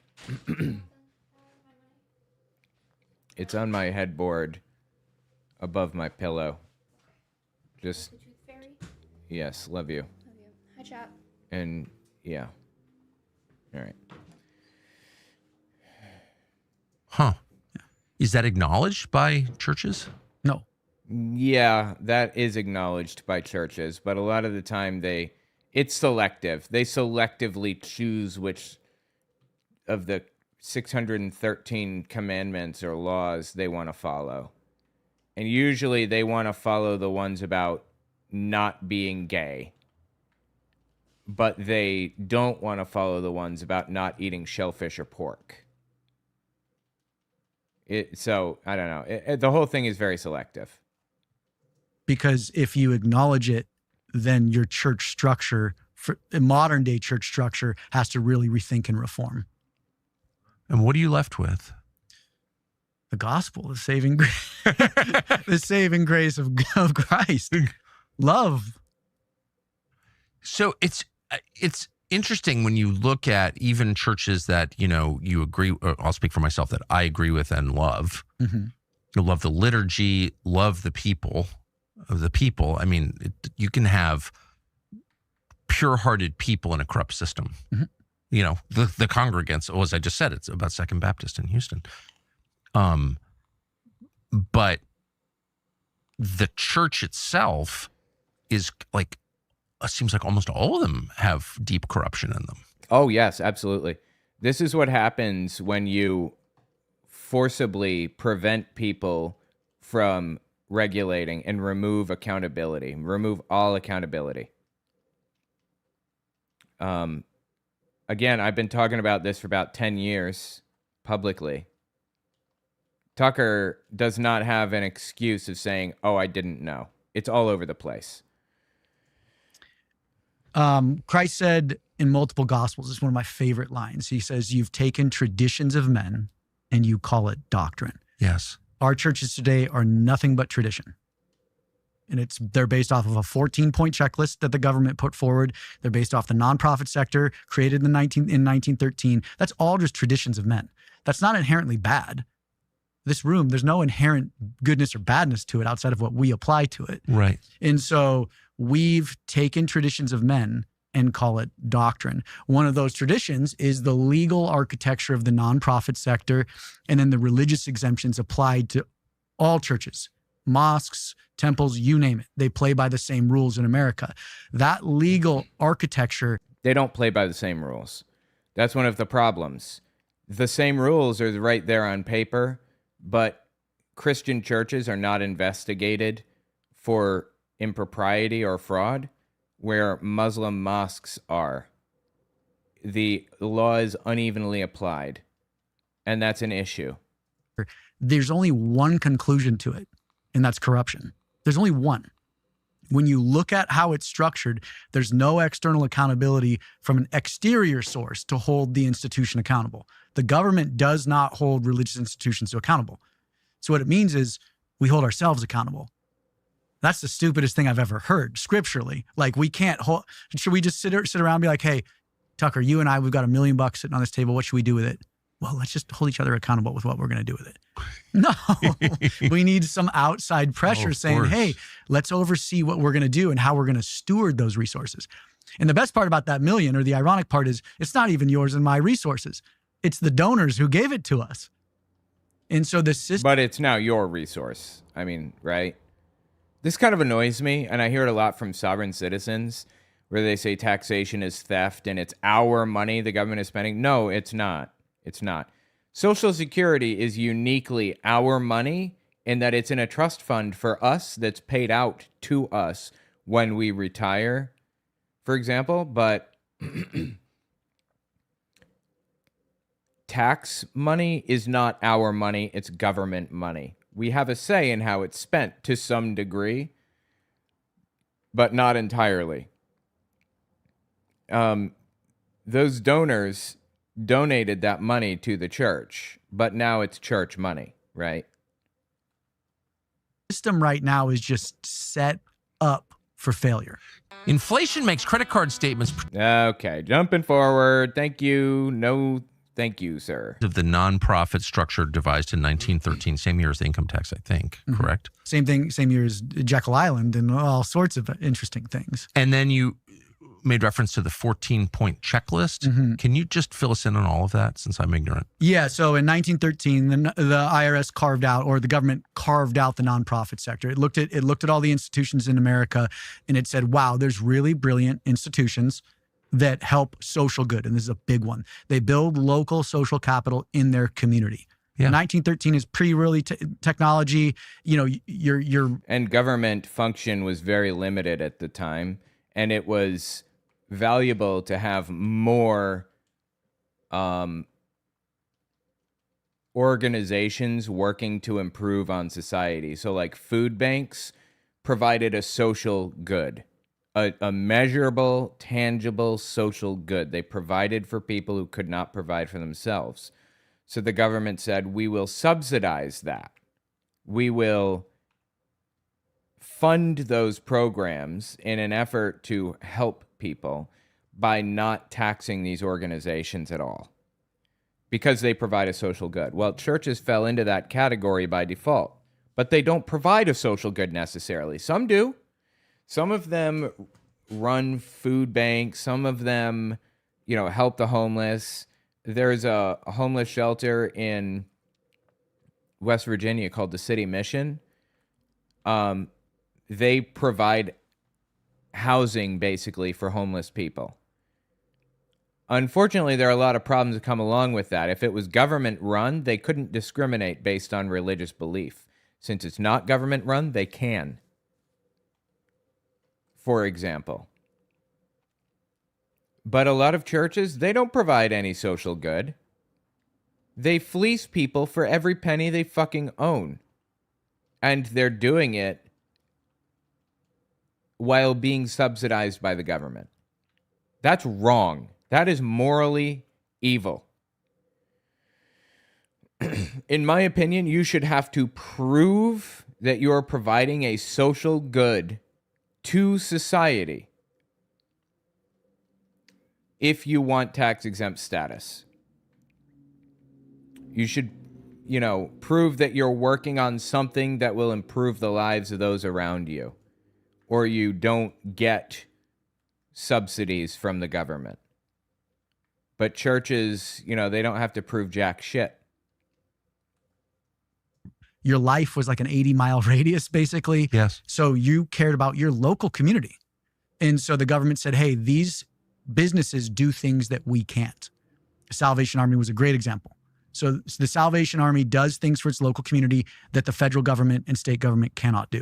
Actually, Salvation Army is a terrible example because it's an absolutely awful organization in every single way, pretty much. when I was a teenager, I used to see those people sitting out there ringing the bells, you know, asking for donations. I used to growl at them while I walked by. There's a guy outside on a motorcycle. He's so cool. I can tell he's cool. Never met the guy before. I know he's so fucking cool because of how loud he revs his engine, you know, when he blows your fucking eardrums out by revving his engine. That's how you know somebody is cool. Or when they're blasting their fucking music as high as it can possibly go, listening to like 50 Cent, for a split second, I think that person might actually be 50 Cent outside playing that song. And then I realize, oh, this person is not 50 Cent. They're just equally as cool as 50 Cent. So anyway, sorry, it was the cool guy outside. I had to quiet down for a second so you could hear how cool he is. But as I was saying, the Salvation Army does. Salvation Army is awful. A better example would be like the Lions Club or local women's clubs. They do things that are like, I got glasses from the Lions Club when I was little. My parents were destitute. I needed glasses. They went to the Lions Club for them. That was helpful. That was good. That's providing a social benefit. But there should be even more regulations on it than even that. You know, Jehovah's Witnesses, they contributed to help Hurricane Katrina victims after the massive hurricane took place down there in Louisiana. They were rebuilding homes of other Jehovah's Witnesses. If you weren't a Jehovah's Witness, they wouldn't help you. If that's the kind of social benefit you're providing, fuck off. You can pay taxes like the rest of us. Your social benefits must be tangible, real, measurable, and indiscriminate. In my opinion, if you want tax-exempt status. Churches just shouldn't have it at all. Why the fuck would a church have tax-exempt status? You want to start a charity that's helping people? Do it outside of the church. Make it its own separate organization. You don't need to make the church a nonprofit. Things for its local community that the federal government and state government cannot do. So we're going to carve out these businesses and say, hey, you don't have to pay taxes. You have more freedom to pursue your mission, which is building social capital in your community, helping the homeless, the needy, basically Matthew 25, which is who Christ told us to help. Flash forward to today, there's 1.9 million nonprofits. So it went from 12,000 organizations in 1913 to 1.9 million. And you have to ask why the jump. And most arguments are, well, Nathan, population increase. Okay. Population increased 4.3% in America from 1913 to present day. If you do the math, that's around 50,000 organizations today. So population increase didn't increase the nonprofit sector. So how do we go from 12,000 to 1.9 million? Well, I think a lot of good intentioned people wanted to help people, but the lack of accountability in the system has turned the nonprofit sector into an opportunity for massive abuse and inurement. And inurement is, I don't have the definition in front of me, but it's basically no founder, family member, or executive can inure themselves by the benefit of the organization's net assets or net resources. So I can take a salary, but I can't use it like a personal piggy bank. Right. And these guys use it like a personal piggy bank. And most people use the nonprofit sector now like a personal piggy bank. How do they do it? From a church perspective? Yeah. Well, you can, Tucker, start a church right now. You can just say, I'm a church. And because you say you're a church, you get that designation from the IRS immediately. They don't have to approve you of it because of this, what I would argue, separation of church and state. And that's like a double dip. You know, they love to say separation church and state until they want the state to help them out. And it's an interesting rabbit hole to go down. But then you just file with the state. You file your articles of incorporation, so you are a business, but you never have to tell the Fed what you're doing at all. And then if you're in the evangelical world, in the non-denominational world, there's no denominational hierarchy. So then it's the sky's the limit. It's how charismatic are you? How good of a teacher are you? How good of an entertainer are you? And at that point, it just becomes how quickly you can scale. And we call it religious economic theory in the religion business. Because it's now, if I start a church, Tucker, down the street from yours, now we're pitted against each other for consumers.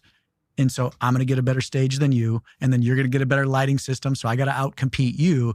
And naturally, the system just becomes a production, like just production. And we need consumers in, so we got to keep them entertained. And so the nonprofit sector has just corrupted over time because of the lack of accountability. And from the secular side, nonprofits used to look local. And that's why it was carved out originally, right? A nonprofit was supposed to build their local community.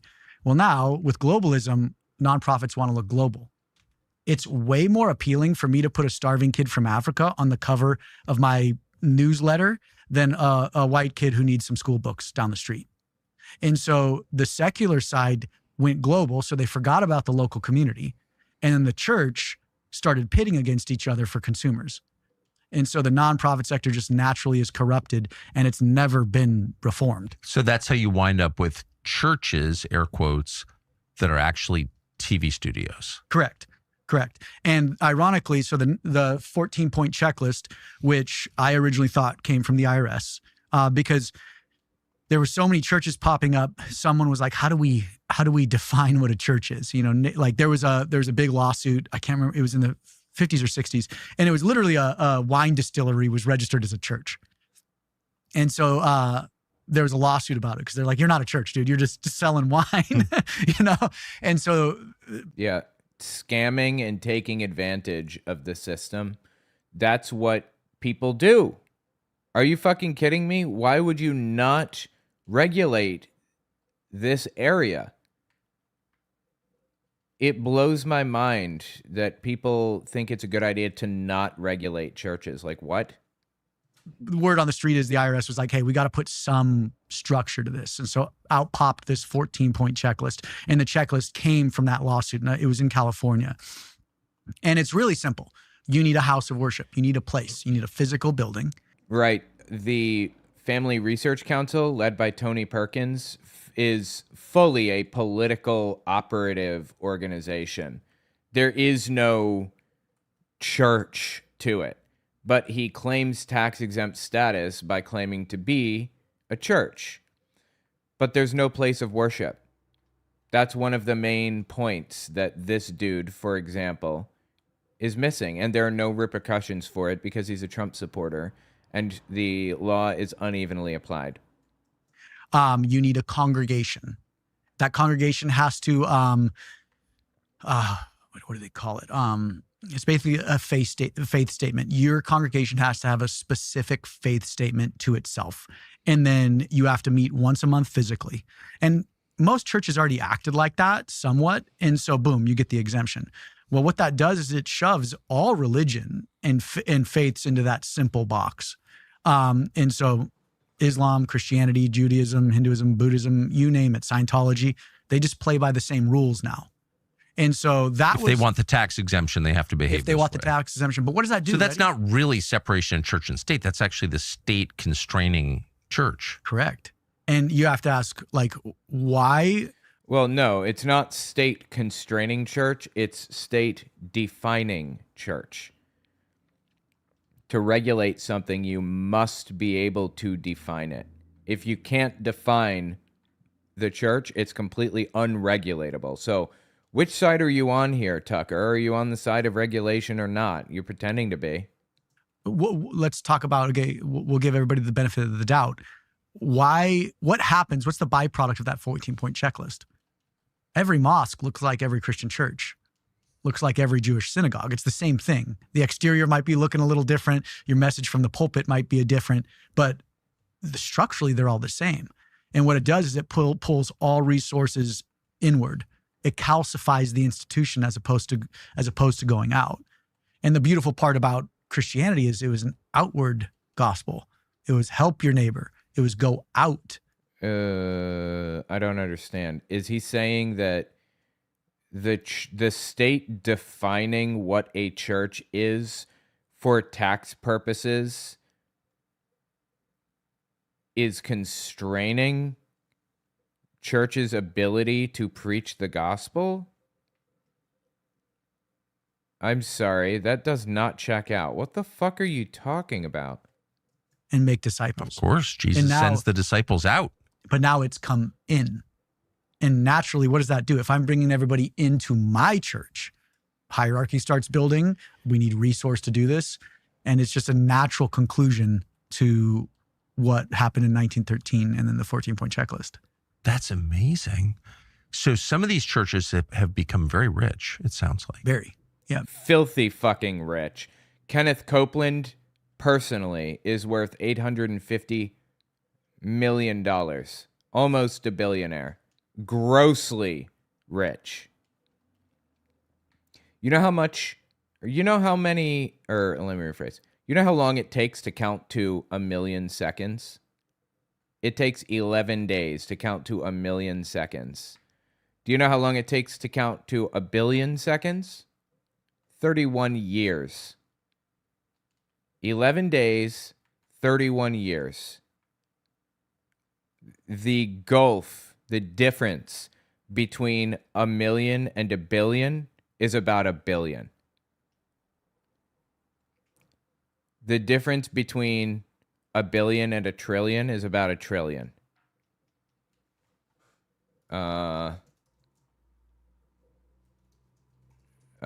Hang on. What would it take to get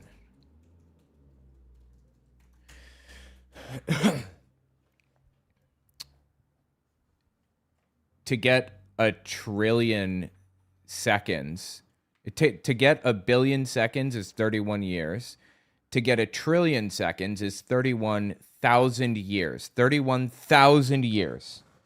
And for the record, Elon Musk is almost to $1 trillion now. Just want to drop that for you. He's at, I think, $850 billion. That's so much fucking money. It's imperceptible to the human brain. That's how much it is. The LD, the Mormon Church, they're sitting at like 350 billion in net assets, billion with a B. They're the second largest private landowner in the U.S. now. They'll hit $1 trillion in market assets if they keep the market profits in the next 15 years. Why? What's the point of a church, any church, having that much money? Well, they'll say it's for a famine, and they'll say it's for the second coming. That's literally their argument. Yes. And so you go, okay, I'll even give you that. Ready? So, and they use the story of Joseph and the famine in Egypt as an example. They have the largest ranch in Florida. Mm-hmm. Well, they're turning it into a city. Deseret? Yeah. They want to build a, I can't remember, 133,000 acre city. Yeah, they're working on that right now. Interesting. Mm-hmm.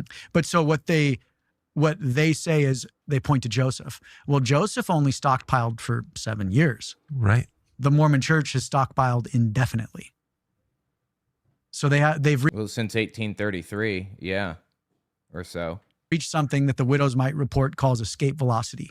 They make so much in the market in interest alone, they could fund the global LDS church just off a fraction of the interest and grow in perpetuity. They would never have to ask $1 from any congregant again, but they still ask you for your money. It's interesting that they don't ask, they demand. If you don't give them your 10% of your monthly earnings, you cannot be a full participant in the Mormon Church. You must provide 10% of your income. They point to Joseph. I mean, it's a wonderful, amazing story. I mean, it's a huge chunk of Genesis, right? Yeah. And a great, great story. But it's kind of the opposite of the way Jesus commanded his own disciples. He sends them out with nothing. Correct. With no preparation whatsoever. No food, no arms, no... Sell all your shit, give it to the poor, and come with me. Extra sandals, no extra clothes. He doesn't even send them with talking points. He doesn't tell them what to say. Well, and can I ask you, why do you think he sent them out with nothing? So they would rely on God. He says when you're hauled into court, don't think about what you're going to say. The Holy Spirit will speak for you. Just open your mouth and start talking. Amen. And so they would rely on the generosity of others. Yes, and of God. Yeah. Like, put yourself out there, and God comes to the rescue. Display weakness, and God will become your strength. So he's like telling very explicitly people not to prepare for that eventuality. I mean, all of us disobey it. I certainly do. But I hope I'm not sounding self-righteous, but like that's not the message of the Gospels that I can tell. I agree. So what have we built? We've built corporations labeled with Jesus on them. We've built products labeled with Jesus. We've built energy drinks labeled with Jesus. We're selling Jesus. That energy drink thing, that's 100% real. I watched a video just the other day, last week. We watched it on this channel. It was Bryce Crawford, who's like a TPUSA scumbag, interviewing Kenneth Copeland. And I think they were drinking something that they called Praise energy drink. It was in a can, and it's a Christian energy drink. What the fuck? In man, does he talk about selling his name and his father's name? He does. Yeah. Explain. Well, there's a story, and it's right before they want to kill him. He walks into the temple, and he starts flipping tables over, and he has this whip, and he's whipping people. This is Hitler's favorite Bible verse, hilariously. He just loves the story of Jesus going in and whipping the shit out of the Jews. Seriously, it's 100% real. Like whipping people. And he goes, "You've turned my father's house into a robber's den." And the place of worship where you're supposed to worship Jehovah, my father, you've turned. Okay, that's the second time he said God's name is Jehovah. It's not. I need to address this. In the Old Testament, they didn't have vowels in the old language, in ancient Hebrew. They had, like, the vowels were spoken, but in the written language, vowels did not exist in the earliest days.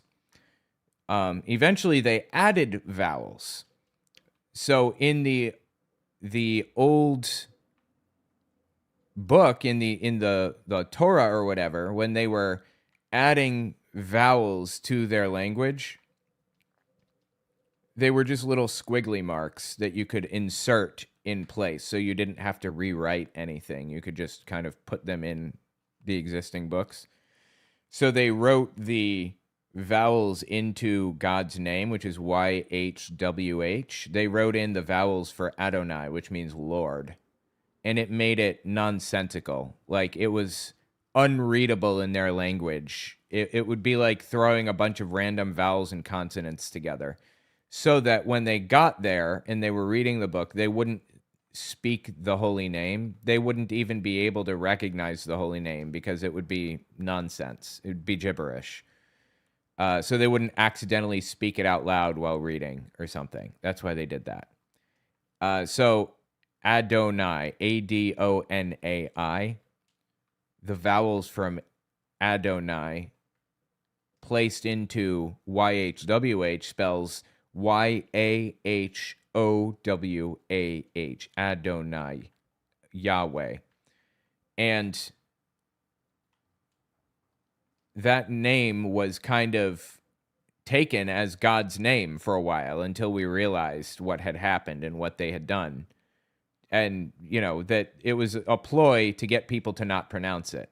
But by the time we realized, it had already passed through Germanic regions that pronounce Y's like J's and W's like V's.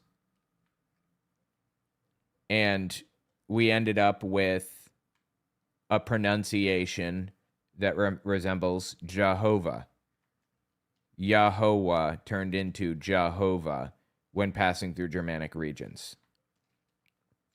That's where the name Jehovah came from. It was literally an attempt by early theologians to prevent people from saying God's real name.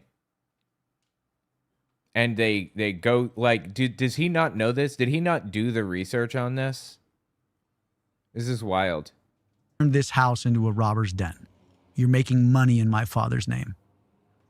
And what are we doing? We've turned the entire... By the by, I'm sorry. Good news, my podiatrist cleared me for no restriction, so I'm going to be working to apply for any weekend job near me in my state like crazy. That's fantastic news. I'm so glad to hear that. Congratulations, Natalie Cybertips. And also congratulations to Jakester, whose birthday is today. Happy birthday, Jakester. If he's still here. All right, let's continue.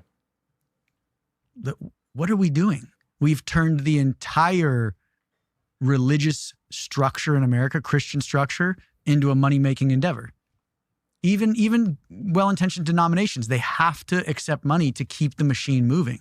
It's a hungry machine. I don't have a problem. There's nothing wrong with people donating to their local church. I'm fine with that. But this is obviously beyond donating to your local church, right? This is a clear example of them taking advantage of people and getting filthy fucking rich off of it. I mean, even Greg Locke purchased like a $1.2 million home recently. And he's one of those people who like really tries to portray the image of I'm just an everyman kind of person, just a regular old guy. I suspect he probably bought that new house in a different area because his son's drug dealer, his son ripped off his drug dealer, stole shit from him, and the drug dealer came and unloaded a bunch of bullets into Greg Locke's house in retaliation for his son ripping off his drug dealer. I'm 100% serious with that. That is real. That really happened. Financially. And so I believe the model's totally backwards. Americans are good at, well, all humans are good at building, but Americans are really good at building. And we've just built things to the point where they've corrupted. And the casualty of that is the true body of Christ is now chained to the pews of the institution. Because they have to be. Yes. Yeah. Yeah, I grew up in a church like that.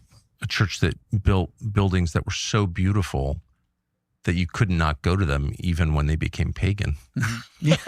It's like, I love it. Such a beautiful church. I mean, there aren't many of those left in the United States, but the Episcopal Church built the prettiest buildings probably in the whole country. I love cathedrals. I travel a lot. And there's a St. John's Cathedral in New York City that I used to walk past pretty frequently when I was in Manhattan. And I mean, when I lived in Manhattan.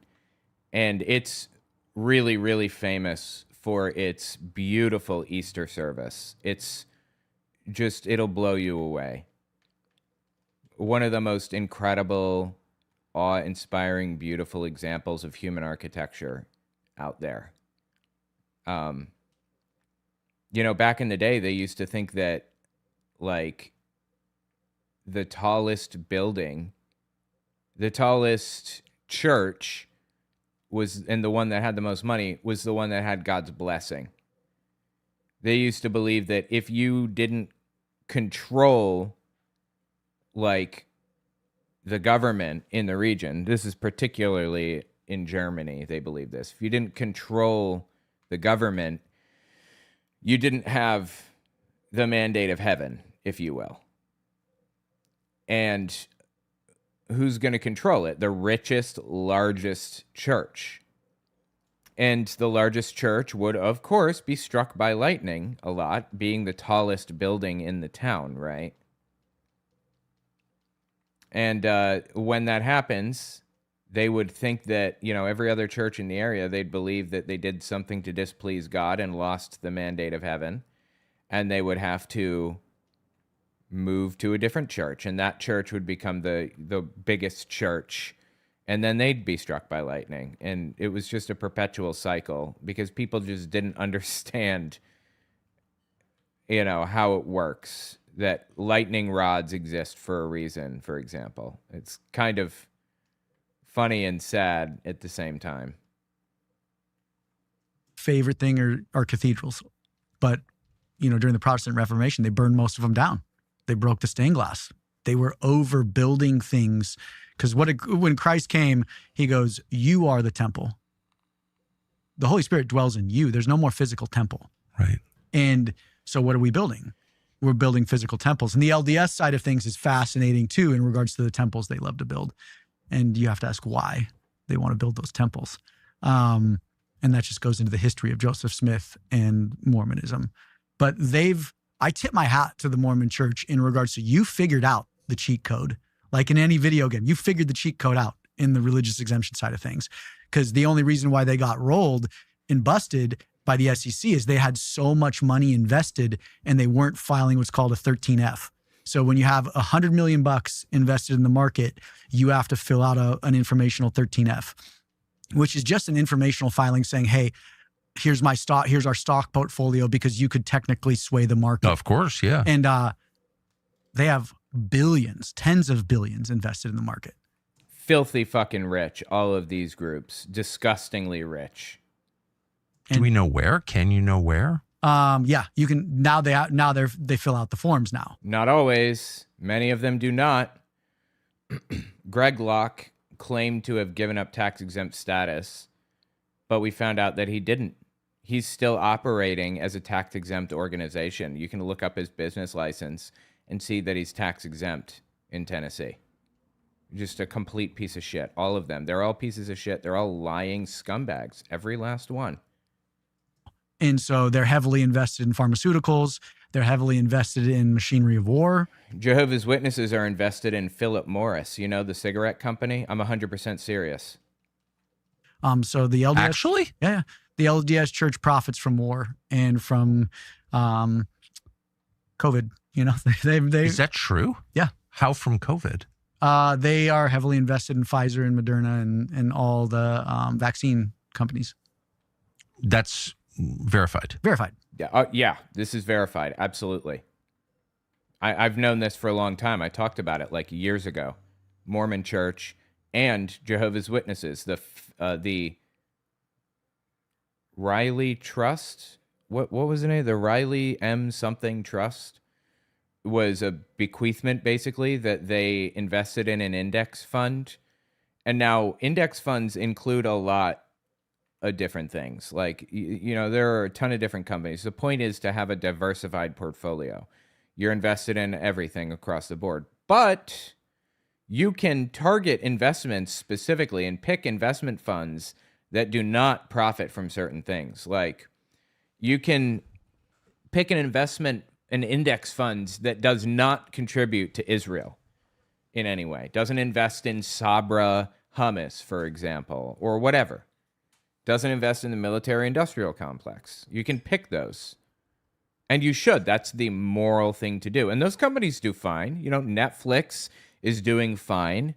You don't have to be invested in cigarette companies or in Sabra hummus or whatever. It's not going to hurt you either way. It's just a matter of picking a moral index fund. And Jehovah's Witnesses chose not to. They said, fuck it, who cares? We're not going to bother. We're just going to invest in everything. Just, you know, invest in cigarettes, invest in alcohol, whatever. Which is, in my opinion, worse than people give it credit for. That's damning and should have brought the whole organization down when that was uncovered forever ago. That was uncovered years ago. They're still doing it, to my understanding. Yeah, verified on their 13Fs. So when the government under Biden, you know, very liberal, anti-Mormon, you would think government starts commanding the population to take the vaccine, how does the Mormon hierarchy respond to that? They put out a marketing video saying you should get the jab. You should get the vaccine. Actually? Yeah. And the prophet got a shot live on camera. I don't know if it was a real vaccine or just a dummy. Oh, please.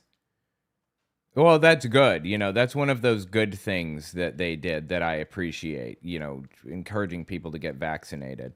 Trump did it too, I believe, and so did Biden. Or did Trump get I think he did. Didn't he get a vaccine publicly? Biden and Obama did at a bare minimum. But anyway, yeah, these are conspiracy theorists. Why would I be surprised by this? For his sake, I hope it wasn't. Yeah. But yeah, they encouraged their church congregation to get the vaccine. That's true. True. Fact. On camera. I mean, it's only been 5 years, but that's like so shocking that any church would do that. But they weren't the only church that did that. Yeah, lots encouraged it. Churches have become political, whether right or left. I mean, Jehovah's Witnesses also encouraged people to get vaccinated, and I view that as a good thing. You know, that's a public safety, a public health type of deal.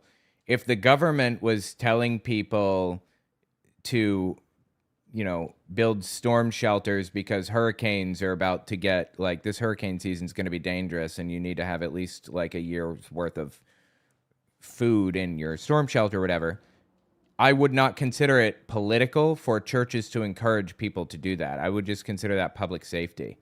And Jehovah's Witnesses have said, when COVID happened, they said, follow CDC guidance, look up expectations and guidelines, and stockpile food just in case you need it and things like that. That's what Jehovah's Witnesses' message was to their people. And get vaccinated. They were serious about that. Surprisingly, they were good on COVID. Very, very good. They shut down door-to-door efforts for a while. They shut down in-person meetings. It was good. That's not being political. That's not being a fucking idiot, is what that is. And churches have become a weapon of the political party. It's a box on a shelf. When I need that evangelical vote, I'm going to pull it off. So you know for a fact that the LDS Church is invested in weapon manufacturing? Yeah. Absolutely, yes. They're invested in all kinds of shit they shouldn't be invested in. Same as Jehovah's Witnesses. They're heavily invested in Northrop Grumman and multiple other. How can a church invest in like weapons that kill innocents? I think it's extremely antithetical to what they believe, but their argument is, Nathan, we're just following the status quo of the market. Whatever the index is, we just invest in. Yeah, but you can pick different index funds that don't have those things in them. Like it's not a requirement to be invested in the S&P 500, for example, which is an index fund, I believe. They don't care about what they're invested in. Then they've said that? Mm-hmm. That's their I just want to be clear. I like a lot of Mormons, just like I like a lot. I like a lot of. Let me be very clear, Tucker. There are so many good Christians, Mormons. Like, people are awesome. Institutions are what I can't stand because they corrupt. So it's how do we bring accountability and reform into institutions, whether that be religious institutions or government institutions. There has to be accountability, transparency, and accountability in that. Right. No, it's totally right. I mean, you run into, the longer you live and the more you travel and the more people you meet, you'll run into people in institutions that you revile, that are just obviously evil. CIA, FBI, IRS. Who are just great people. And you're like, wow, I feel sorry for you. But it's also just important to make the distinction between individuals in whatever institution they're serving. 100%. I love people. Yeah, I do too. I love. Oh my God. Stop fucking. I don't know. What word am I looking for here? Stop telling each other how much you love these people. Yes, we get it. We heard you the first 16 times. Please move on. Of people. I do too. So Franklin Graham, like how much money has Samaritan's Purse amassed? Just fucking disgusting amounts. Billions, if I'm not mistaken, at a minimum. Franklin, Billy's son. So Samaritan's Purse does great work. They work with refugees. They work immigration. They work natural disasters. They do good work. And I want you to think about that carrot. There's always that carrot that nonprofits dangle. This is their 2021 990, which is just an informational sheet that churches do not have to file. So the beautiful part about the 990s, these are the first two pages. A 990 is just an informational sheet that every secular nonprofit files annually, and it shows the IRS and then their donors roughly where the money goes. So there's two things I want to bring up, and if I forget, I want to talk about Alaska. Just say, let's talk about Alaska. This is 2021. Up in this top right, there's two numbers highlighted. What's the first? And then the first number highlighted. holy smokes, is 923,718,989. Jesus Christ, dude. That's a billion, he said, right? $1 billion. My God, that's so much money. The second number is 1,222,609.10. So from 2020 to 2021, their net assets jumped from 900 billion to 1.2, right? Yes. This is their 2024. So remember, guys, 900 million in 2021. This is 2024, a few years later. It jumps to almost 2.5 billion. 2.5 billion. That's insane. They doubled their value. What does that mean? How can a charity have $2.5 billion in assets? It means they're not spending their money on people at a rate that they should be, at a bare minimum. They're building a war chest. It's the same thing with the LDS Church. They've realized that the nonprofit can do some good with a carrot, but then just stockpile money. And so donors are giving, looking at the carrot, saying, we're doing good work. Yeah, and if you don't know how this works, basically you invest your money in an index fund. So you have $1 billion in an index fund, right? And that index fund might return, say, 7% per year. So 1 billion, that's 1,000, a million, a billion times 0.07. That means they're getting $70 million per year back. Wait. Is that right? 70 million a year? I think so. In interest that they can just spend on whatever the fuck they want. They probably spend it on paying out, their pastors and whatever else. And they're not decreasing their overall net worth. They're just living off the interest. And all of their bequeathments, the people who die and leave them money, that all goes right back into the war chest, the investments. And now, instead of getting 70 million per year, they're getting 73 million per year because they got a $10 million bequeathment or $50 million worth of inheritance or bequeathments or whatever. And that increased the amount of money that you're gaining interest off of, so on and so forth. That's how nonprofits work. If they're, if they have a lot of money. That's how the Secular Student Alliance works. That's how American Atheists work, although neither of those organizations have anywhere near that amount of money. But you can just look it up. They're public entities. You can find out what they have in their, they file papers every year. I don't know what American Atheists have. I've never looked at their documents, but if I had to guess, I'd say they probably have $30 million, maybe 30 million times 7% interest. So they're looking at about 2 million per year that they can spend, and all of the donations that they bring in goes into those index investment funds and generates revenue for them every year. So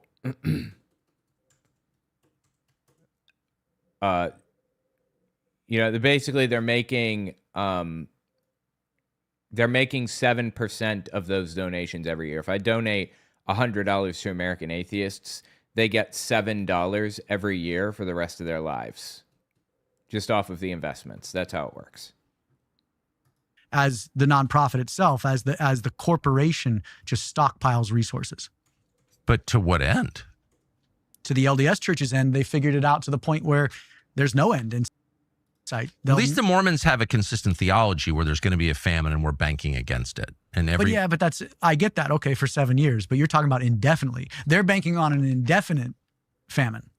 Right. I don't really see where God fits into that. No, he's not there, bro. Okay. Yeah. But why would Samaritan's Purse, which is not a Mormon organization, why would they have $2.5 billion banked?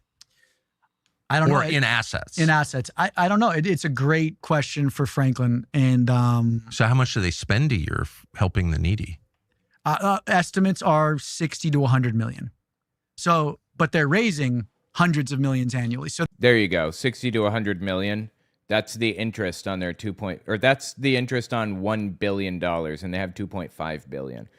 So we're really looking at, we're really looking at in the range of 150 to 200 billion or 200 million that they're making each year off of interest. They're building this war chest, and this is How can Franklin Graham be raising that much more than he's spending on the needy? Because he's a good fundraiser. Yeah, but like, isn't the money? Don't people give to him to do good? Yes. So what I see. Here's one of the big problems: when the stock market goes down, if it's not consistently going up, your index funds underperform. And now, instead of making 70 million a year off of interest alone, you now made 40 million. And that means you have to cut your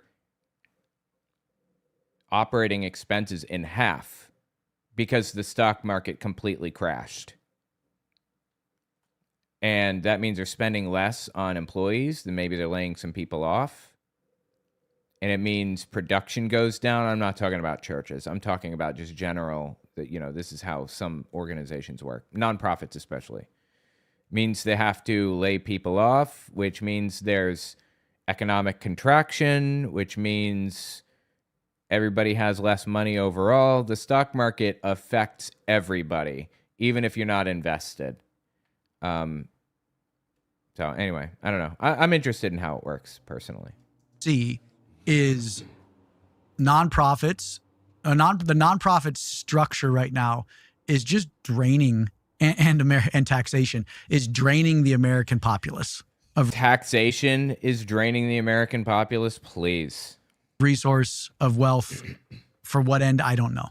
But life's getting... Thanks for coming, Nicole. See you next time. I'm going to be getting out of here at 2 when this dude finishes, probably. Of resource of wealth, for what end, I don't know. But life's getting more expensive. Nonprofits are cheerleading, saying they're doing more as homelessness rises, as poverty rises. The entire system and architecture is broken. And institutional religion and politics in America go hand in hand, even though they say they don't. Yeah, I mean, I always gave to land trusts because I don't like, ugly development, and I really love nature so passionately. But then you realize the land trust kind of, not all land trusts, but a lot of land trusts exist for their own benefit, and then they gate the land and you can't use it. Yeah. So you can't hunt or fish on their land. So like, what's the point of this exactly? Like I hunt and fish on timberland, paper company land. Yeah.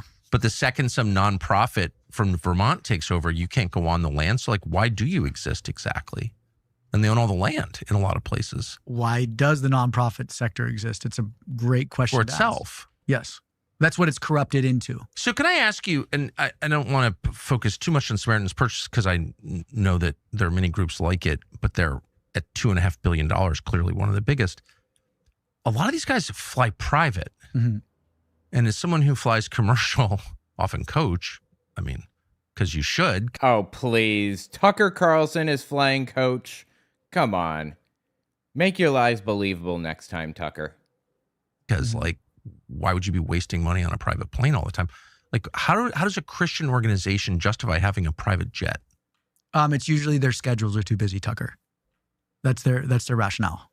Copeland, Duplantis, they say no one could fly public with my travel schedule.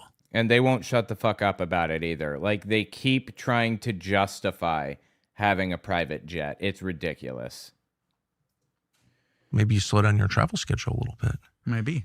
I only say that because I've flown private enough to know that it's like next level expensive. Like there's no way to, even for businesses, rich people don't buy their own planes because like, I just can't trust. That's true. They'll like borrow an airplane from Taylor Swift. She loans her jet out all the time to people. It's insanely expensive. Like, holy shit. You think that like a yacht is expensive, or let me rephrase. You think that it's expensive to, I don't know, buy a mansion? No. Private jet is next level shit. We're talking, Tucker Carlson may not have enough money to own a private jet consistently, and he's filthy fucking rich. Justify that. I'll charter if I need it. There's a funny story. So to have a private jet that you own and pilots use, retirement you pay, fuel costs that you shoulder, the endless maintenance on the plane incredibly expensive. Like, ask any rich person. That rich people don't do. I mean, some do, but most rich people are like, I'm not rich enough for that. Yeah. Yeah, I mean, Trump's private jet that he was given by Qatar is worth $500 million. That's $500 million. That is so much goddamn money, dude. So much fucking money. Right? There's a great story of. I know a lot of rich people, trust me. They'll be like, I'm rich, but I'm not that rich. sure. Then you see some preacher who's got a private jet. It's like, what world are you living in? What is this? Well, and the congregation will justify it too. That's what's so backwards. Sorry, that makes me mad. The blind lead the blind into a ditch, as the scriptures But say. how common is that? You've got your own jet? It's not. I wouldn't say it's that common. There's a lot of pastors try to get into that space, and then their congregations do sometimes push back. And so, who was I just talking? If I had a pastor in a church that I was attending on Sunday say, we need a private jet, I mean, I'd stand up in the middle of the service and say, son, I know more about this than you do. You do not need a private jet. Jesus didn't fly private. He rode a donkey. Like, what are you doing? Well, then they'll say, oh, but the donkey was literally, I've had someone say that was the fastest mode of transportation. It wasn't. It was the most humiliating form of transportation. That's why he chose it. Yeah. Yeah. But that's interesting. They'll justify it. Samaritan's Purse has, I didn't print their entire 2024. Like Kenneth Copeland will say, I have a very busy schedule and I have to go all over the country all the time to meet with people or whatever. And I get it. Like, you're trying to run an organization, a business, and trying to get things done.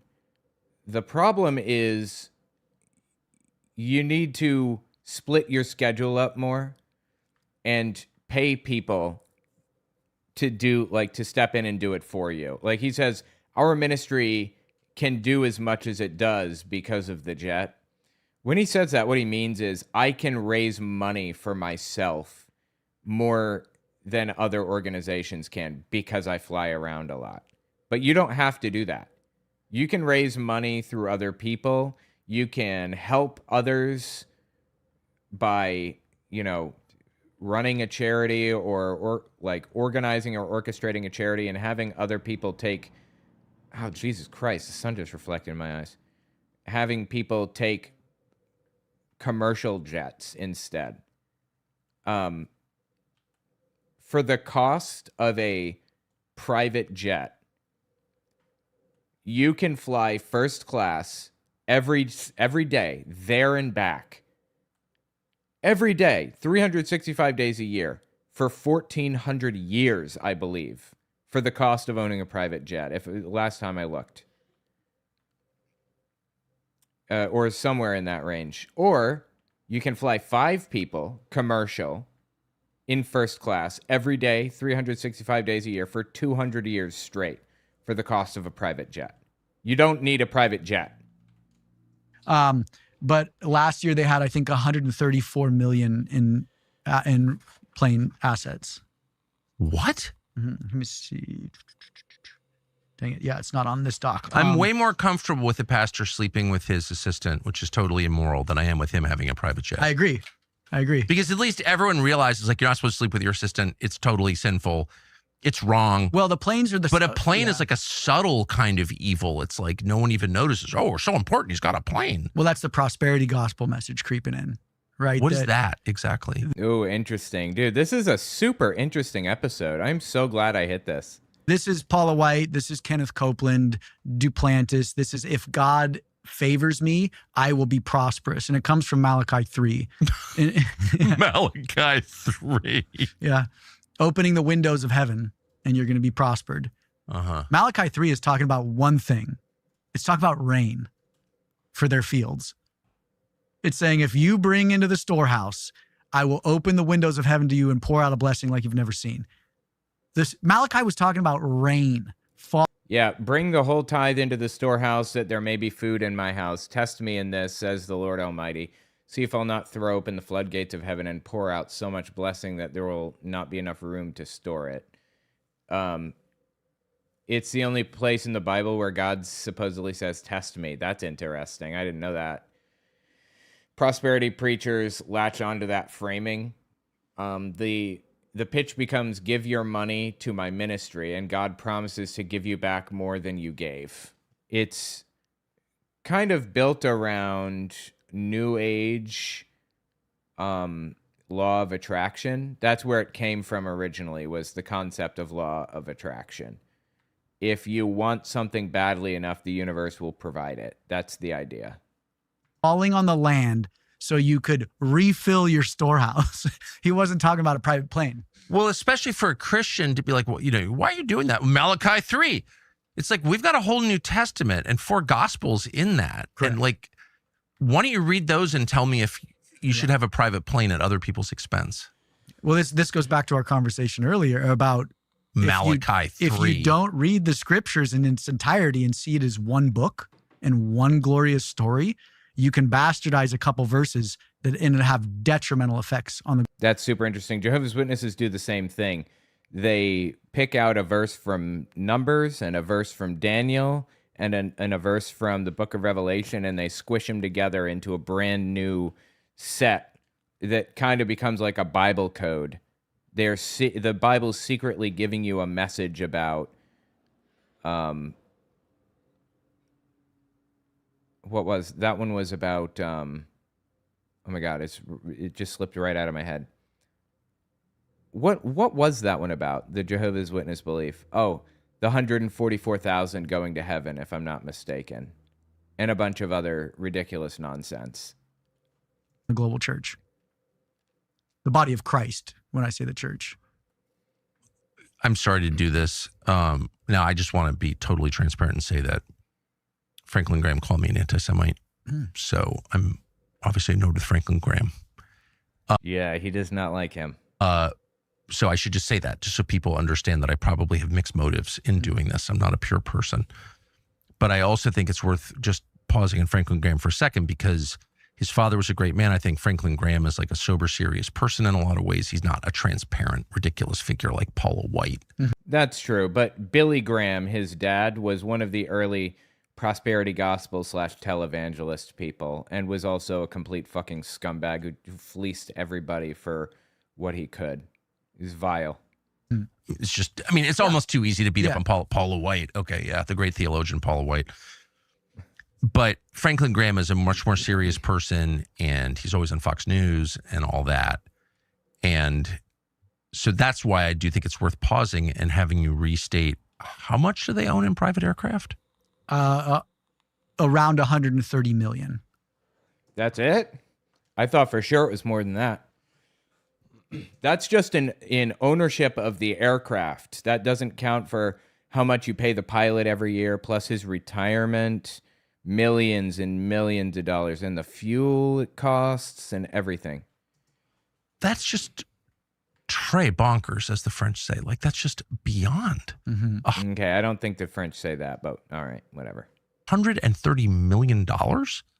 And this is a great track to move into Alaska. So he bought a piece of land with his wife on Lake Clark in Alaska, very remote. I'd been to Alaska a few times, so I understand how remote. Me too. Alaska is beautiful. Yep. Some of the most pretty country in the world. Hard to get to, though. Very. And this is what gets interesting. So I believe, I don't have the document in front of me. He and his wife bought this little lakefront half acres. I believe it's a half acre, or maybe even a quarter acre, very small property on beautiful Lake Clark. A few years, and they purchased it personally because Franklin loves Alaska. He loves fishing. He loves bear hunting. He loves to be out. Ew, dude, you do bear hunting? What is wrong with you? Do you know Teddy Roosevelt said that he wouldn't go bear hunting because it was unsportsmanlike? You got to wrestle the bear with your own hands, I guess, if you want to be sportsmanlike with bear hunting. I don't know. But that's why they named the teddy bear what they named it, after Teddy Roosevelt, the teddy bear. Yeah, no, I like that about him. And I'm a big outdoorsman. You are. Yeah. And well, what happened was a few years later, Samaritan's Purse bought the lot next to him. Which is Franklin Graham's thing, I believe.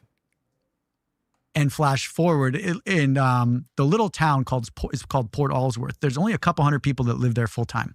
There's no signals. You can't drive to it. There is no road that gets you from Anchorage or any other city to Port Allsworth. The only way to get there is by flight, private plane, and there's a dirt runway. There's 2 of them. Or by boat, by barge up these rivers. Yeah. And this is a good story for backstory. So I was up in Alaska probably 4 years ago. No, longer than that, 5 years ago. And we're in the middle of nowhere. I'm with Inuits. Like, we're going back packing on float planes to find a property that my friend was inheriting from her parents. I'm like, I'll go with you. This sounds awesome, right? So I'm carrying I got a 10 mil strap to my chest, a shotgun, a bear gun. And I'm like, we're going. We're in the middle of nowhere. We're sitting with this Inuit. We're staying at her cabin, and she's making us a meal. And she asked what I do. And I say, the religion business. And I give her the story. We're filming it. And she goes, oh, you won't believe it. Her husband owns a barge and barges equipment up and down these rivers. And she goes, we just barged a soft top Ford Bronco, brand new, 2021. So it's right when the Ford Bronco came out. And I'm like, what is a soft top Ford Bronco being barged up a river in the middle of nowhere for? And this is where you couldn't get them. They were very hard to get.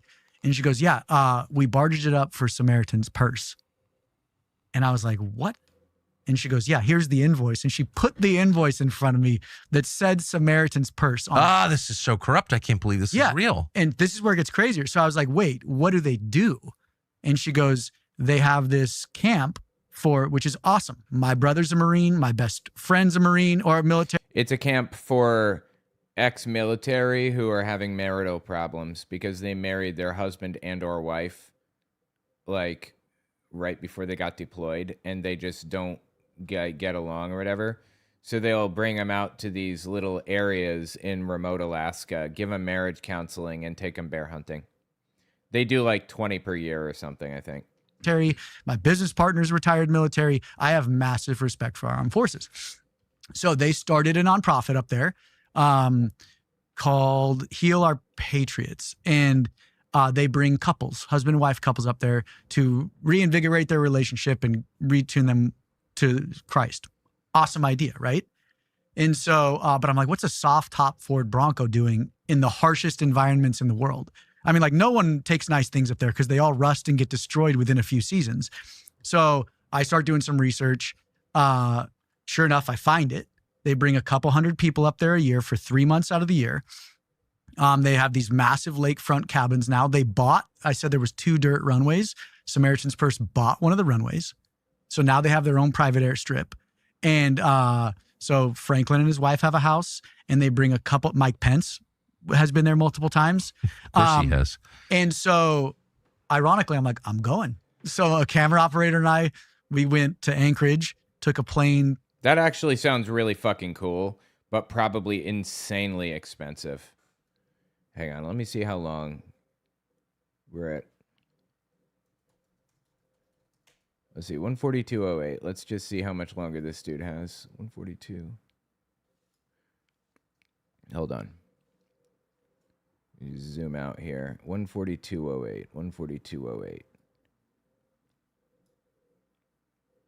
Oh, this guy keeps going. Damn, I thought it was shorter than that. Okay, well. Anyway, that's interesting. This dude... All right, let's finish his story, and then we'll move on. Anchorage, took a plane to, a little Cessna to somewhere else, and then we got on a float plane, and we landed. We're in the middle of nowhere, Tucker. And all of a sudden, have you seen the movie Truman Show? No. Great movie. You haven't seen The Truman Show. Tucker's like 60. How have you not seen The Truman Show? I saw that shit like 16 times when I was little. But it's about a fake world. It was a fake world. There wasn't a blade of grass out of place. Like the amount of upkeep and care to make this place look perfect. And then the crazier part is this is where I go conspiracy theory. There's these massive fuel storage tanks, massive, 20,000 gallons at a time. And this plane would fly in and land and just refuel these tanks. And I talked to the pilot, and he's like, yeah, this place is like a bunker basically to just camp out. And I'm like, oh, this is like Franklin Graham's World War III like hideout. Like if things go south, he's going to ping up here. They've got gardens. They've got full greenhouses. I'm like, this is the bug out zone. And that's just my conspiracy theory, but it's not. I mean, every rich person in the world thinks that way. So the reason why I'm saying this is this organization is paid for by donor dollars. It is a multi-million-dollar a year operation. Franklin Graham, I have his flight logs, flies his private jet back and forth from North Carolina to Alaska during this 3-month window. If you really wanted to run a successful, humble nonprofit, so crazy. This is where it gets crazier. Like, you live in North Carolina, almost on the water. You could start a great operation there in your backyard. But here's my kicker. Their 990s show donors where the money goes. This isn't their full 990, so you wouldn't be able to see it. But in the back of a 990, they line itemize where you're supposed to line itemize where your money goes. There is nothing in their 990 that has anything to do with Alaska. That's interesting. So wait, Samaritan's Purse. So he's saying he saw the Samaritan's Purse invoice that actually showed their name on the list. That is interesting. That means that they are actually lying on their taxes. That would be proof if what he's saying is real. Generally, I distrust everything out of Tucker's mouth and all of his guests' mouths, but that would be a pretty big deal. Not that it matters, because Trump isn't going to convict or charge anybody in the evangelical world. It doesn't matter what they've done wrong, just like he's not going to be convicted for anything he does. But wow, dude, if that's real, that is nuts. It's buried in another line item that no donor knows about. So I get this story specifically because that's every rich guy in the world wants, who's a sportsman, wants a camp on a remote lake in Alaska, easy access, and wants a bug out spot. Everybody wants that. I mean, I would know. Yeah. And that's what everyone talks about. You know what I mean? Yeah. And that's the opposite of a conspiracy theory. That's like the thing people want most. And if you can find a way to get your nonprofit to pay for it and a way to morally justify it to yourself while I'm helping wounded warriors keep their marriages together, that's just, that is so corrupt. If what you're saying is true, that's like... I've been there. We filmed there. This is the best part. So there's so many good parts of the story. So at the end of the runway, there's a food truck that they barged up. Get this, they barged this food truck up there to be there too. And it's called, what's Franklin's daughter's name? Cece, or she goes by? I don't know. Can't remember her name. It's named after his daughter, this food truck. They serve a very specific hamburger that's Franklin Graham's favorite hamburger, his favorite meat patty. And so we just picked a random date to go. Like, I didn't coordinate this or anything, but you can only go in the summer. And so I'm sitting there, and it's the only place to eat. So literally we ate there every day. And we're sitting there, and we had hiked this ridge line to get a shot looking down. And Franklin Graham pulls up in the Bronco. And I'm like, well, my camera operator's like, dude, that's the Bronco. And I was like, what? And out drives from this side road, this soft top Bronco, pulls up, gets out, walks straight into the food truck, not goes up to order, walks into the back of the kitchen and starts making himself a burger. And we have a camera. And so I just put the camera on the table and it starts rolling. And there's only 2 picnic tables. And so this is interesting. I would love to know what documentary he filmed, and maybe we can watch it at some point. I'm looking this way. Franklin makes his burger, walks out, sits in the other picnic table staring right at me. Wait, can I ask, where is there to drive? There's nowhere to drive. The runway. So the Bronco is to drive from the runway to the camp? The Bronco is to drive from his house down the airstrip to the main setup. How far is it? Probably a quarter mile, third of a mile. What? Yeah. And they barged a brand new Bronco in to drive a quarter mile? Yeah. Most people use quads or golf carts, because there's nothing there. They're a walk. There was one other car that I saw. It was a... I mean, a quarter mile can be a long walk if you're making the trek a lot, especially for an older person, so I get it. It was like a 1988 Chevy Suburban, and I know it because that was my first car. So great vehicle. Yeah, 454, that big old... big time. Yeah. Big time. But that was the only other car. And then a brand new Ford Bronco, soft top Ford Bronco.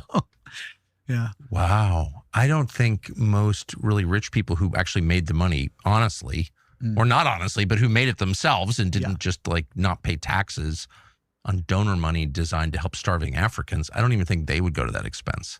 It was impressive. That's very extravagant. Well, and he's using donor money to justify it.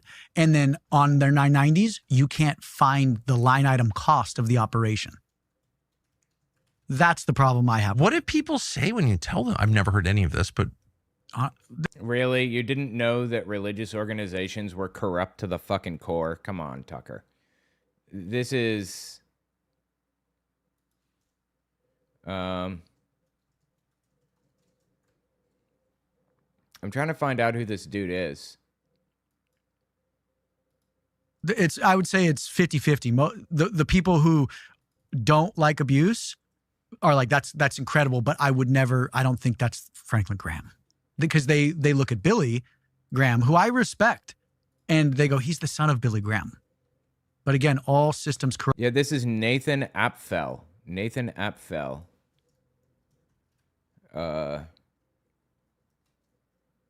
The religion business.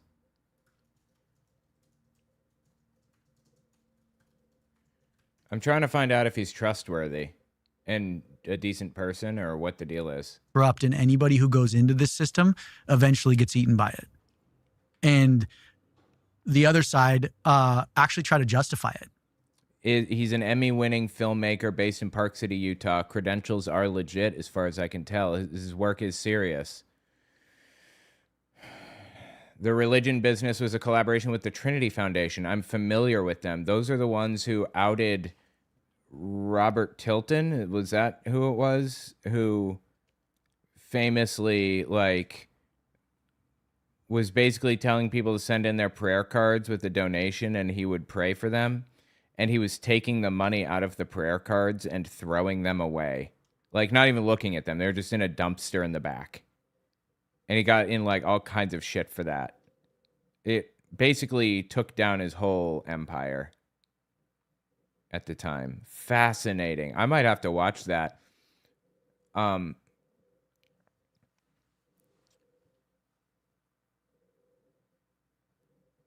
Wow.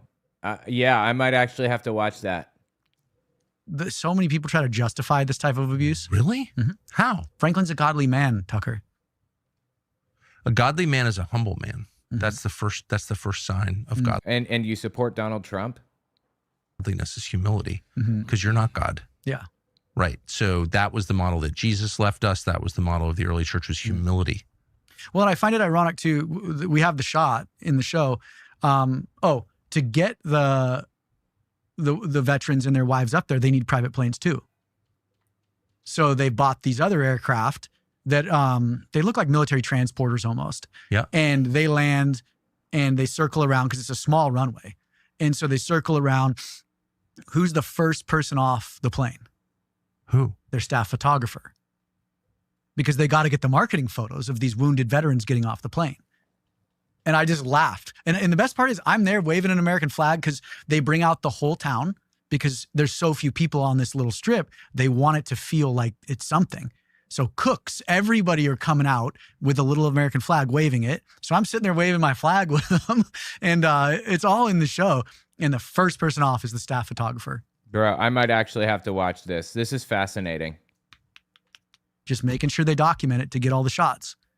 And then ironically, so I told you I spent 6 years in Maui during the Lahaina fires, which was awful. Oh, all right. Well, anyway, Jesus Christ, dude, that's really interesting. Tell me what you think about that in the comments. Maybe we'll watch this documentary later. Okay. Let me give a couple intros. This dude went on Tucker Carlson and talked about basically religious abuse and how Paula White and Franklin Graham and all of these other evangelical scumbags are taking advantage of everybody all along the way. It was fascinating. Let's give this a listen. All right, let me give one more intro. I think I might need another. This documentary filmmaker apparently went on Tucker Carlson to talk about Paula White and how corrupt she is really interesting. Let's give this a listen. All right, awesome. I think that's it. I'm going to get out of here. I'll talk to you guys tomorrow.